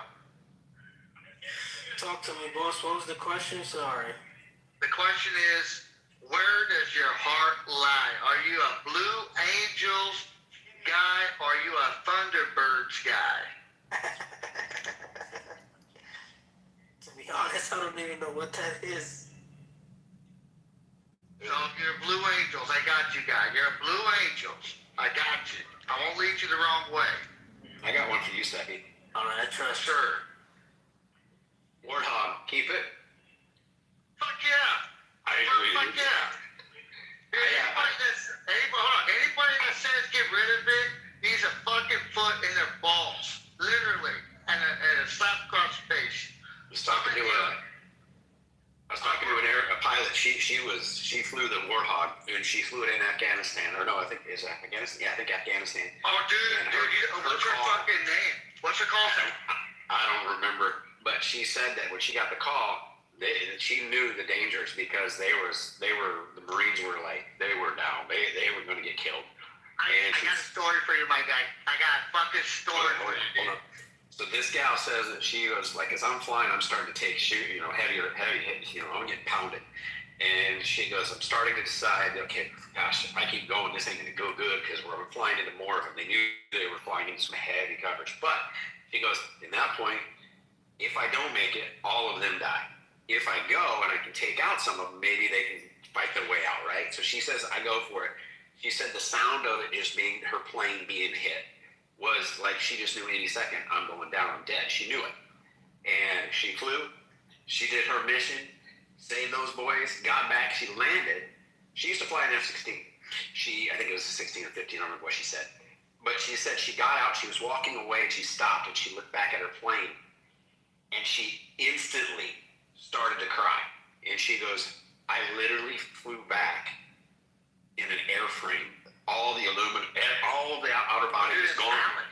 And she goes, that thing, she could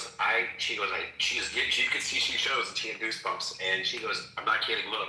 She goes, I will never step foot in another plane because that plane is the only reason I'm alive. She goes, what that plane took, it got me home. And I was just like going, we don't realize that's a tank in the air, man.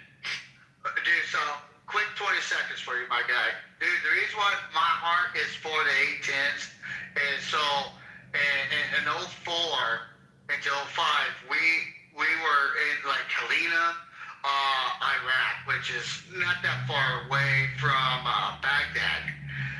Maybe about, I can't give you the kilometer to the point, but dude, we used to call them in all the time.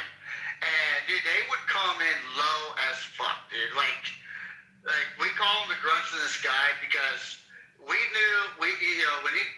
JTAC, and you call in for air support, you always do the 810s will get you. Always do the 810s, no matter what. They would always watch over us. And so we used to either grunt to the sky, but we used to call them our guardian angels.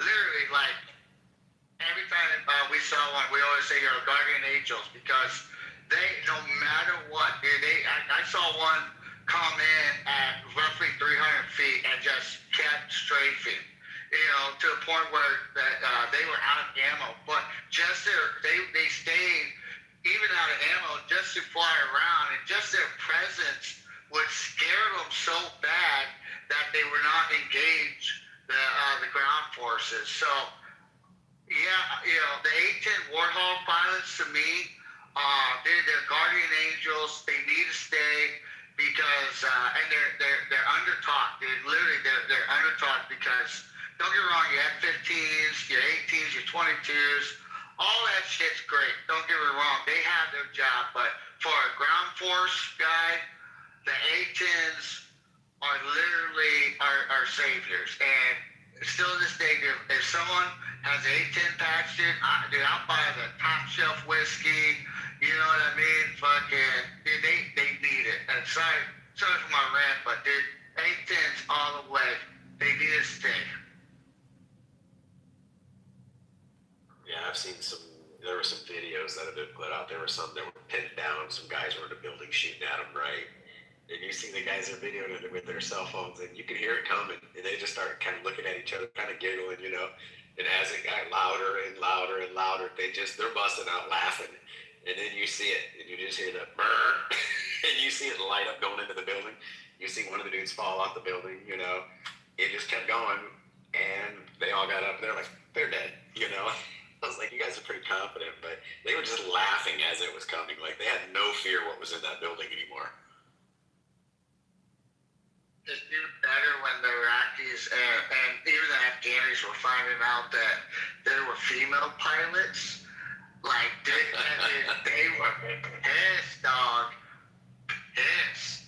And so, yeah, dude, like, our translator made a comment. He goes, Marines and Army infantry guys, they said they're annoying, but what they used to say, the female pilots, they used to get super mad because they were upset that a female was oppressing their movements. And so, the best psycho-fucking warfare you can ever do, in my opinion.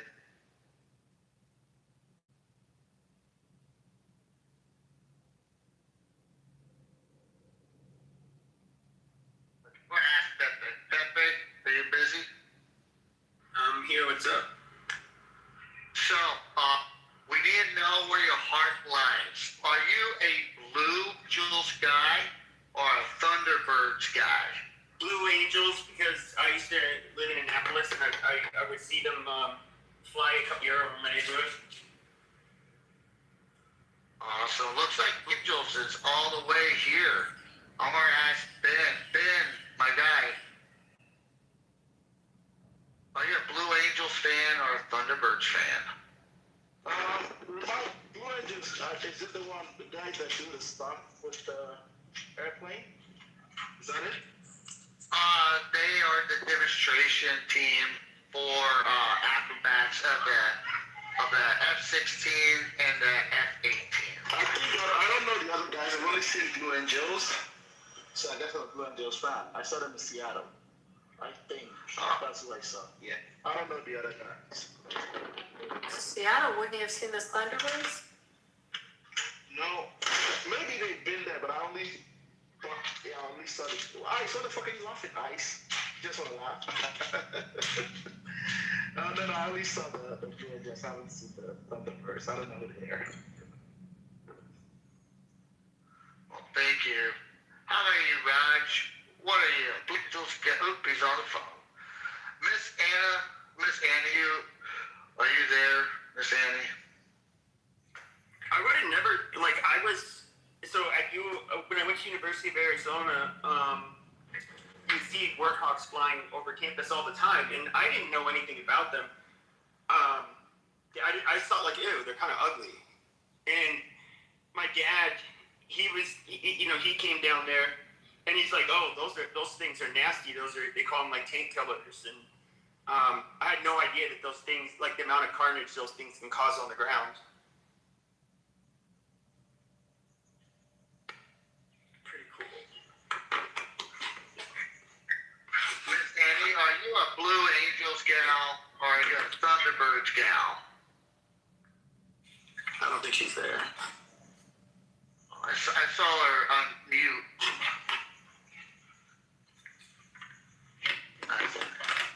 Welcome back, Matt.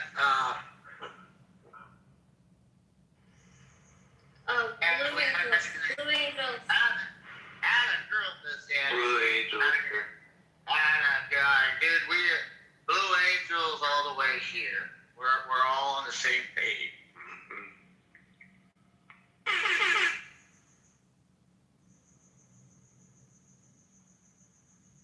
Hey, Matt. So are folks suffering from TDS allowed to join this group? Because I asked it for myself. You want more? You want to join the house? Yeah, join the house. Yes, folks. Yeah, no, you're welcome here. We have plenty of TDS people that come in here, by the way. Okay. On the other Hi, room. Ben. You're always welcome. You know that. Oh, okay, I got you, okay. Yes, KK. So now I gotta confess, I think I have now full-blown TDS. It was at the minor stages like last year, 2025, but it's Is TDS a TV station? TDS? Not TDS. So I thought it was a. Yeah. So, Ben, when you say you had stage 4, now you're on stage 5. I was at stage 6 last year. Oh, Lord. Dude, even I'm on it. Even I'm like TBI. Yeah. TBS. You got a little FTV going on here. Even I'm kind of like really sick. I think Trump fucking sucks. Like really, the thing he did is he closed down the fucking border. Like, ooh, what an accomplishment. You see, It's like the least he could have fucking done. Ben, you see on my stages, I have diverse opinions. See that? Like, this guy does not like Trump at all. He has it for a while, I don't think, really. You can go to politically correct, you won't find someone that will really be against the other person, right? Well, I guess Ben has been holding Kamala to the fire, right? Ben? Oh, I haven't been on politically correct. I thought you were over there. Okay. No, I haven't been there yet.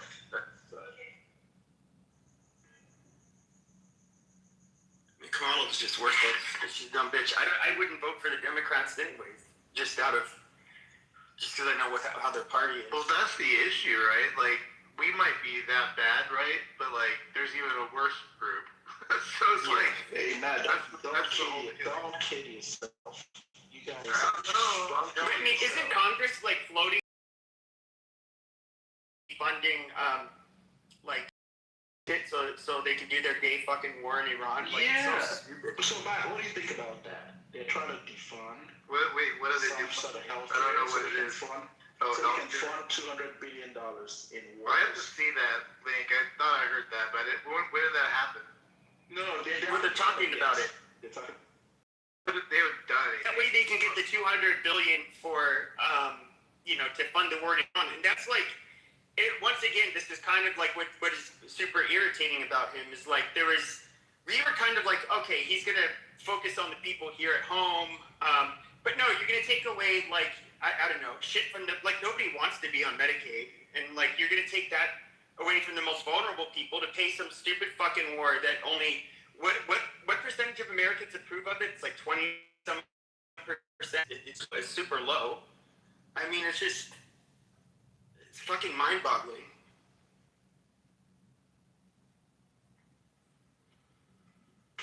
I thought he said he already won the war and he obliterated the nuclear. No, he said he's won a bunch of times. Like, what the fuck has he won?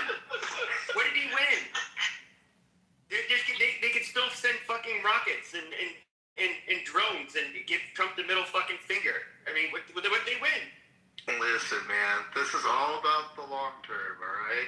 You gotta Bullshit. too short term thinking. But now if they have any common fucking sense, they will build a nuke. I mean, that's the only lesson we've taught them. They never get near a nuke. They won't even get near there, I don't think, ever. I think it's going to change. I know you don't think so, but I think it's going to be a whole different, I think things are changing. I think Marco Rubio is about to do an announcement or speak. I'll let you guys know if that happens. Yeah, I thought that was tomorrow that Trump No, was going to speak. well, this is Rubio. Mm-hmm. And I love how they're all mad because Europe didn't. All of the NATO and European countries realize this is like just a waste of fucking time and just a fucking disaster. And they're like, yeah, dude, we're not getting involved in your bullshit. You know, go fuck yourself. And it's just funny, like all the shit with the Strait of Hormuz. Tim saying like, oh, you should go secure it yourselves. And it's like, dude, asshole, why did you even start this fucking shit? What the fuck did they think was gonna happen? That's like their only. That's like where they could probably hurt the rest of the world the most. It's so funny. Wait, man. It's so fun. Whenever edgelords like Pepe speak, they're like trying to. It's something new that they're saying because they're listening to like Tucker Carlson, and you admitted yesterday. It's like, oh, I'm listening to him and all sorts of things. You actually think you're actually edgelord. That you have something. That's not what an edgelord is. I don't think you know what an edgelord is. Wait. You're gonna kick me out of the room again, and you're gonna just have another mental cycle. But I have to say this: people like you actually think you're just saying something new, but you're not.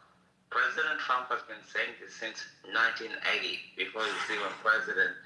And you guys, people like you are like, oh, it's the Jews. I'm gonna get the fuck out of here with your bullshit. Alright. Whatever. And me calling you a nigger and telling you to suck my dick with being an edgelord. I'm just, okay, that's an edgelord.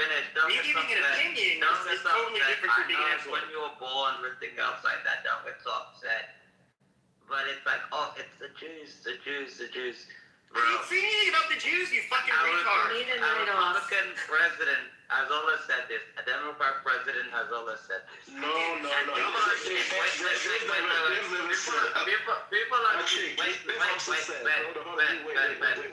I know you can't kick me out of this room because you don't have a green badge. So Ben. Wait. But you see things over and over again. Number one, Ben. It's so I don't old. know who the fuck you are. At least I know who the hell Pepper is. And you don't know what an edgelord is. An edgelord is somebody who uses very shocking and provocative. He says very shocking and provocative things for attention. It's not even shocking. That's literally what an edgelord is. The American people elected him to be president of the United States. So what? Let him lead.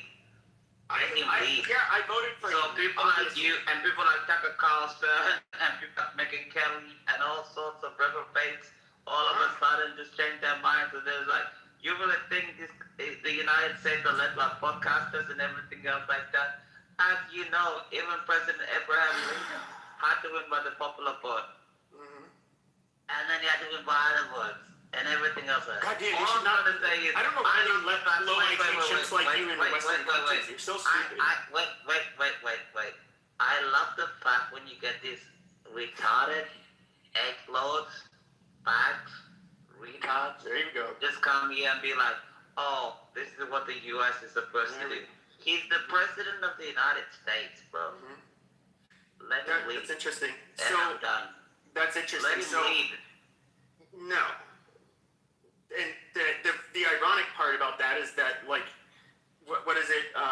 It was the vast majority of Americans disapprove of this debacle with Iran. Fake news.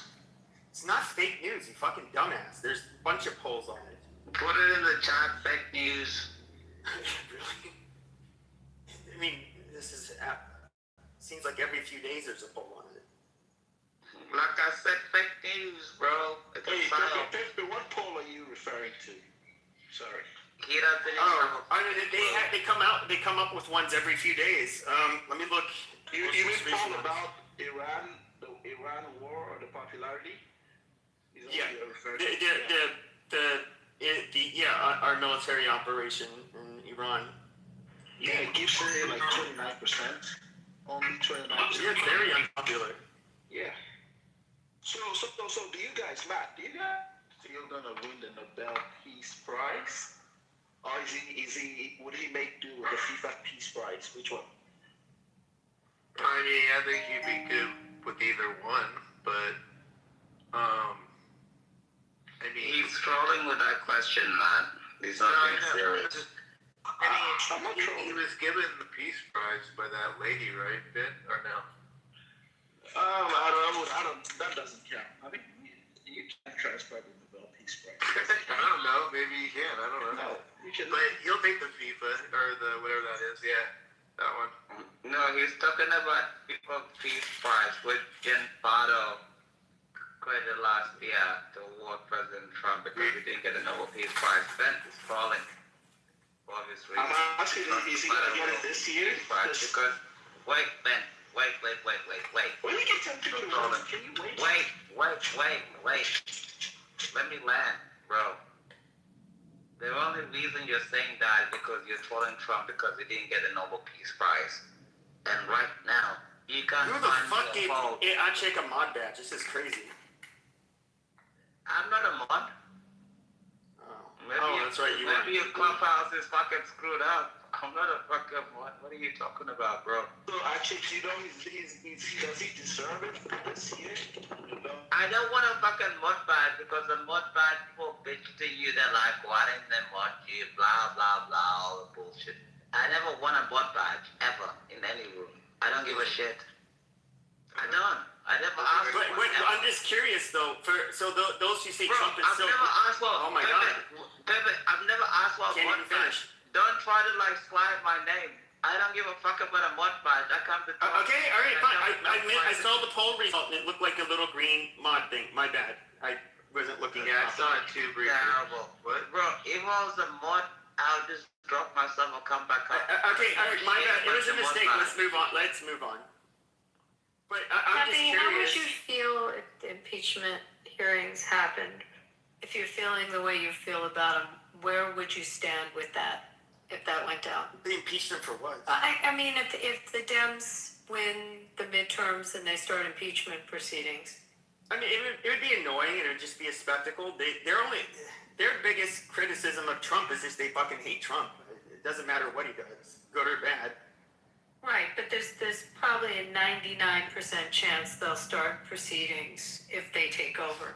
So I was just curious with the people that are kind of feeling down, if you would stand by him if... I think maybe he deserves a tarnished legacy, and every time people see Trump, they think of what a fuck-up president he was. It's probably well-earned. So you would support the Dems on that? I wouldn't support it. I would just say he dug his own grave. I mean, he could... And it might be that Republicans need to fucking lose and, like, really... I don't know what it is. It's just the shit that Trump promised. I feel like, and what he's been saying since before 2016, it's a lot of the shit, especially this thing with Iran, which is like what a lot of us were focused on beforehand. Before he, after he got, became president. Like we were hoping he wasn't going to do it. But it's even the tariff shit. I don't even what the fuck stupid games he's playing. There's just a lot of shit that just seemed unnecessary. Even the removal of immigrants. It was just such a.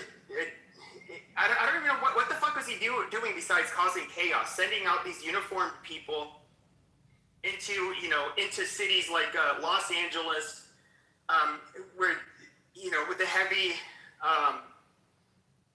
Basically, they're antagonizing the community. It's like, why didn't you just focus on efficiently doing your fucking job instead of putting on a show of force? And he's barely removed that many people. Maybe because he doesn't know how to do the job. I mean, I think that's a simple answer. He doesn't know. I mean, he cares more about his ballroom that he's built. I mean, the thing that Bro, what the fuck do you know he cares more about you? it's Motherfucker, shut the fuck up. Okay, I'm tired okay, of listening to you, dumbass. Let's listen. How about we listen to what he said? Telling me about our I mean, Ben, the fact that you're still here in America means that he's failed. So, you know. Right? So here's the thing. Trump said that we're going to probably be done in 2 weeks or so, right? They just hit a massive freaking munitions bunker, blew that up. And he just said tonight, or earlier today, that we're having great negotiations with the people we're speaking with, and there's a regime change. So whoever he's been talking to is going probably why this thing is going to wind down. And I hope he does have something like that lined up. I hope that the Iranian people can then have elections and have their freedom, and women can go back to school and do their thing and not wear the jihad, all the other stuff. I hope all that happens, because you know what? If he's saying that what he said today and it's true, there's a whole lot of people on this app and across the freaking other party that are going to have to eat crow. Now, if he doesn't get things done, I'll say, you failed. Because guess what? You wouldn't. No, you Even wouldn't. people. No, you wouldn't. Yeah, because you're a fucking idiot. Dude. Shut up. Can I ask you a question? The fact is if he fails, he pulls out without eliminating their threat. He failed. What Pepe was just saying, I just want to run something by you. Maybe I'm crazy, but let's say there's a support and there's Republicans that decide that they want to support impeachment, and and Congress has turned, and not just obviously you need the Senate to convict, but what if they impeach him and Vance and go after both of them and charges against both? The next in line to run the country is the Speaker of the House. Which would be a Dem at that point? Tell me, Yeah, Matt, just how that would fly? yeah, it's Hakeem Jeffries in line. He would be our president, correct? Yeah, and I don't think you're going to have the Republicans do that now, how extreme Jeffries is. So. Well, but what if they, I mean, it would be a question. There's only a few Republicans that will push back against Trump, and I don't even think they're dumb enough to do that. Do you understand? This is basically what I just laid out. There's a potential that something like that could happen. It could, but I mean, I can't help if Trump does unpopular shit. I mean, that's like, what can I do about that? I don't even know, how do you impeach Vance, though? Like, you do the same procedure? I guess it would be the same procedure, right? No? Back impeachment? Well, What grounds are you got rid of Agnew. Agnew just resigned, right? And Nixon appointed someone else. He just moved on. Yeah. He just moved on. I mean, to my knowledge, I don't know of another VP, but I would think there is the same procedure, because remember they wanted to impeach Mayorkas. I mean, they wanted to impeach people in the cabinet. So I don't know. Constitutionally, I don't know the answer, other than the third in line is the Speaker of the House, who would change and would be Jeffries. Well, I mean, assuming he won. I think one of the biggest travesties is that there's perhaps if there's going to be an actual regime change, which I'm going to say I think that sounds like 99% bullshit to me. I guess he would have redeemed himself. Other than that, I really feel sorry for JD Vance and Marco Rubio that they got. That their name would have been dragged through the mud with Trump, and you can tell like Vance has been really fucking quiet since this started. I do think that there's been what's been speculated for months is that a lot of the infighting you've seen on the right, what it ultimately has to do with is JD Vance. They do not want him to be the they don't want him to be like the front runner for the presidency in 2028. Right, Pepe, but if they're gonna allegations, they're gonna go after the administration, including Vance. I mean, there's besides all the personal dealings, that they'll claim with Trump and his family and not creating the Chinese wall there, they're gonna go after acts of the administration. So I don't know. I'm just throwing that out as a crazy possibility. I hear you, but just think about the fallout from that. I shot you a message. This was about You can read that. It's a piece on the special forces. What one of them said, validated through a few people that I know that were the same as he was, and said it's an absolute truth. And you can go ahead and read it. And that's the way they feel about what you're just talking about. So, not a good sign for anybody that. What were they saying?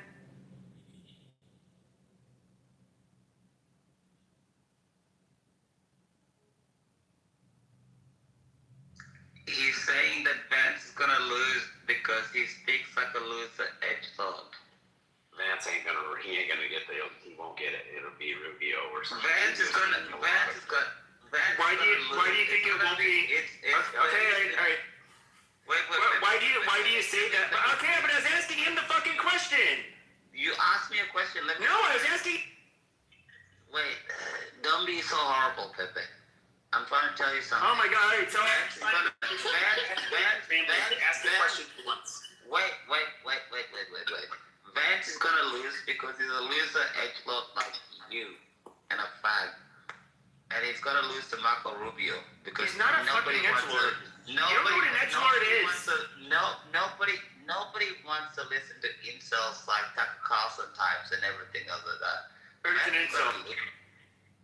How many hundreds of millions does he have, or is he gonna forget? He's not a bad-looking guy, I wouldn't think. He's got the celebrity part down. I'm pretty sure he can get. I don't think that's his problem. Yeah, I said edgelord. That's not what an edgelord is. An edgelord.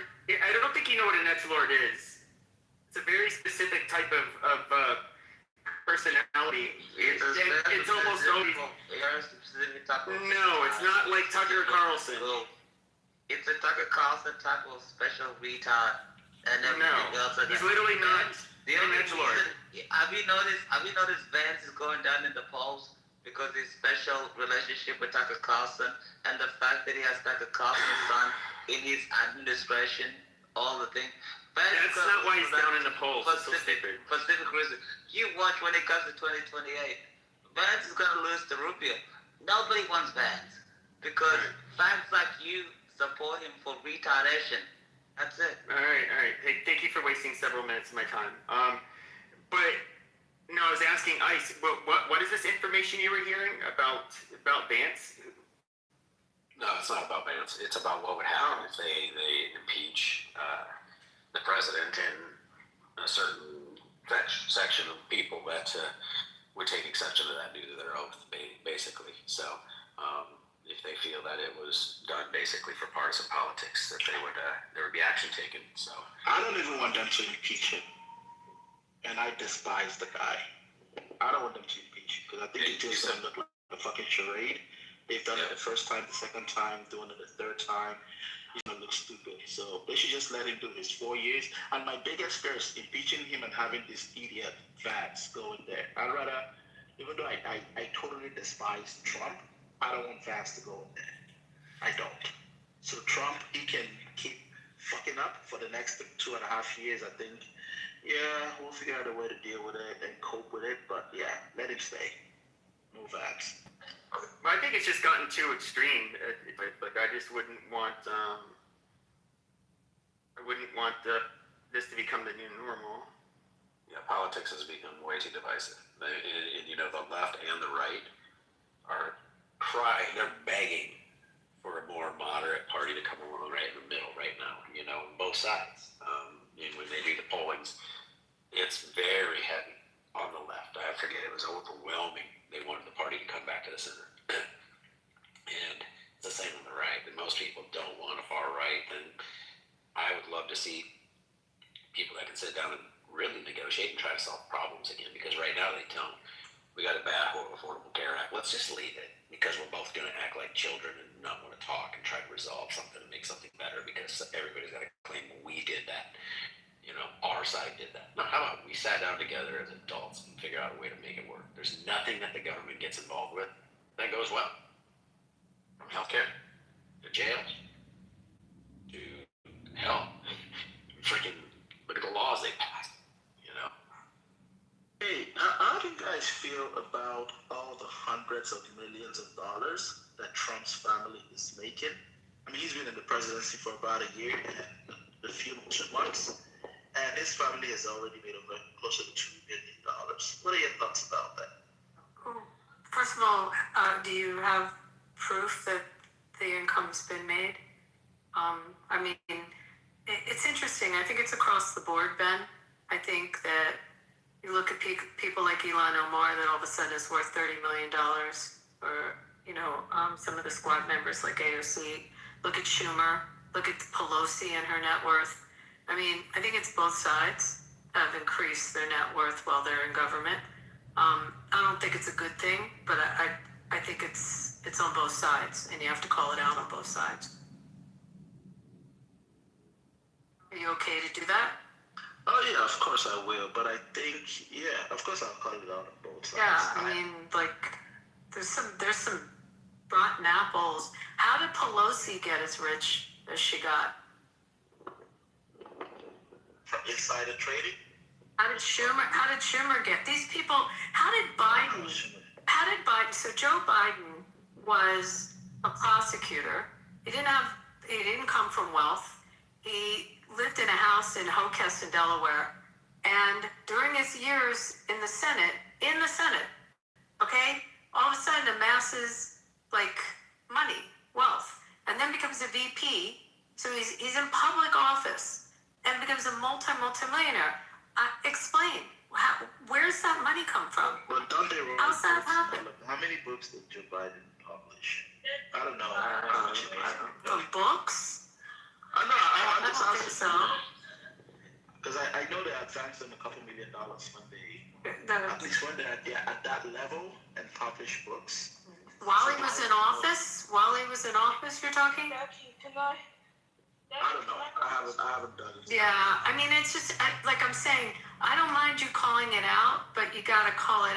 It's like a virus throughout government, and definitely on the legislative side. But He sold the rights to a feature memoir for $10 million. That's a fancy way of saying here's some cash for something.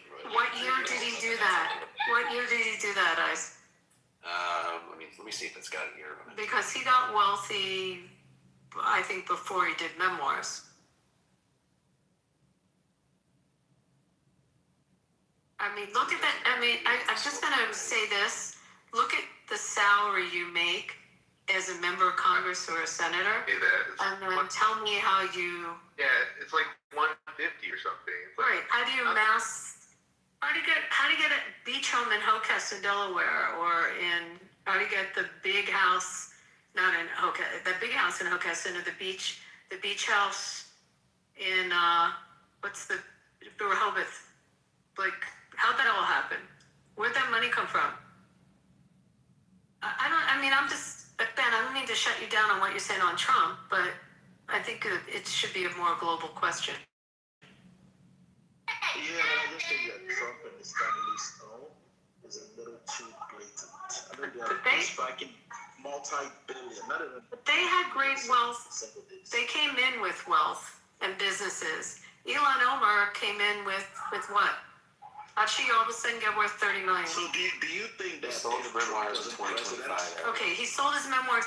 He had wealth beyond $10 million before 2025. That's my point. Where'd it come from? Are you talking for Biden? Biden? For Biden. I don't know. I mean, I think Ice just said that he... That's 2025, Ben. 2025, he made the money. He had his beach house in Rehoboth and his big house in Hocus way before 2025. The salary of a U.S. senator all those years, I mean, add it up. If he was in private practice at a decent firm in Delaware, it'd be a shit ton more than that. Abby, do you know if can the kids of the president make money? I mean, I don't even know how that works. They have a Chinese wall that he has to separate himself from the investments and from the company, but they can make money. I mean, you can make the Hunter Biden argument that. Exactly. So I don't think Trump directly making money. I don't think you can link that to him in any form. I mean, I don't know where you can find it, I guess, but now his kids are definitely making money, and that's not illegal. I mean, they can do that. But you guys crucified Hunter Biden for making a couple, is it hundreds of thousands of dollars and tens of thousands? His son, Don Jr., he partnered or he invested in a drone company, which at the time he invested in the drone company was valued at $200 million. Then, some way, he was able to get a $600 million contract with the federal government. Now, the drone company is valued at $2 billion. His son is invested in Kalshi and advising Polymarket. They're building like hotels and for example, Jared. You know, the funny thing is, you can't prove it. The funny thing is, you can't prove it. That's why you make it lie. No, but the thing is, you can't prove it because I've heard this. Donald Trump is not invested in a drone company. It's not the first time. It's not the first time I've heard this before. The funny thing is, you can't prove it. You can't fucking prove it. You just lie and lie and lie. Where is he from? You're like a Palestinian. Okay. Can you not shut up? You can't prove it. You just lie and lie and lie. You expect people to say. You can't prove it. Just put it in the chat. Have a girlfriend? Can you go stay with your girlfriend or something like that? Please. Okay. Bro, get the fuck out with your thing and go talk what you want to do. But you can't prove it. You just lie and lie and lie. Put it. It's not true. It's fake news. It's false. For $5 billion to invest in his funds. So fake news. So in his defense, when he's talking about Trump and the money that they've made in office, so Trump was inaugurated on January the 20th. Let me see. So it looks like Trump did launch a meme coin. No, not 2020.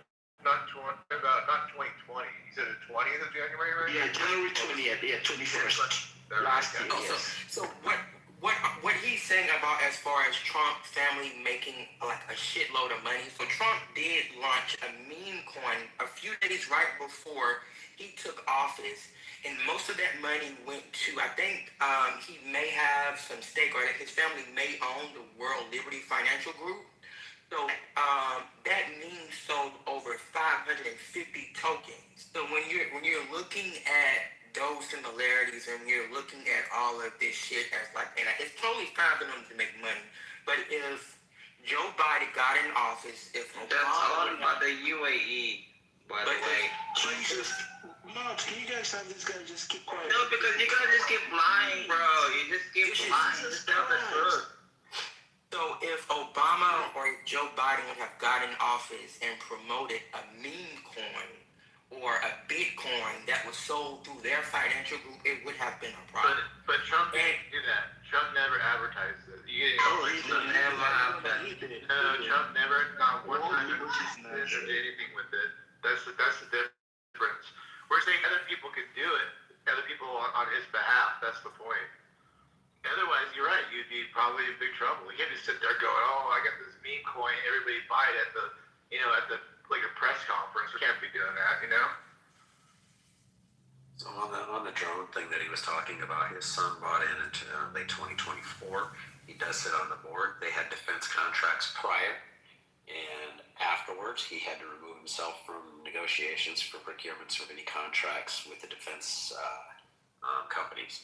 So that's where it's at. So they had to go in and bid and try to get it with negotiations without Donald Trump Jr. being involved. And people could say, well, he still gets the influence because he's there. Well, okay, let's see it. You know, hey, I'm all with everybody. I didn't think Kristi Noem should have been paying herself for being the damn DHS ad. I get that people pay themselves all the time for being and stuff like that, but in my opinion, there was things she did I didn't agree with. You don't give it to somebody just because you worked with them. You're helping a startup company that you worked with before because you worked with them in South Dakota. You say, okay, well, I'd love to, but you got to be there. You know, I'm not going to give you their price, but you got to be cheaper than them. Then I would have been fine with it.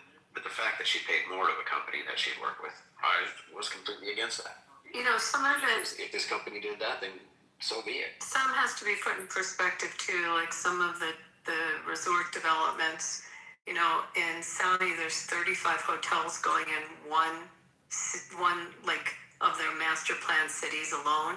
And there's like every major hotel chain and developers going in doing golf courses and doing, different resort developments from Ritz-Carlton and Hilton and like some of the companies out of Europe, big European hotel chains, the Four Seasons Peninsula, and just go through them. So for him to do a resort project there where many companies are going in, like everyone wants to single it out. Oh my God, they're doing business in the KSA, but so's everybody else. So, at what point does his hotel company that his kids run have to not do business around the world because every country they work in could be construed that he has a relationship with them? I mean, Yeah. it's just... Yep. I mean, in an ideal world, I agree. I don't think families should be profiting at this point. They're there to serve at the pleasure of the people, really, at this point. And call it a day. I agree. But, yeah. But the whole family isn't there to serve. But I don't think that they should be allowed to invest into certain things. Once you're in, once they're there, let's just say once Donald Trump is elected, they should. This goes back for me. I've held this line for decades. If you're elected, you, your immediate family, and people who are close to you, which they can monitor all that, should not be making suspicious investments in defense companies. Sorry, it's a no. You have a relationship with this person, you could have inside information. Sorry, it sucks to be you, but you can't invest in these deals because they're your friend, your brother, your son, your daughter, your uncle is voting on a contract for NVIDIA to get government grants or whatever it is, So to me, no, they shouldn't be allowed. He shouldn't be. Nobody in Congress, nobody in politics should be. Anybody that has inside information, hell, Martha Stewart went to freaking jail for it. Let's be real. And then you have politicians who we should hold to a higher standard in that regard. But instead, if you look at their path too, they've always made money. But if you look in the last decade, the level of money they made has gone up as just astronomically. Through COVID was ridiculous.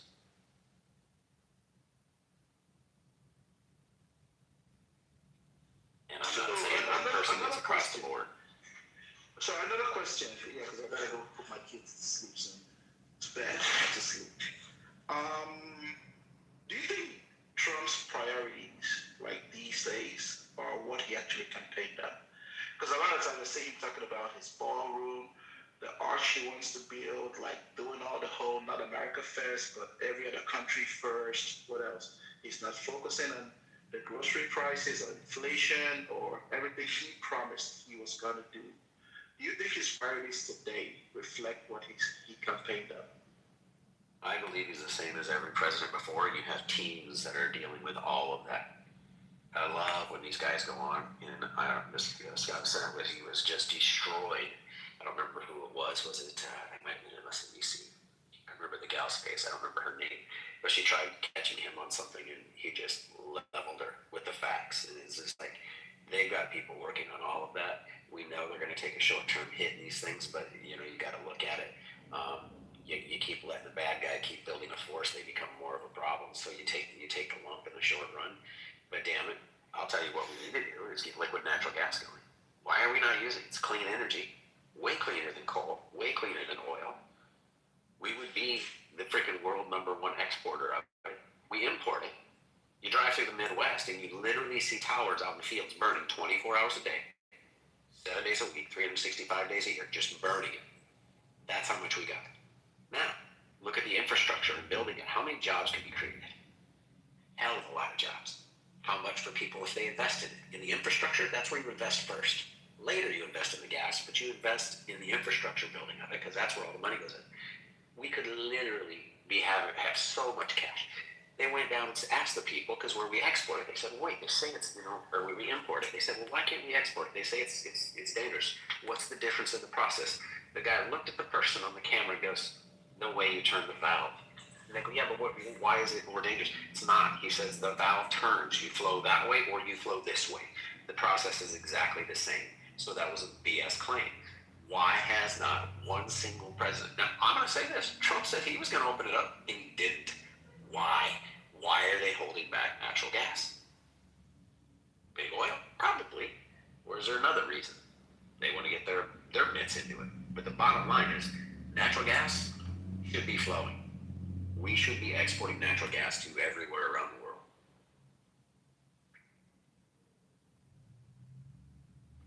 Point being, where do you think prices would be if we had stuff like that to help?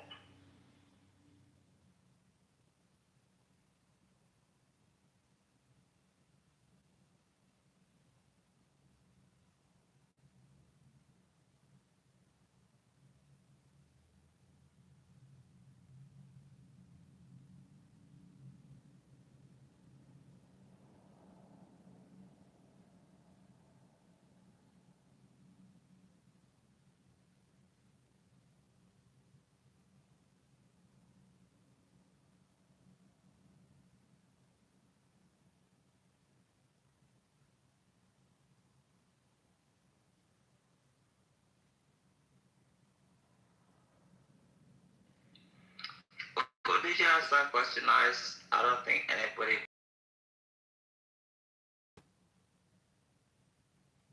Sorry, what was that? I didn't hear you. I said I didn't even know who you asked that question. My biggest concern is I just want this Iranian to go. It's been here for 47 years. It's terrible. I mean, I can look like people. My friends in the United States are like, oh, gas prices are like $4 in like California, but in Brisbane in Australia at the moment, it's like $9. It's double. You know what I mean? So people in California are bitching about $4 and it's $9 here. So it's like, what the fuck? You know what I mean? Yeah, like in Europe, they pay by the liter and it's expensive, yeah. Yeah, like a gallon. A gallon in Brisbane, Australia at the moment, it's $9. Tomorrow it's gonna be $9.80 US dollars a gallon. So it's like, oh well, yeah, it's so terrible. Everything is just so fucked up and everything else like that. But we're just like, bro, you gotta get rid of these terrible terrorist people. These people are sick people. They've been there for so long. So it's like, when people are just like, oh, they're just like, oh, $4 a gallon is so bad. And I just look at my phone like crying. I'm just like, I wish mine was $4 fucking a gallon. You know what I mean? But it's like $9 a gallon. So what the fuck am I supposed to do? I thought, tell me. So like these people, they don't even know what they're talking about, man. You know? And the wages are not so different between the US and Australia. It's not so much different. So they're like, oh, $5, $6, terrible. And I'm like, I'm at $9, soon I'm gonna be at $10 a gallon. I'm saying it in American terms because that's how, you know, I won't say liters because then you won't get it. But that's dealing with. So what the hell are we supposed to do about it? We want people to go away. I don't give a shit. If I have to pay $13 a gallon to get rid of the Islamic Republic, I'm gonna pay $13, $14, $15.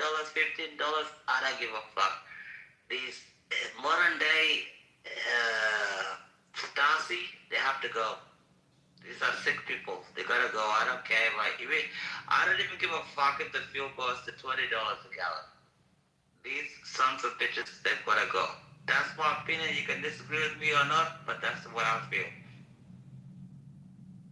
No, I'm in agreement. I think we got to get the tyrannical.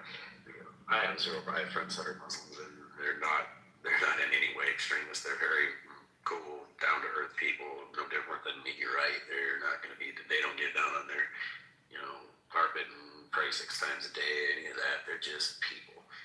Now the extremists, they're the problem, and they are a small percentage of it.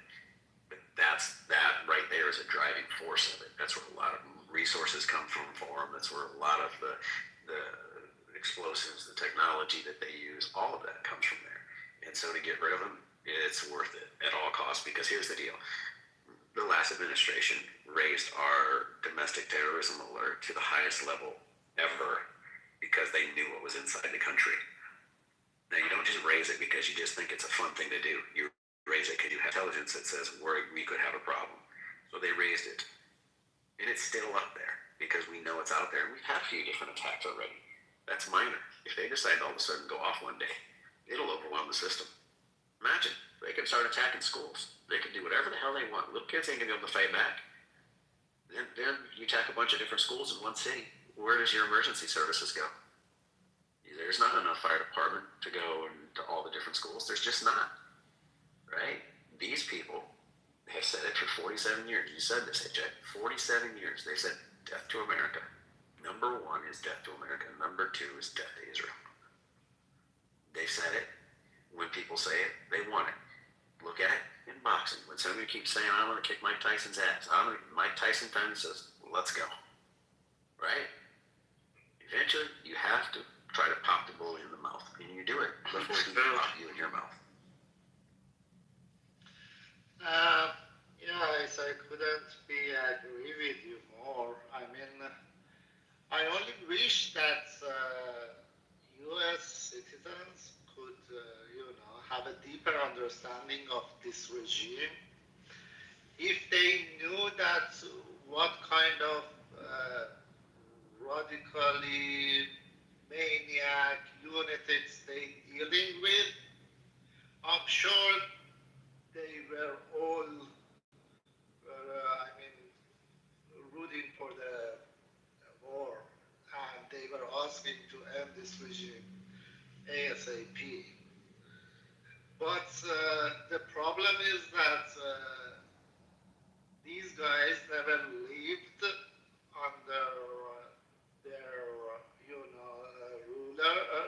rulership, and they never lived in Iran, and they don't understand that what his ideologic regime is like, and when they say death to America, death to Israel, it is not just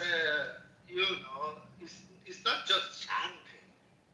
They are actually practicing it. That's their wish for the last few decades. They've been preparing for this. They put a clock on the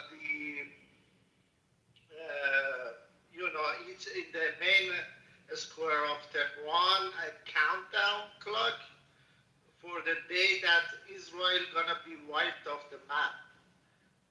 And practicing it, they like funding all the projects, spreading all their terrorist organization bullshit and everything all over the world and all over the region. So this is something that they need to understand, and and they should know that they are not just.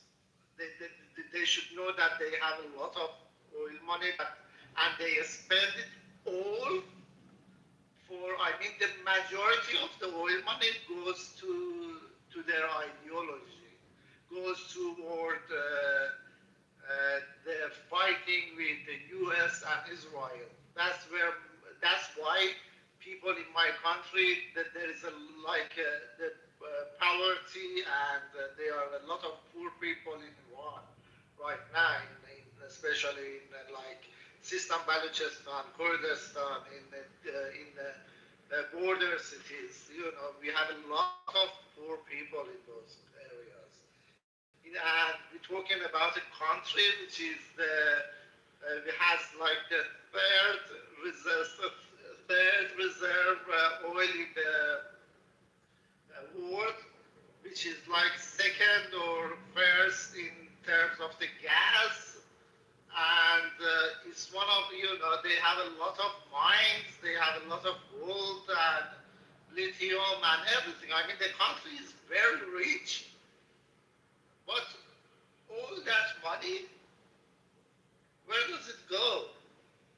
It goes for the good of Iranian people. It all goes to the they dream is. What is this radical, main lunatic IRGC and the regime ideology? That's where all the money goes to. They don't even care about their own people. They are recruiting kids right now. They're recruiting 12 years old for IRGC so they can be in the streets. And if there was a boots on the ground or a ground invasion, they can, use them to fight against US, or even if there was like a call for Iranian people to come to the streets, they can use those kids to shoot at people.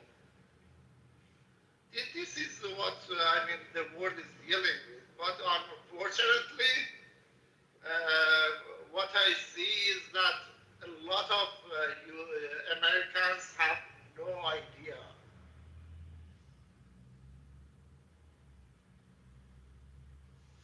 No, I agree with you. I happened to be living in Europe at the time when we had a conflict going back and forth with Libya. I literally had to run from my home because of a bomb threat. And I'll tell you, that's the one thing that I've always feared coming to our soil here. People have lived over in the Middle East have lived through chaos for a lifetime. It's just almost normal. I'm not saying it's not scary, but it's different when it happens the very first time. It's damn scary. And I don't want it here. The ideology is very scary, and it's here. And the sad thing is, we can't sit and dwell on it. We got to enjoy our lives. But the only time, I don't know how you say it, if it's Dana or Dana, but when it strikes and it hits home is the only time that it's going to make any sense to anybody. And then the question is going to be this, and you tell me if you think I'm wrong, but the question is going to be like, well, why didn't we prevent this? Why didn't we stop this? Exactly. We should have what? Japan? Don't look how many Muslims are allowed in Japan. And when they are, well, they're watched very, very closely. They won't do it because people are fucking cowards. The politicians care, like if you look in Europe, right. They care more about not being considered Islamophobic and, they care more about the votes of a bunch of, terrorist, baby makers. And it's fucking disgusting, really. And people are too comfortable, too, in general. I mean, if there was, like, a scarcity of resources, then people behave way differently. But Pepe, there is a scarcity of resources. This is why rents skyrocketed. Down here, I know what. When I say paying. No, I get what you're saying, but in other words, people would have to be made to feel very uncomfortable. And in other words, it hurts. That's like the level. Having to have roommates and deal with a bunch of other shit and not being able to own a home, all of that sucks. But it's not. It's not something that's gonna make you like hurt, like in day to day. That is that kind of shit where people really fighting to start. Yeah. I've had friends that came from Bosnia and they were just young kids. I didn't believe it. Talked to one of their parents, 8 years old. My friend had to strap up and freaking fight a war. I was like, I didn't believe it. I didn't tell him I didn't believe him. I never did. But hearing his parents talk about it, can you imagine what that had to feel like? To be a mom and know that your kids they gotta go. Why? Yeah, they're gonna die one way or the other. Might as well die fighting, right? It's crazy to me that we are so sheltered from all of that in this world. 12-year-olds in Iran. 12. The 12-year-olds here, they're on their freaking PlayStation, That's it. Their cell phone. They would know the first damn thing about strapping up and going and trying to be a security force.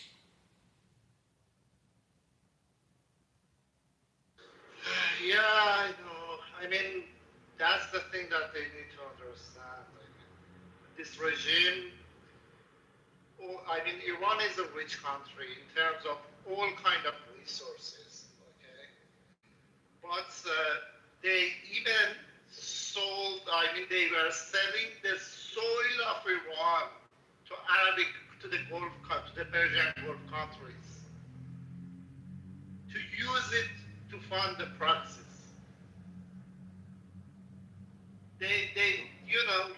All the resources in the country, they look at it as a source of funds for the proxies and for the fight against the U.S. and Israel. That's the way they look at Iran. That's why whenever I speak, I say the regime, Iran is an occupied country. The Islamic regime occupied Iran and took the Iranians as hostages. Where are you from, if you mind me asking? From Iran. I just left last year. I lived in Iran for 40 years. I worked for more than a decade in Iran. I worked with the government and in different institutes, but then I was like, the system was so corrupted, I couldn't take it anymore. Yeah. So now I was watching, and I don't remember if it was, I flipped back and forth between multiple stations, but I believe it was on CNN. They had somebody that was hit from a bomb in a hospital that they were talking to over there, Iranian, and they were saying that it was worth it if they can gain their freedom, right? And that they didn't want to see America stop. They wanted to see the regime change. Now, is that a one-off, or do you believe that that's a more common approach? I saw another one where they talked to a gentleman in his car and they blacked him out and changed his voice for obvious reasons because he was there. He like out his window, you could see where they were striking, and so it wasn't like BS. He's like, no, I'm right here. But is that the one-off, or is that more common? That's more common. I mean, my own brother he's in Iran, and he told me that every time that we hear the bombs and stuff, it's very scary at first, but then after a few seconds, we start like cheering, like, oh, thanks God, one more motherfucker is gone. That's the way they look at it, because they're attacking IRGC bases and the checkpoints and stuff like that. So when they hear those sounds and stuff, they at first, of course, it's a natural, human behavior that, be scared. They are the same as well. But then after like a few seconds, he told me like every single time after a few seconds, we are chanting, we are cheering, and we are happy that, okay, thanks God, the war is not stopped, and they still hitting these bastards. That's the thing. I mean, my wife's brother also, he lives in Tehran. He says the same thing. I spoke with a couple of friends back home. They have the same, idea as well. They also have the same thing. So most of the people that I speak to in Iran, they are, cheering for the war, and they are hoping that this war will, have at the end, they're hoping that it will result in toppling the regime, and they don't have to be dealing with this IRGC and the Islamic regime anymore. So that's their hope. That's everyone. That's the majority of the Iranian people's hope right now. Yeah, I spoke with a gentleman, but he was a linguist for the Marines in Iraq, and I just asked him a couple honest questions. I said, I don't want any politics thing. I'm not going to tell you what side I feel. I just want to know your opinion as in Iraqi, what you thought. They loved it. They loved that we came in. They wish we would have never left the first time. They had family members that got killed. We came out and celebrated. Now, their relatives, he said, didn't get hung in the streets like some of them did. But he said some of them, one of their family members said that they all came out to cheer as American troops rolled through, and some of their friends were hung from light posts. When they came back, the forces saw it, and he's like, no, it was true. But he's, for him, it took 7 years push to get him and his family out. And it was another friend who broke it down to me and said, "Oh, next time you say about his dad." Well, his dad evidently was the one who told us he's in that foxhole over there. So he said for all of those years, they feared they would find out and kill their, because they would have killed the entire family, you know, because there were still people there who were part of that regime who were held allegiance to with him. So they feared for that until they finally got him out. And they said that it was because they had to, verify this. These guys told you where this man was. Get him out. I don't care if you got to send them to get him out. It's better than being there, you know. But just to me, it's amazing that we can use these people for the positions we do, and then we don't get them out when we need to. You know, when we leave. Yeah, I mean, we have the same situation in Iran right now as well. I mean, as I told you, the internet is cut off for more than, since the first day of the war, they cut off the internet. And it's been more than 30 days that the internet's been cut off. What kind of, what kind of government does that to its own people?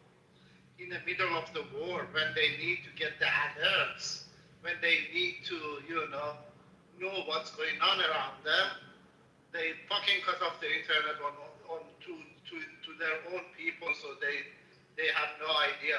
I mean, if, for example, if you go to the older generation, like my parents or, those one who, because the young generation right now, it's very hard. It's either they have to pay for a very old price and VPNs that they use to, bypass the filtering in Iran for the internet.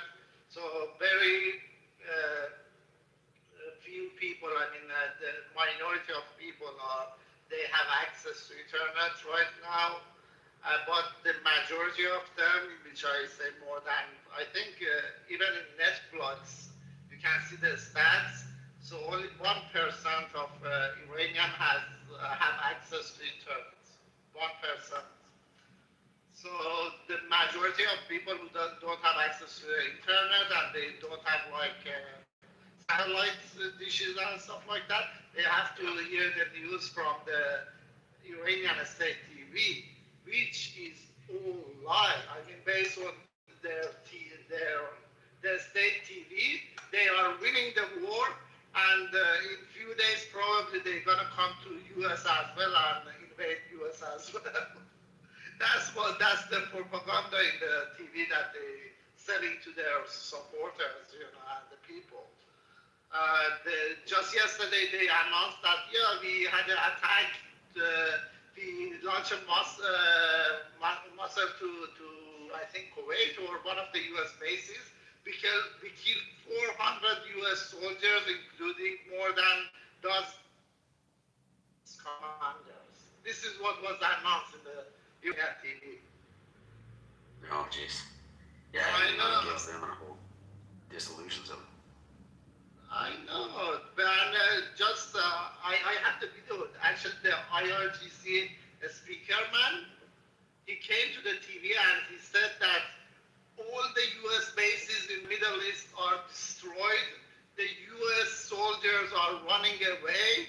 Please send us if you in this region in the Middle East, anyone knows where the U.S. soldiers are hiding or where they ran away to, just send us their coordinates so we can, shoot them.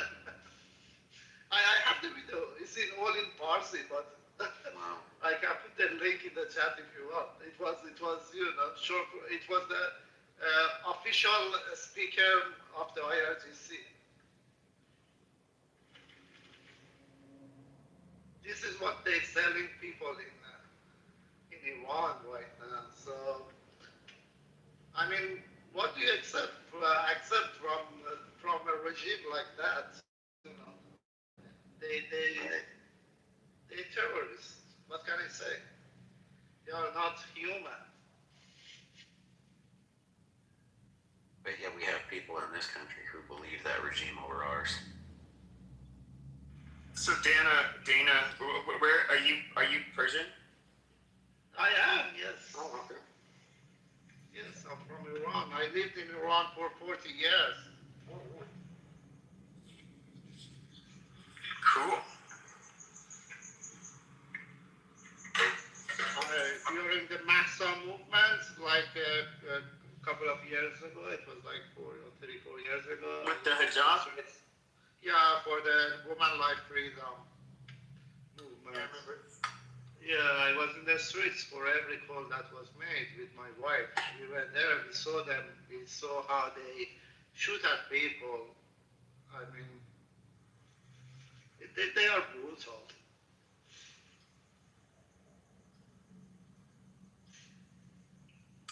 Do you think that I saw? I can't tell if it's propaganda or not, but I did see that like these a bunch of Chechens are supposedly like gonna help. They're gonna fight for Iran, and they're gonna, I guess, like going there. I don't know if that's true. I heard that, but what I heard was that they said we are willing to come, but we have no confirmation that they've been deployed. So, but I know that from Iraq, around like 200K Hashdu Shabi, they came already to Iran like a couple of days ago, and I think Israel also attacked their camp as well in Iran. So I hope they are all dead.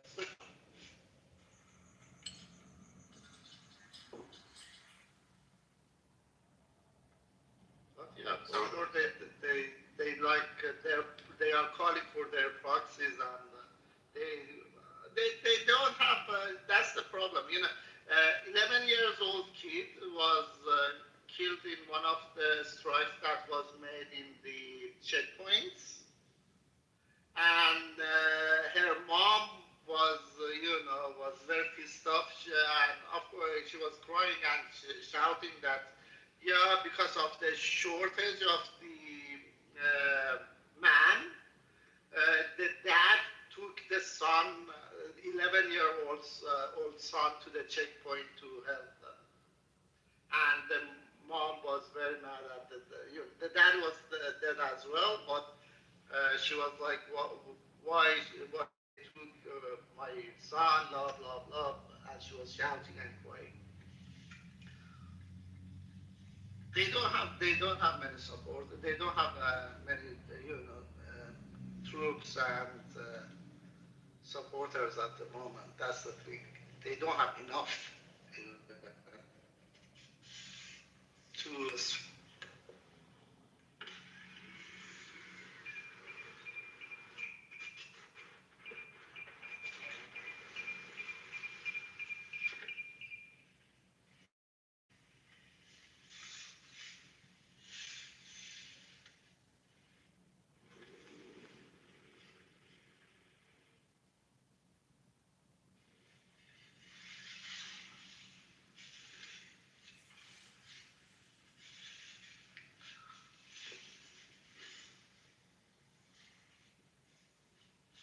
I mean, I hope the war ends in a way that it's good for everyone. I mean, for the U.S., for Israel, and for Iranian people. I hope it ends that way. Because for sure,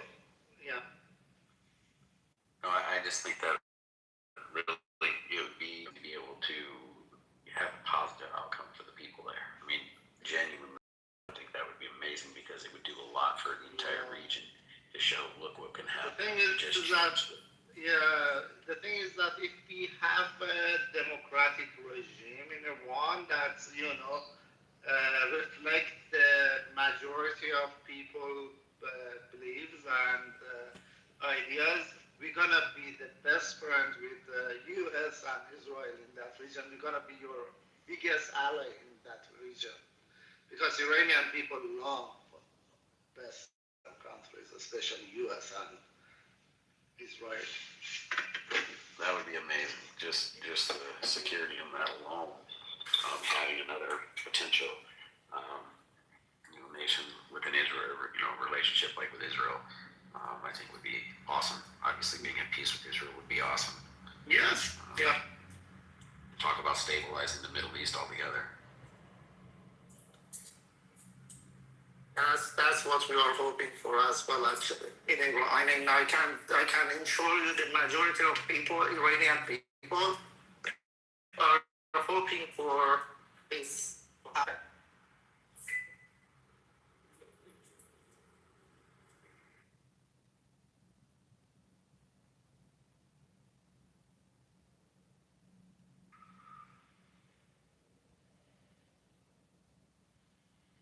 Hello? Anybody hear me? Yeah, I'm just like music shit in the background, so I like My phone. my studio headphones on. Well, I reached 24 hours again. As of 7 o'clock right now. Very nice. So another 24-hour room. And Man, fucking running room sucks, dude. Dude, it's just hard. Reach your phone all day. It's hard, man. Like, it's hard. I don't know. But, we lost Beaver, one fatality. So, I don't know what to say about that. So weird. I don't think he even... What did he even say? I don't know. Well, he got into it with, Monica, a little bit early in the morning. That was it. I don't know what else. What do you guys mean clipped or you lost? Account got suspended. Suspended, yeah. I mean, you can't log in. Okay, guys, thank you for having me, guys. I have to go. God bless America and God bless American soldiers. I hope all the best at the end of this war for everyone. All right, Dana. See you around. So that's me and Mr. Matt and Mr. Ice and Pepe for the weekend, y'all. Yeah. Can't get rid of the stupid phone thing. Ugh. So is Artemis going off today or tomorrow? To the moon. I don't even know. When are we going to the moon? Yeah, they're supposed to be launching to go around the moon. They're gonna go do some tests to, suppose the way it's set, want to make sure their bodies can take it. And I was like, didn't they take it back in the late 1960s and early 70s? But yeah, they're supposedly taking off. What's going on, Mr. Resistance? Oh, he must have left.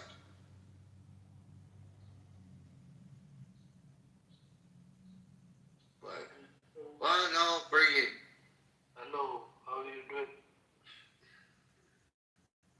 Back 1 second. Where did Resistance go? I saw him pop up. Hello.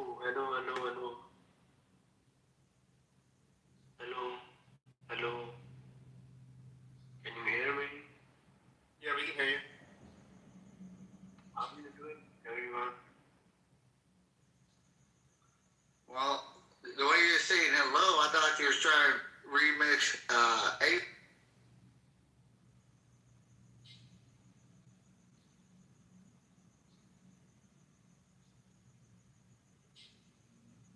How are you doing, everyone? Can you hear me clearly? Yeah. Yep.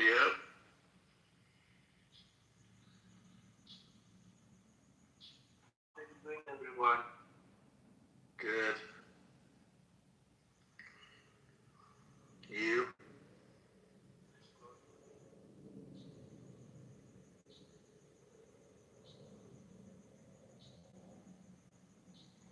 And I just want to commend you. It was God tier troll. Who? Could be me for what? I wanted to commend Anne for her God tier troll. Here's Matt. Matt, I was gonna tell you, I want you two homeless people fucking fight right now. That's awesome. Give him money, Steppy. Give him money. I wish we could see it on video. Both fights. Like it's like, I don't know, it's like a crackhead versus a fucking meth head. I'm kind of decided on like casually dropping a baseball bat to kind of see who's really gangster. Wait, one's black and one's white? They're both white. Oh, you said crackhead method. Yeah, well, I mean, crackhead and meth. They're both fucking white. I just want to see who has the inner gangster. I might drop a baseball bat. And $20.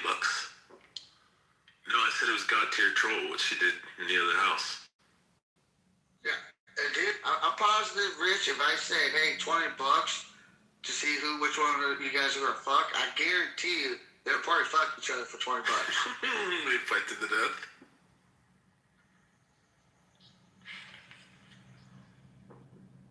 Sounds like Phoenix.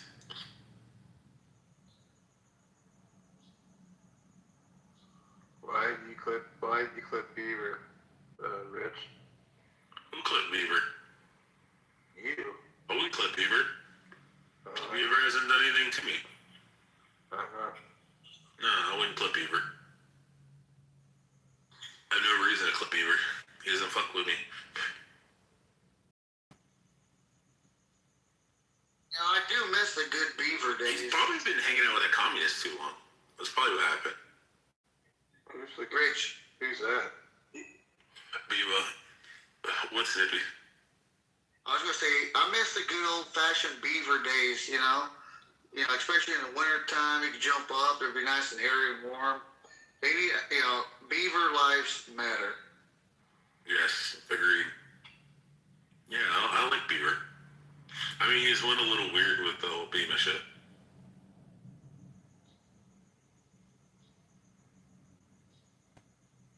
So who do you think did it? Uh-huh.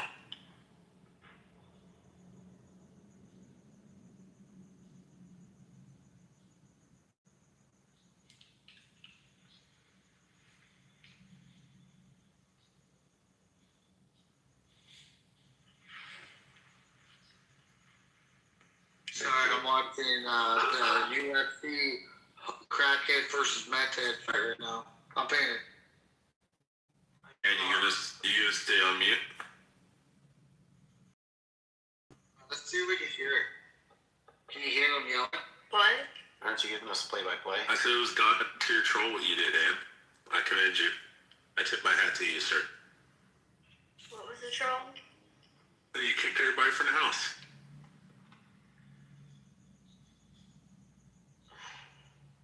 I did not do that. Who did? Baby? It gets better. The plot thickens. Wait, how was he able to do that? I have a new house named after me. It's called Make Matt Cool Homeless Again. I don't know if you guys saw it. No, not yet. The BB started it. Seriously? I asked him earlier, I was like, since you're not in the fucking President Trump house, why don't you just fess up to what you did with making me a mod? And he's like, bro, can we just fucking move on?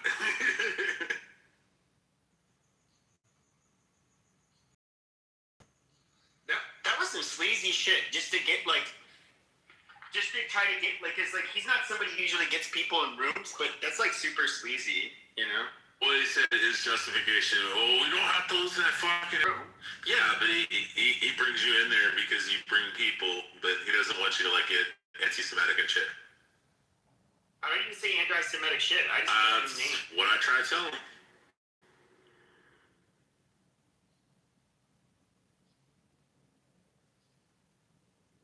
Yeah, I try to get him to fess up. Yeah, I don't know what just happened. Check PTR. Check PTR. That's what I'm I up think against. that it's wild that after everything, he was like, what, I did it for all the women that are mistreated, and I'm pro women, and women shouldn't be talked to like that. When he calls them bitches and whores. You guys should be thanking me. And he was calling Stinny a fucking whore and all kinds of... Yeah, we got say it right, Steiny. He was calling Stinny a bunch of names yesterday and kicked her out. And I'm like, so what makes you think that that you have the right to like take over someone else's house. And Bro, he blamed it on you, Ed. He also said I talked shit about Monica. I never did anything of the sort. That would have been deserving. No, but I don't do that, so.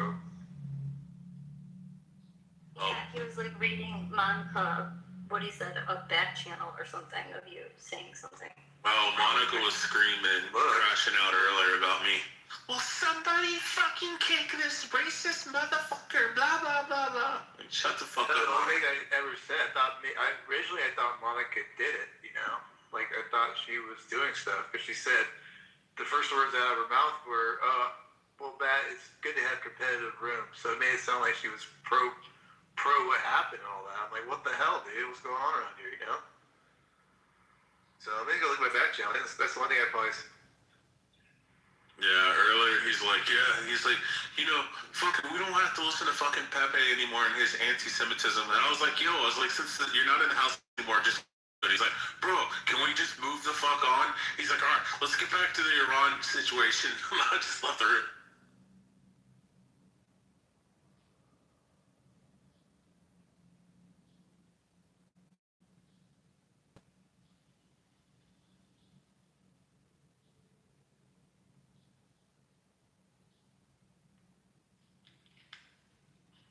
Who's Jennifer?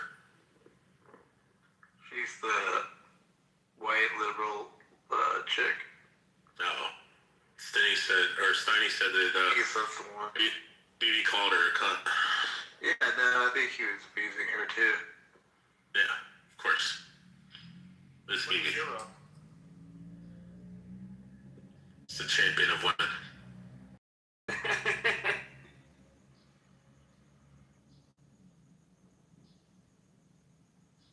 People are so fucking retarded on this app. I agree. Matt was being faggot earlier. There was all gripers on stage and he wouldn't let me up. Was it? He couldn't interrupt me. No, it was the gripers that was interrupting. What I think is funny is do you remember how everybody would have like fake outrage about shit? But it's just like these, like a lot of the people on this app are like the sleaziest pieces of shit that would like do and say the worst things. I don't know. You can take people like on here. There's like the people you know, and you can take, you can have normal conversations with them. And then there's people here that's like I know that they joke around or that they're just like slimy pieces of shit, and so I'll troll them. I mean, why not?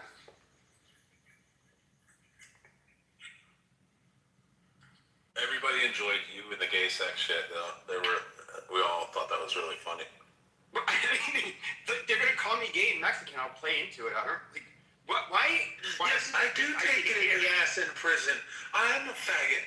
I do suck dick. My butthole looks like a fucking grapefruit. I was like, what the fuck? Yeah, I pretty much did. It's like, fine, I'll be a fucking, like, whatever you say. Fine. The only reason, in like when you troll like that, it's just like, so if they give you, if they call you those names and you like completely own it, it's just like, what else can they attack you with? Like, nothing. Yeah, that's a psych thing from chillism. When they're like, bro, you're a faggot. And he's like, I am a faggot. I do suck dick. What about it now, motherfucker? They don't know where to go from it. He's like, I do love sucking dick. I will suck your dick.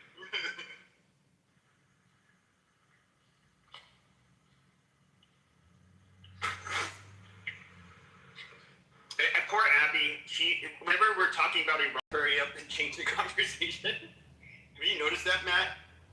Oh yeah, it's such a try to switch the topic. She's like, well, what about the baseball? She's like, baseball. I was literally just gonna say that. She's like, well, how's baseball doing? Like, it's the funniest thing. And like nobody switches you. I feel bad for her because I'm a right winger, but she's like, Zionist, and so she's like trying to get along, but she doesn't want to hear it. Totally. She comes in at really bad. Mostly because it's 24. It's what? I say because it's 24/7. But that's what most of the rooms are about. In the hallway. Yeah. Did he go over to Adams' house today, Rich? Yeah, and he wasn't kicking me. And then he mentioned it publicly. He's like, well, Rich, you haven't been kicked from this room. You haven't been moved down the audience. I'm like, yeah, it's really fucking different. I said, since you used to fucking block every one of my accounts and kick me from the room constantly. And he's like, well, we don't do that here, Rich. I'm like, you're fucking loud. We don't do that here. Yeah, I know when it's Matt and fucking Adams modding and I get kicked from the room, it's probably Adams. It's not even yeah. That's how I kept testing it. I would intentionally wait until somebody like BB, even when BB and I were having our shit, I would wait till BB would leave the room and it would be like you, Adams, and BB on stage. And then BB would leave, and then I come up on stage and I magically get kicked. And I'm like, okay, now I narrowed it down to Adams. Well, I would get the DM, like, he's like, Rich is on stage, I'm going to kick him. I'm like, what? Maybe too late. I've never really had an issue with anybody. I mean, like, the only one that I get really good at, there was this kid on Rico earlier, who just popped in every time. Yeah, it's waiting. It's just like, shut up, stop being an idiot, like, that just annoys me. And then, like Ben he'll come on, he's just so anti-Trump that you can't even he's just like, you're just a Trumper. No, as a matter of fact, like I said, if he pulls out and he doesn't do what he needs to get done, I'm not going to be supportive of that, not at all, so it's like, I'm not one who's just all going to jump in on one side. I'm not that guy, but I am conservative in a lot of my views, and I just firmly believe in him. But like, man, what I like is like him comes on and then they come out with some theory today when he was saying that Trump is mentioned 1 million times. Yeah, Raskin and two Democrats said that. Okay, but and then I posed it to him. I said, okay, so there's millions of mentions, and there's all this evidence of him raping children, like you keep saying. Why didn't the DOJ charge him? Why didn't they? There's not one charge from that list, and they had it for 4 years. And then they want to say he's trying to hide his name. Like the Democrats don't know it's on there, Okay, so when they get into that stuff, I just get annoyed right away because it's like, stop being an idiot. Like at some point, you got to realize the reality of it all. Well, I think it was like a month ago. I was in chillism, and I got there miraculously, and someone was talking about something about Trump fucking caught sucking dick or whatever. I mean, I jumped in. I was like, Trump party 1,000. I was like, if it's true, the motherfucker probably, got the best one. And they were like, what? You fucking hate Trump? And bro, I got kicked in the fucking hallway. I was like, dude, they're just dropping the N-word and freaking and all this racial shit. I jumped in with a joke, and next thing you know, I got kicked the fuck out.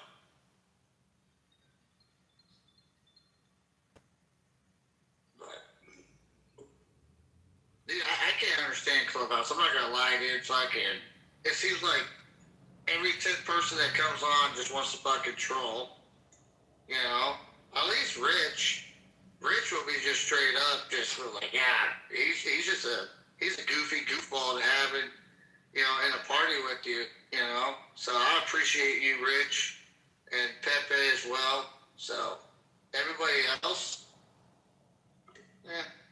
I don't know if they're taking it serious, but that's just where I look at it.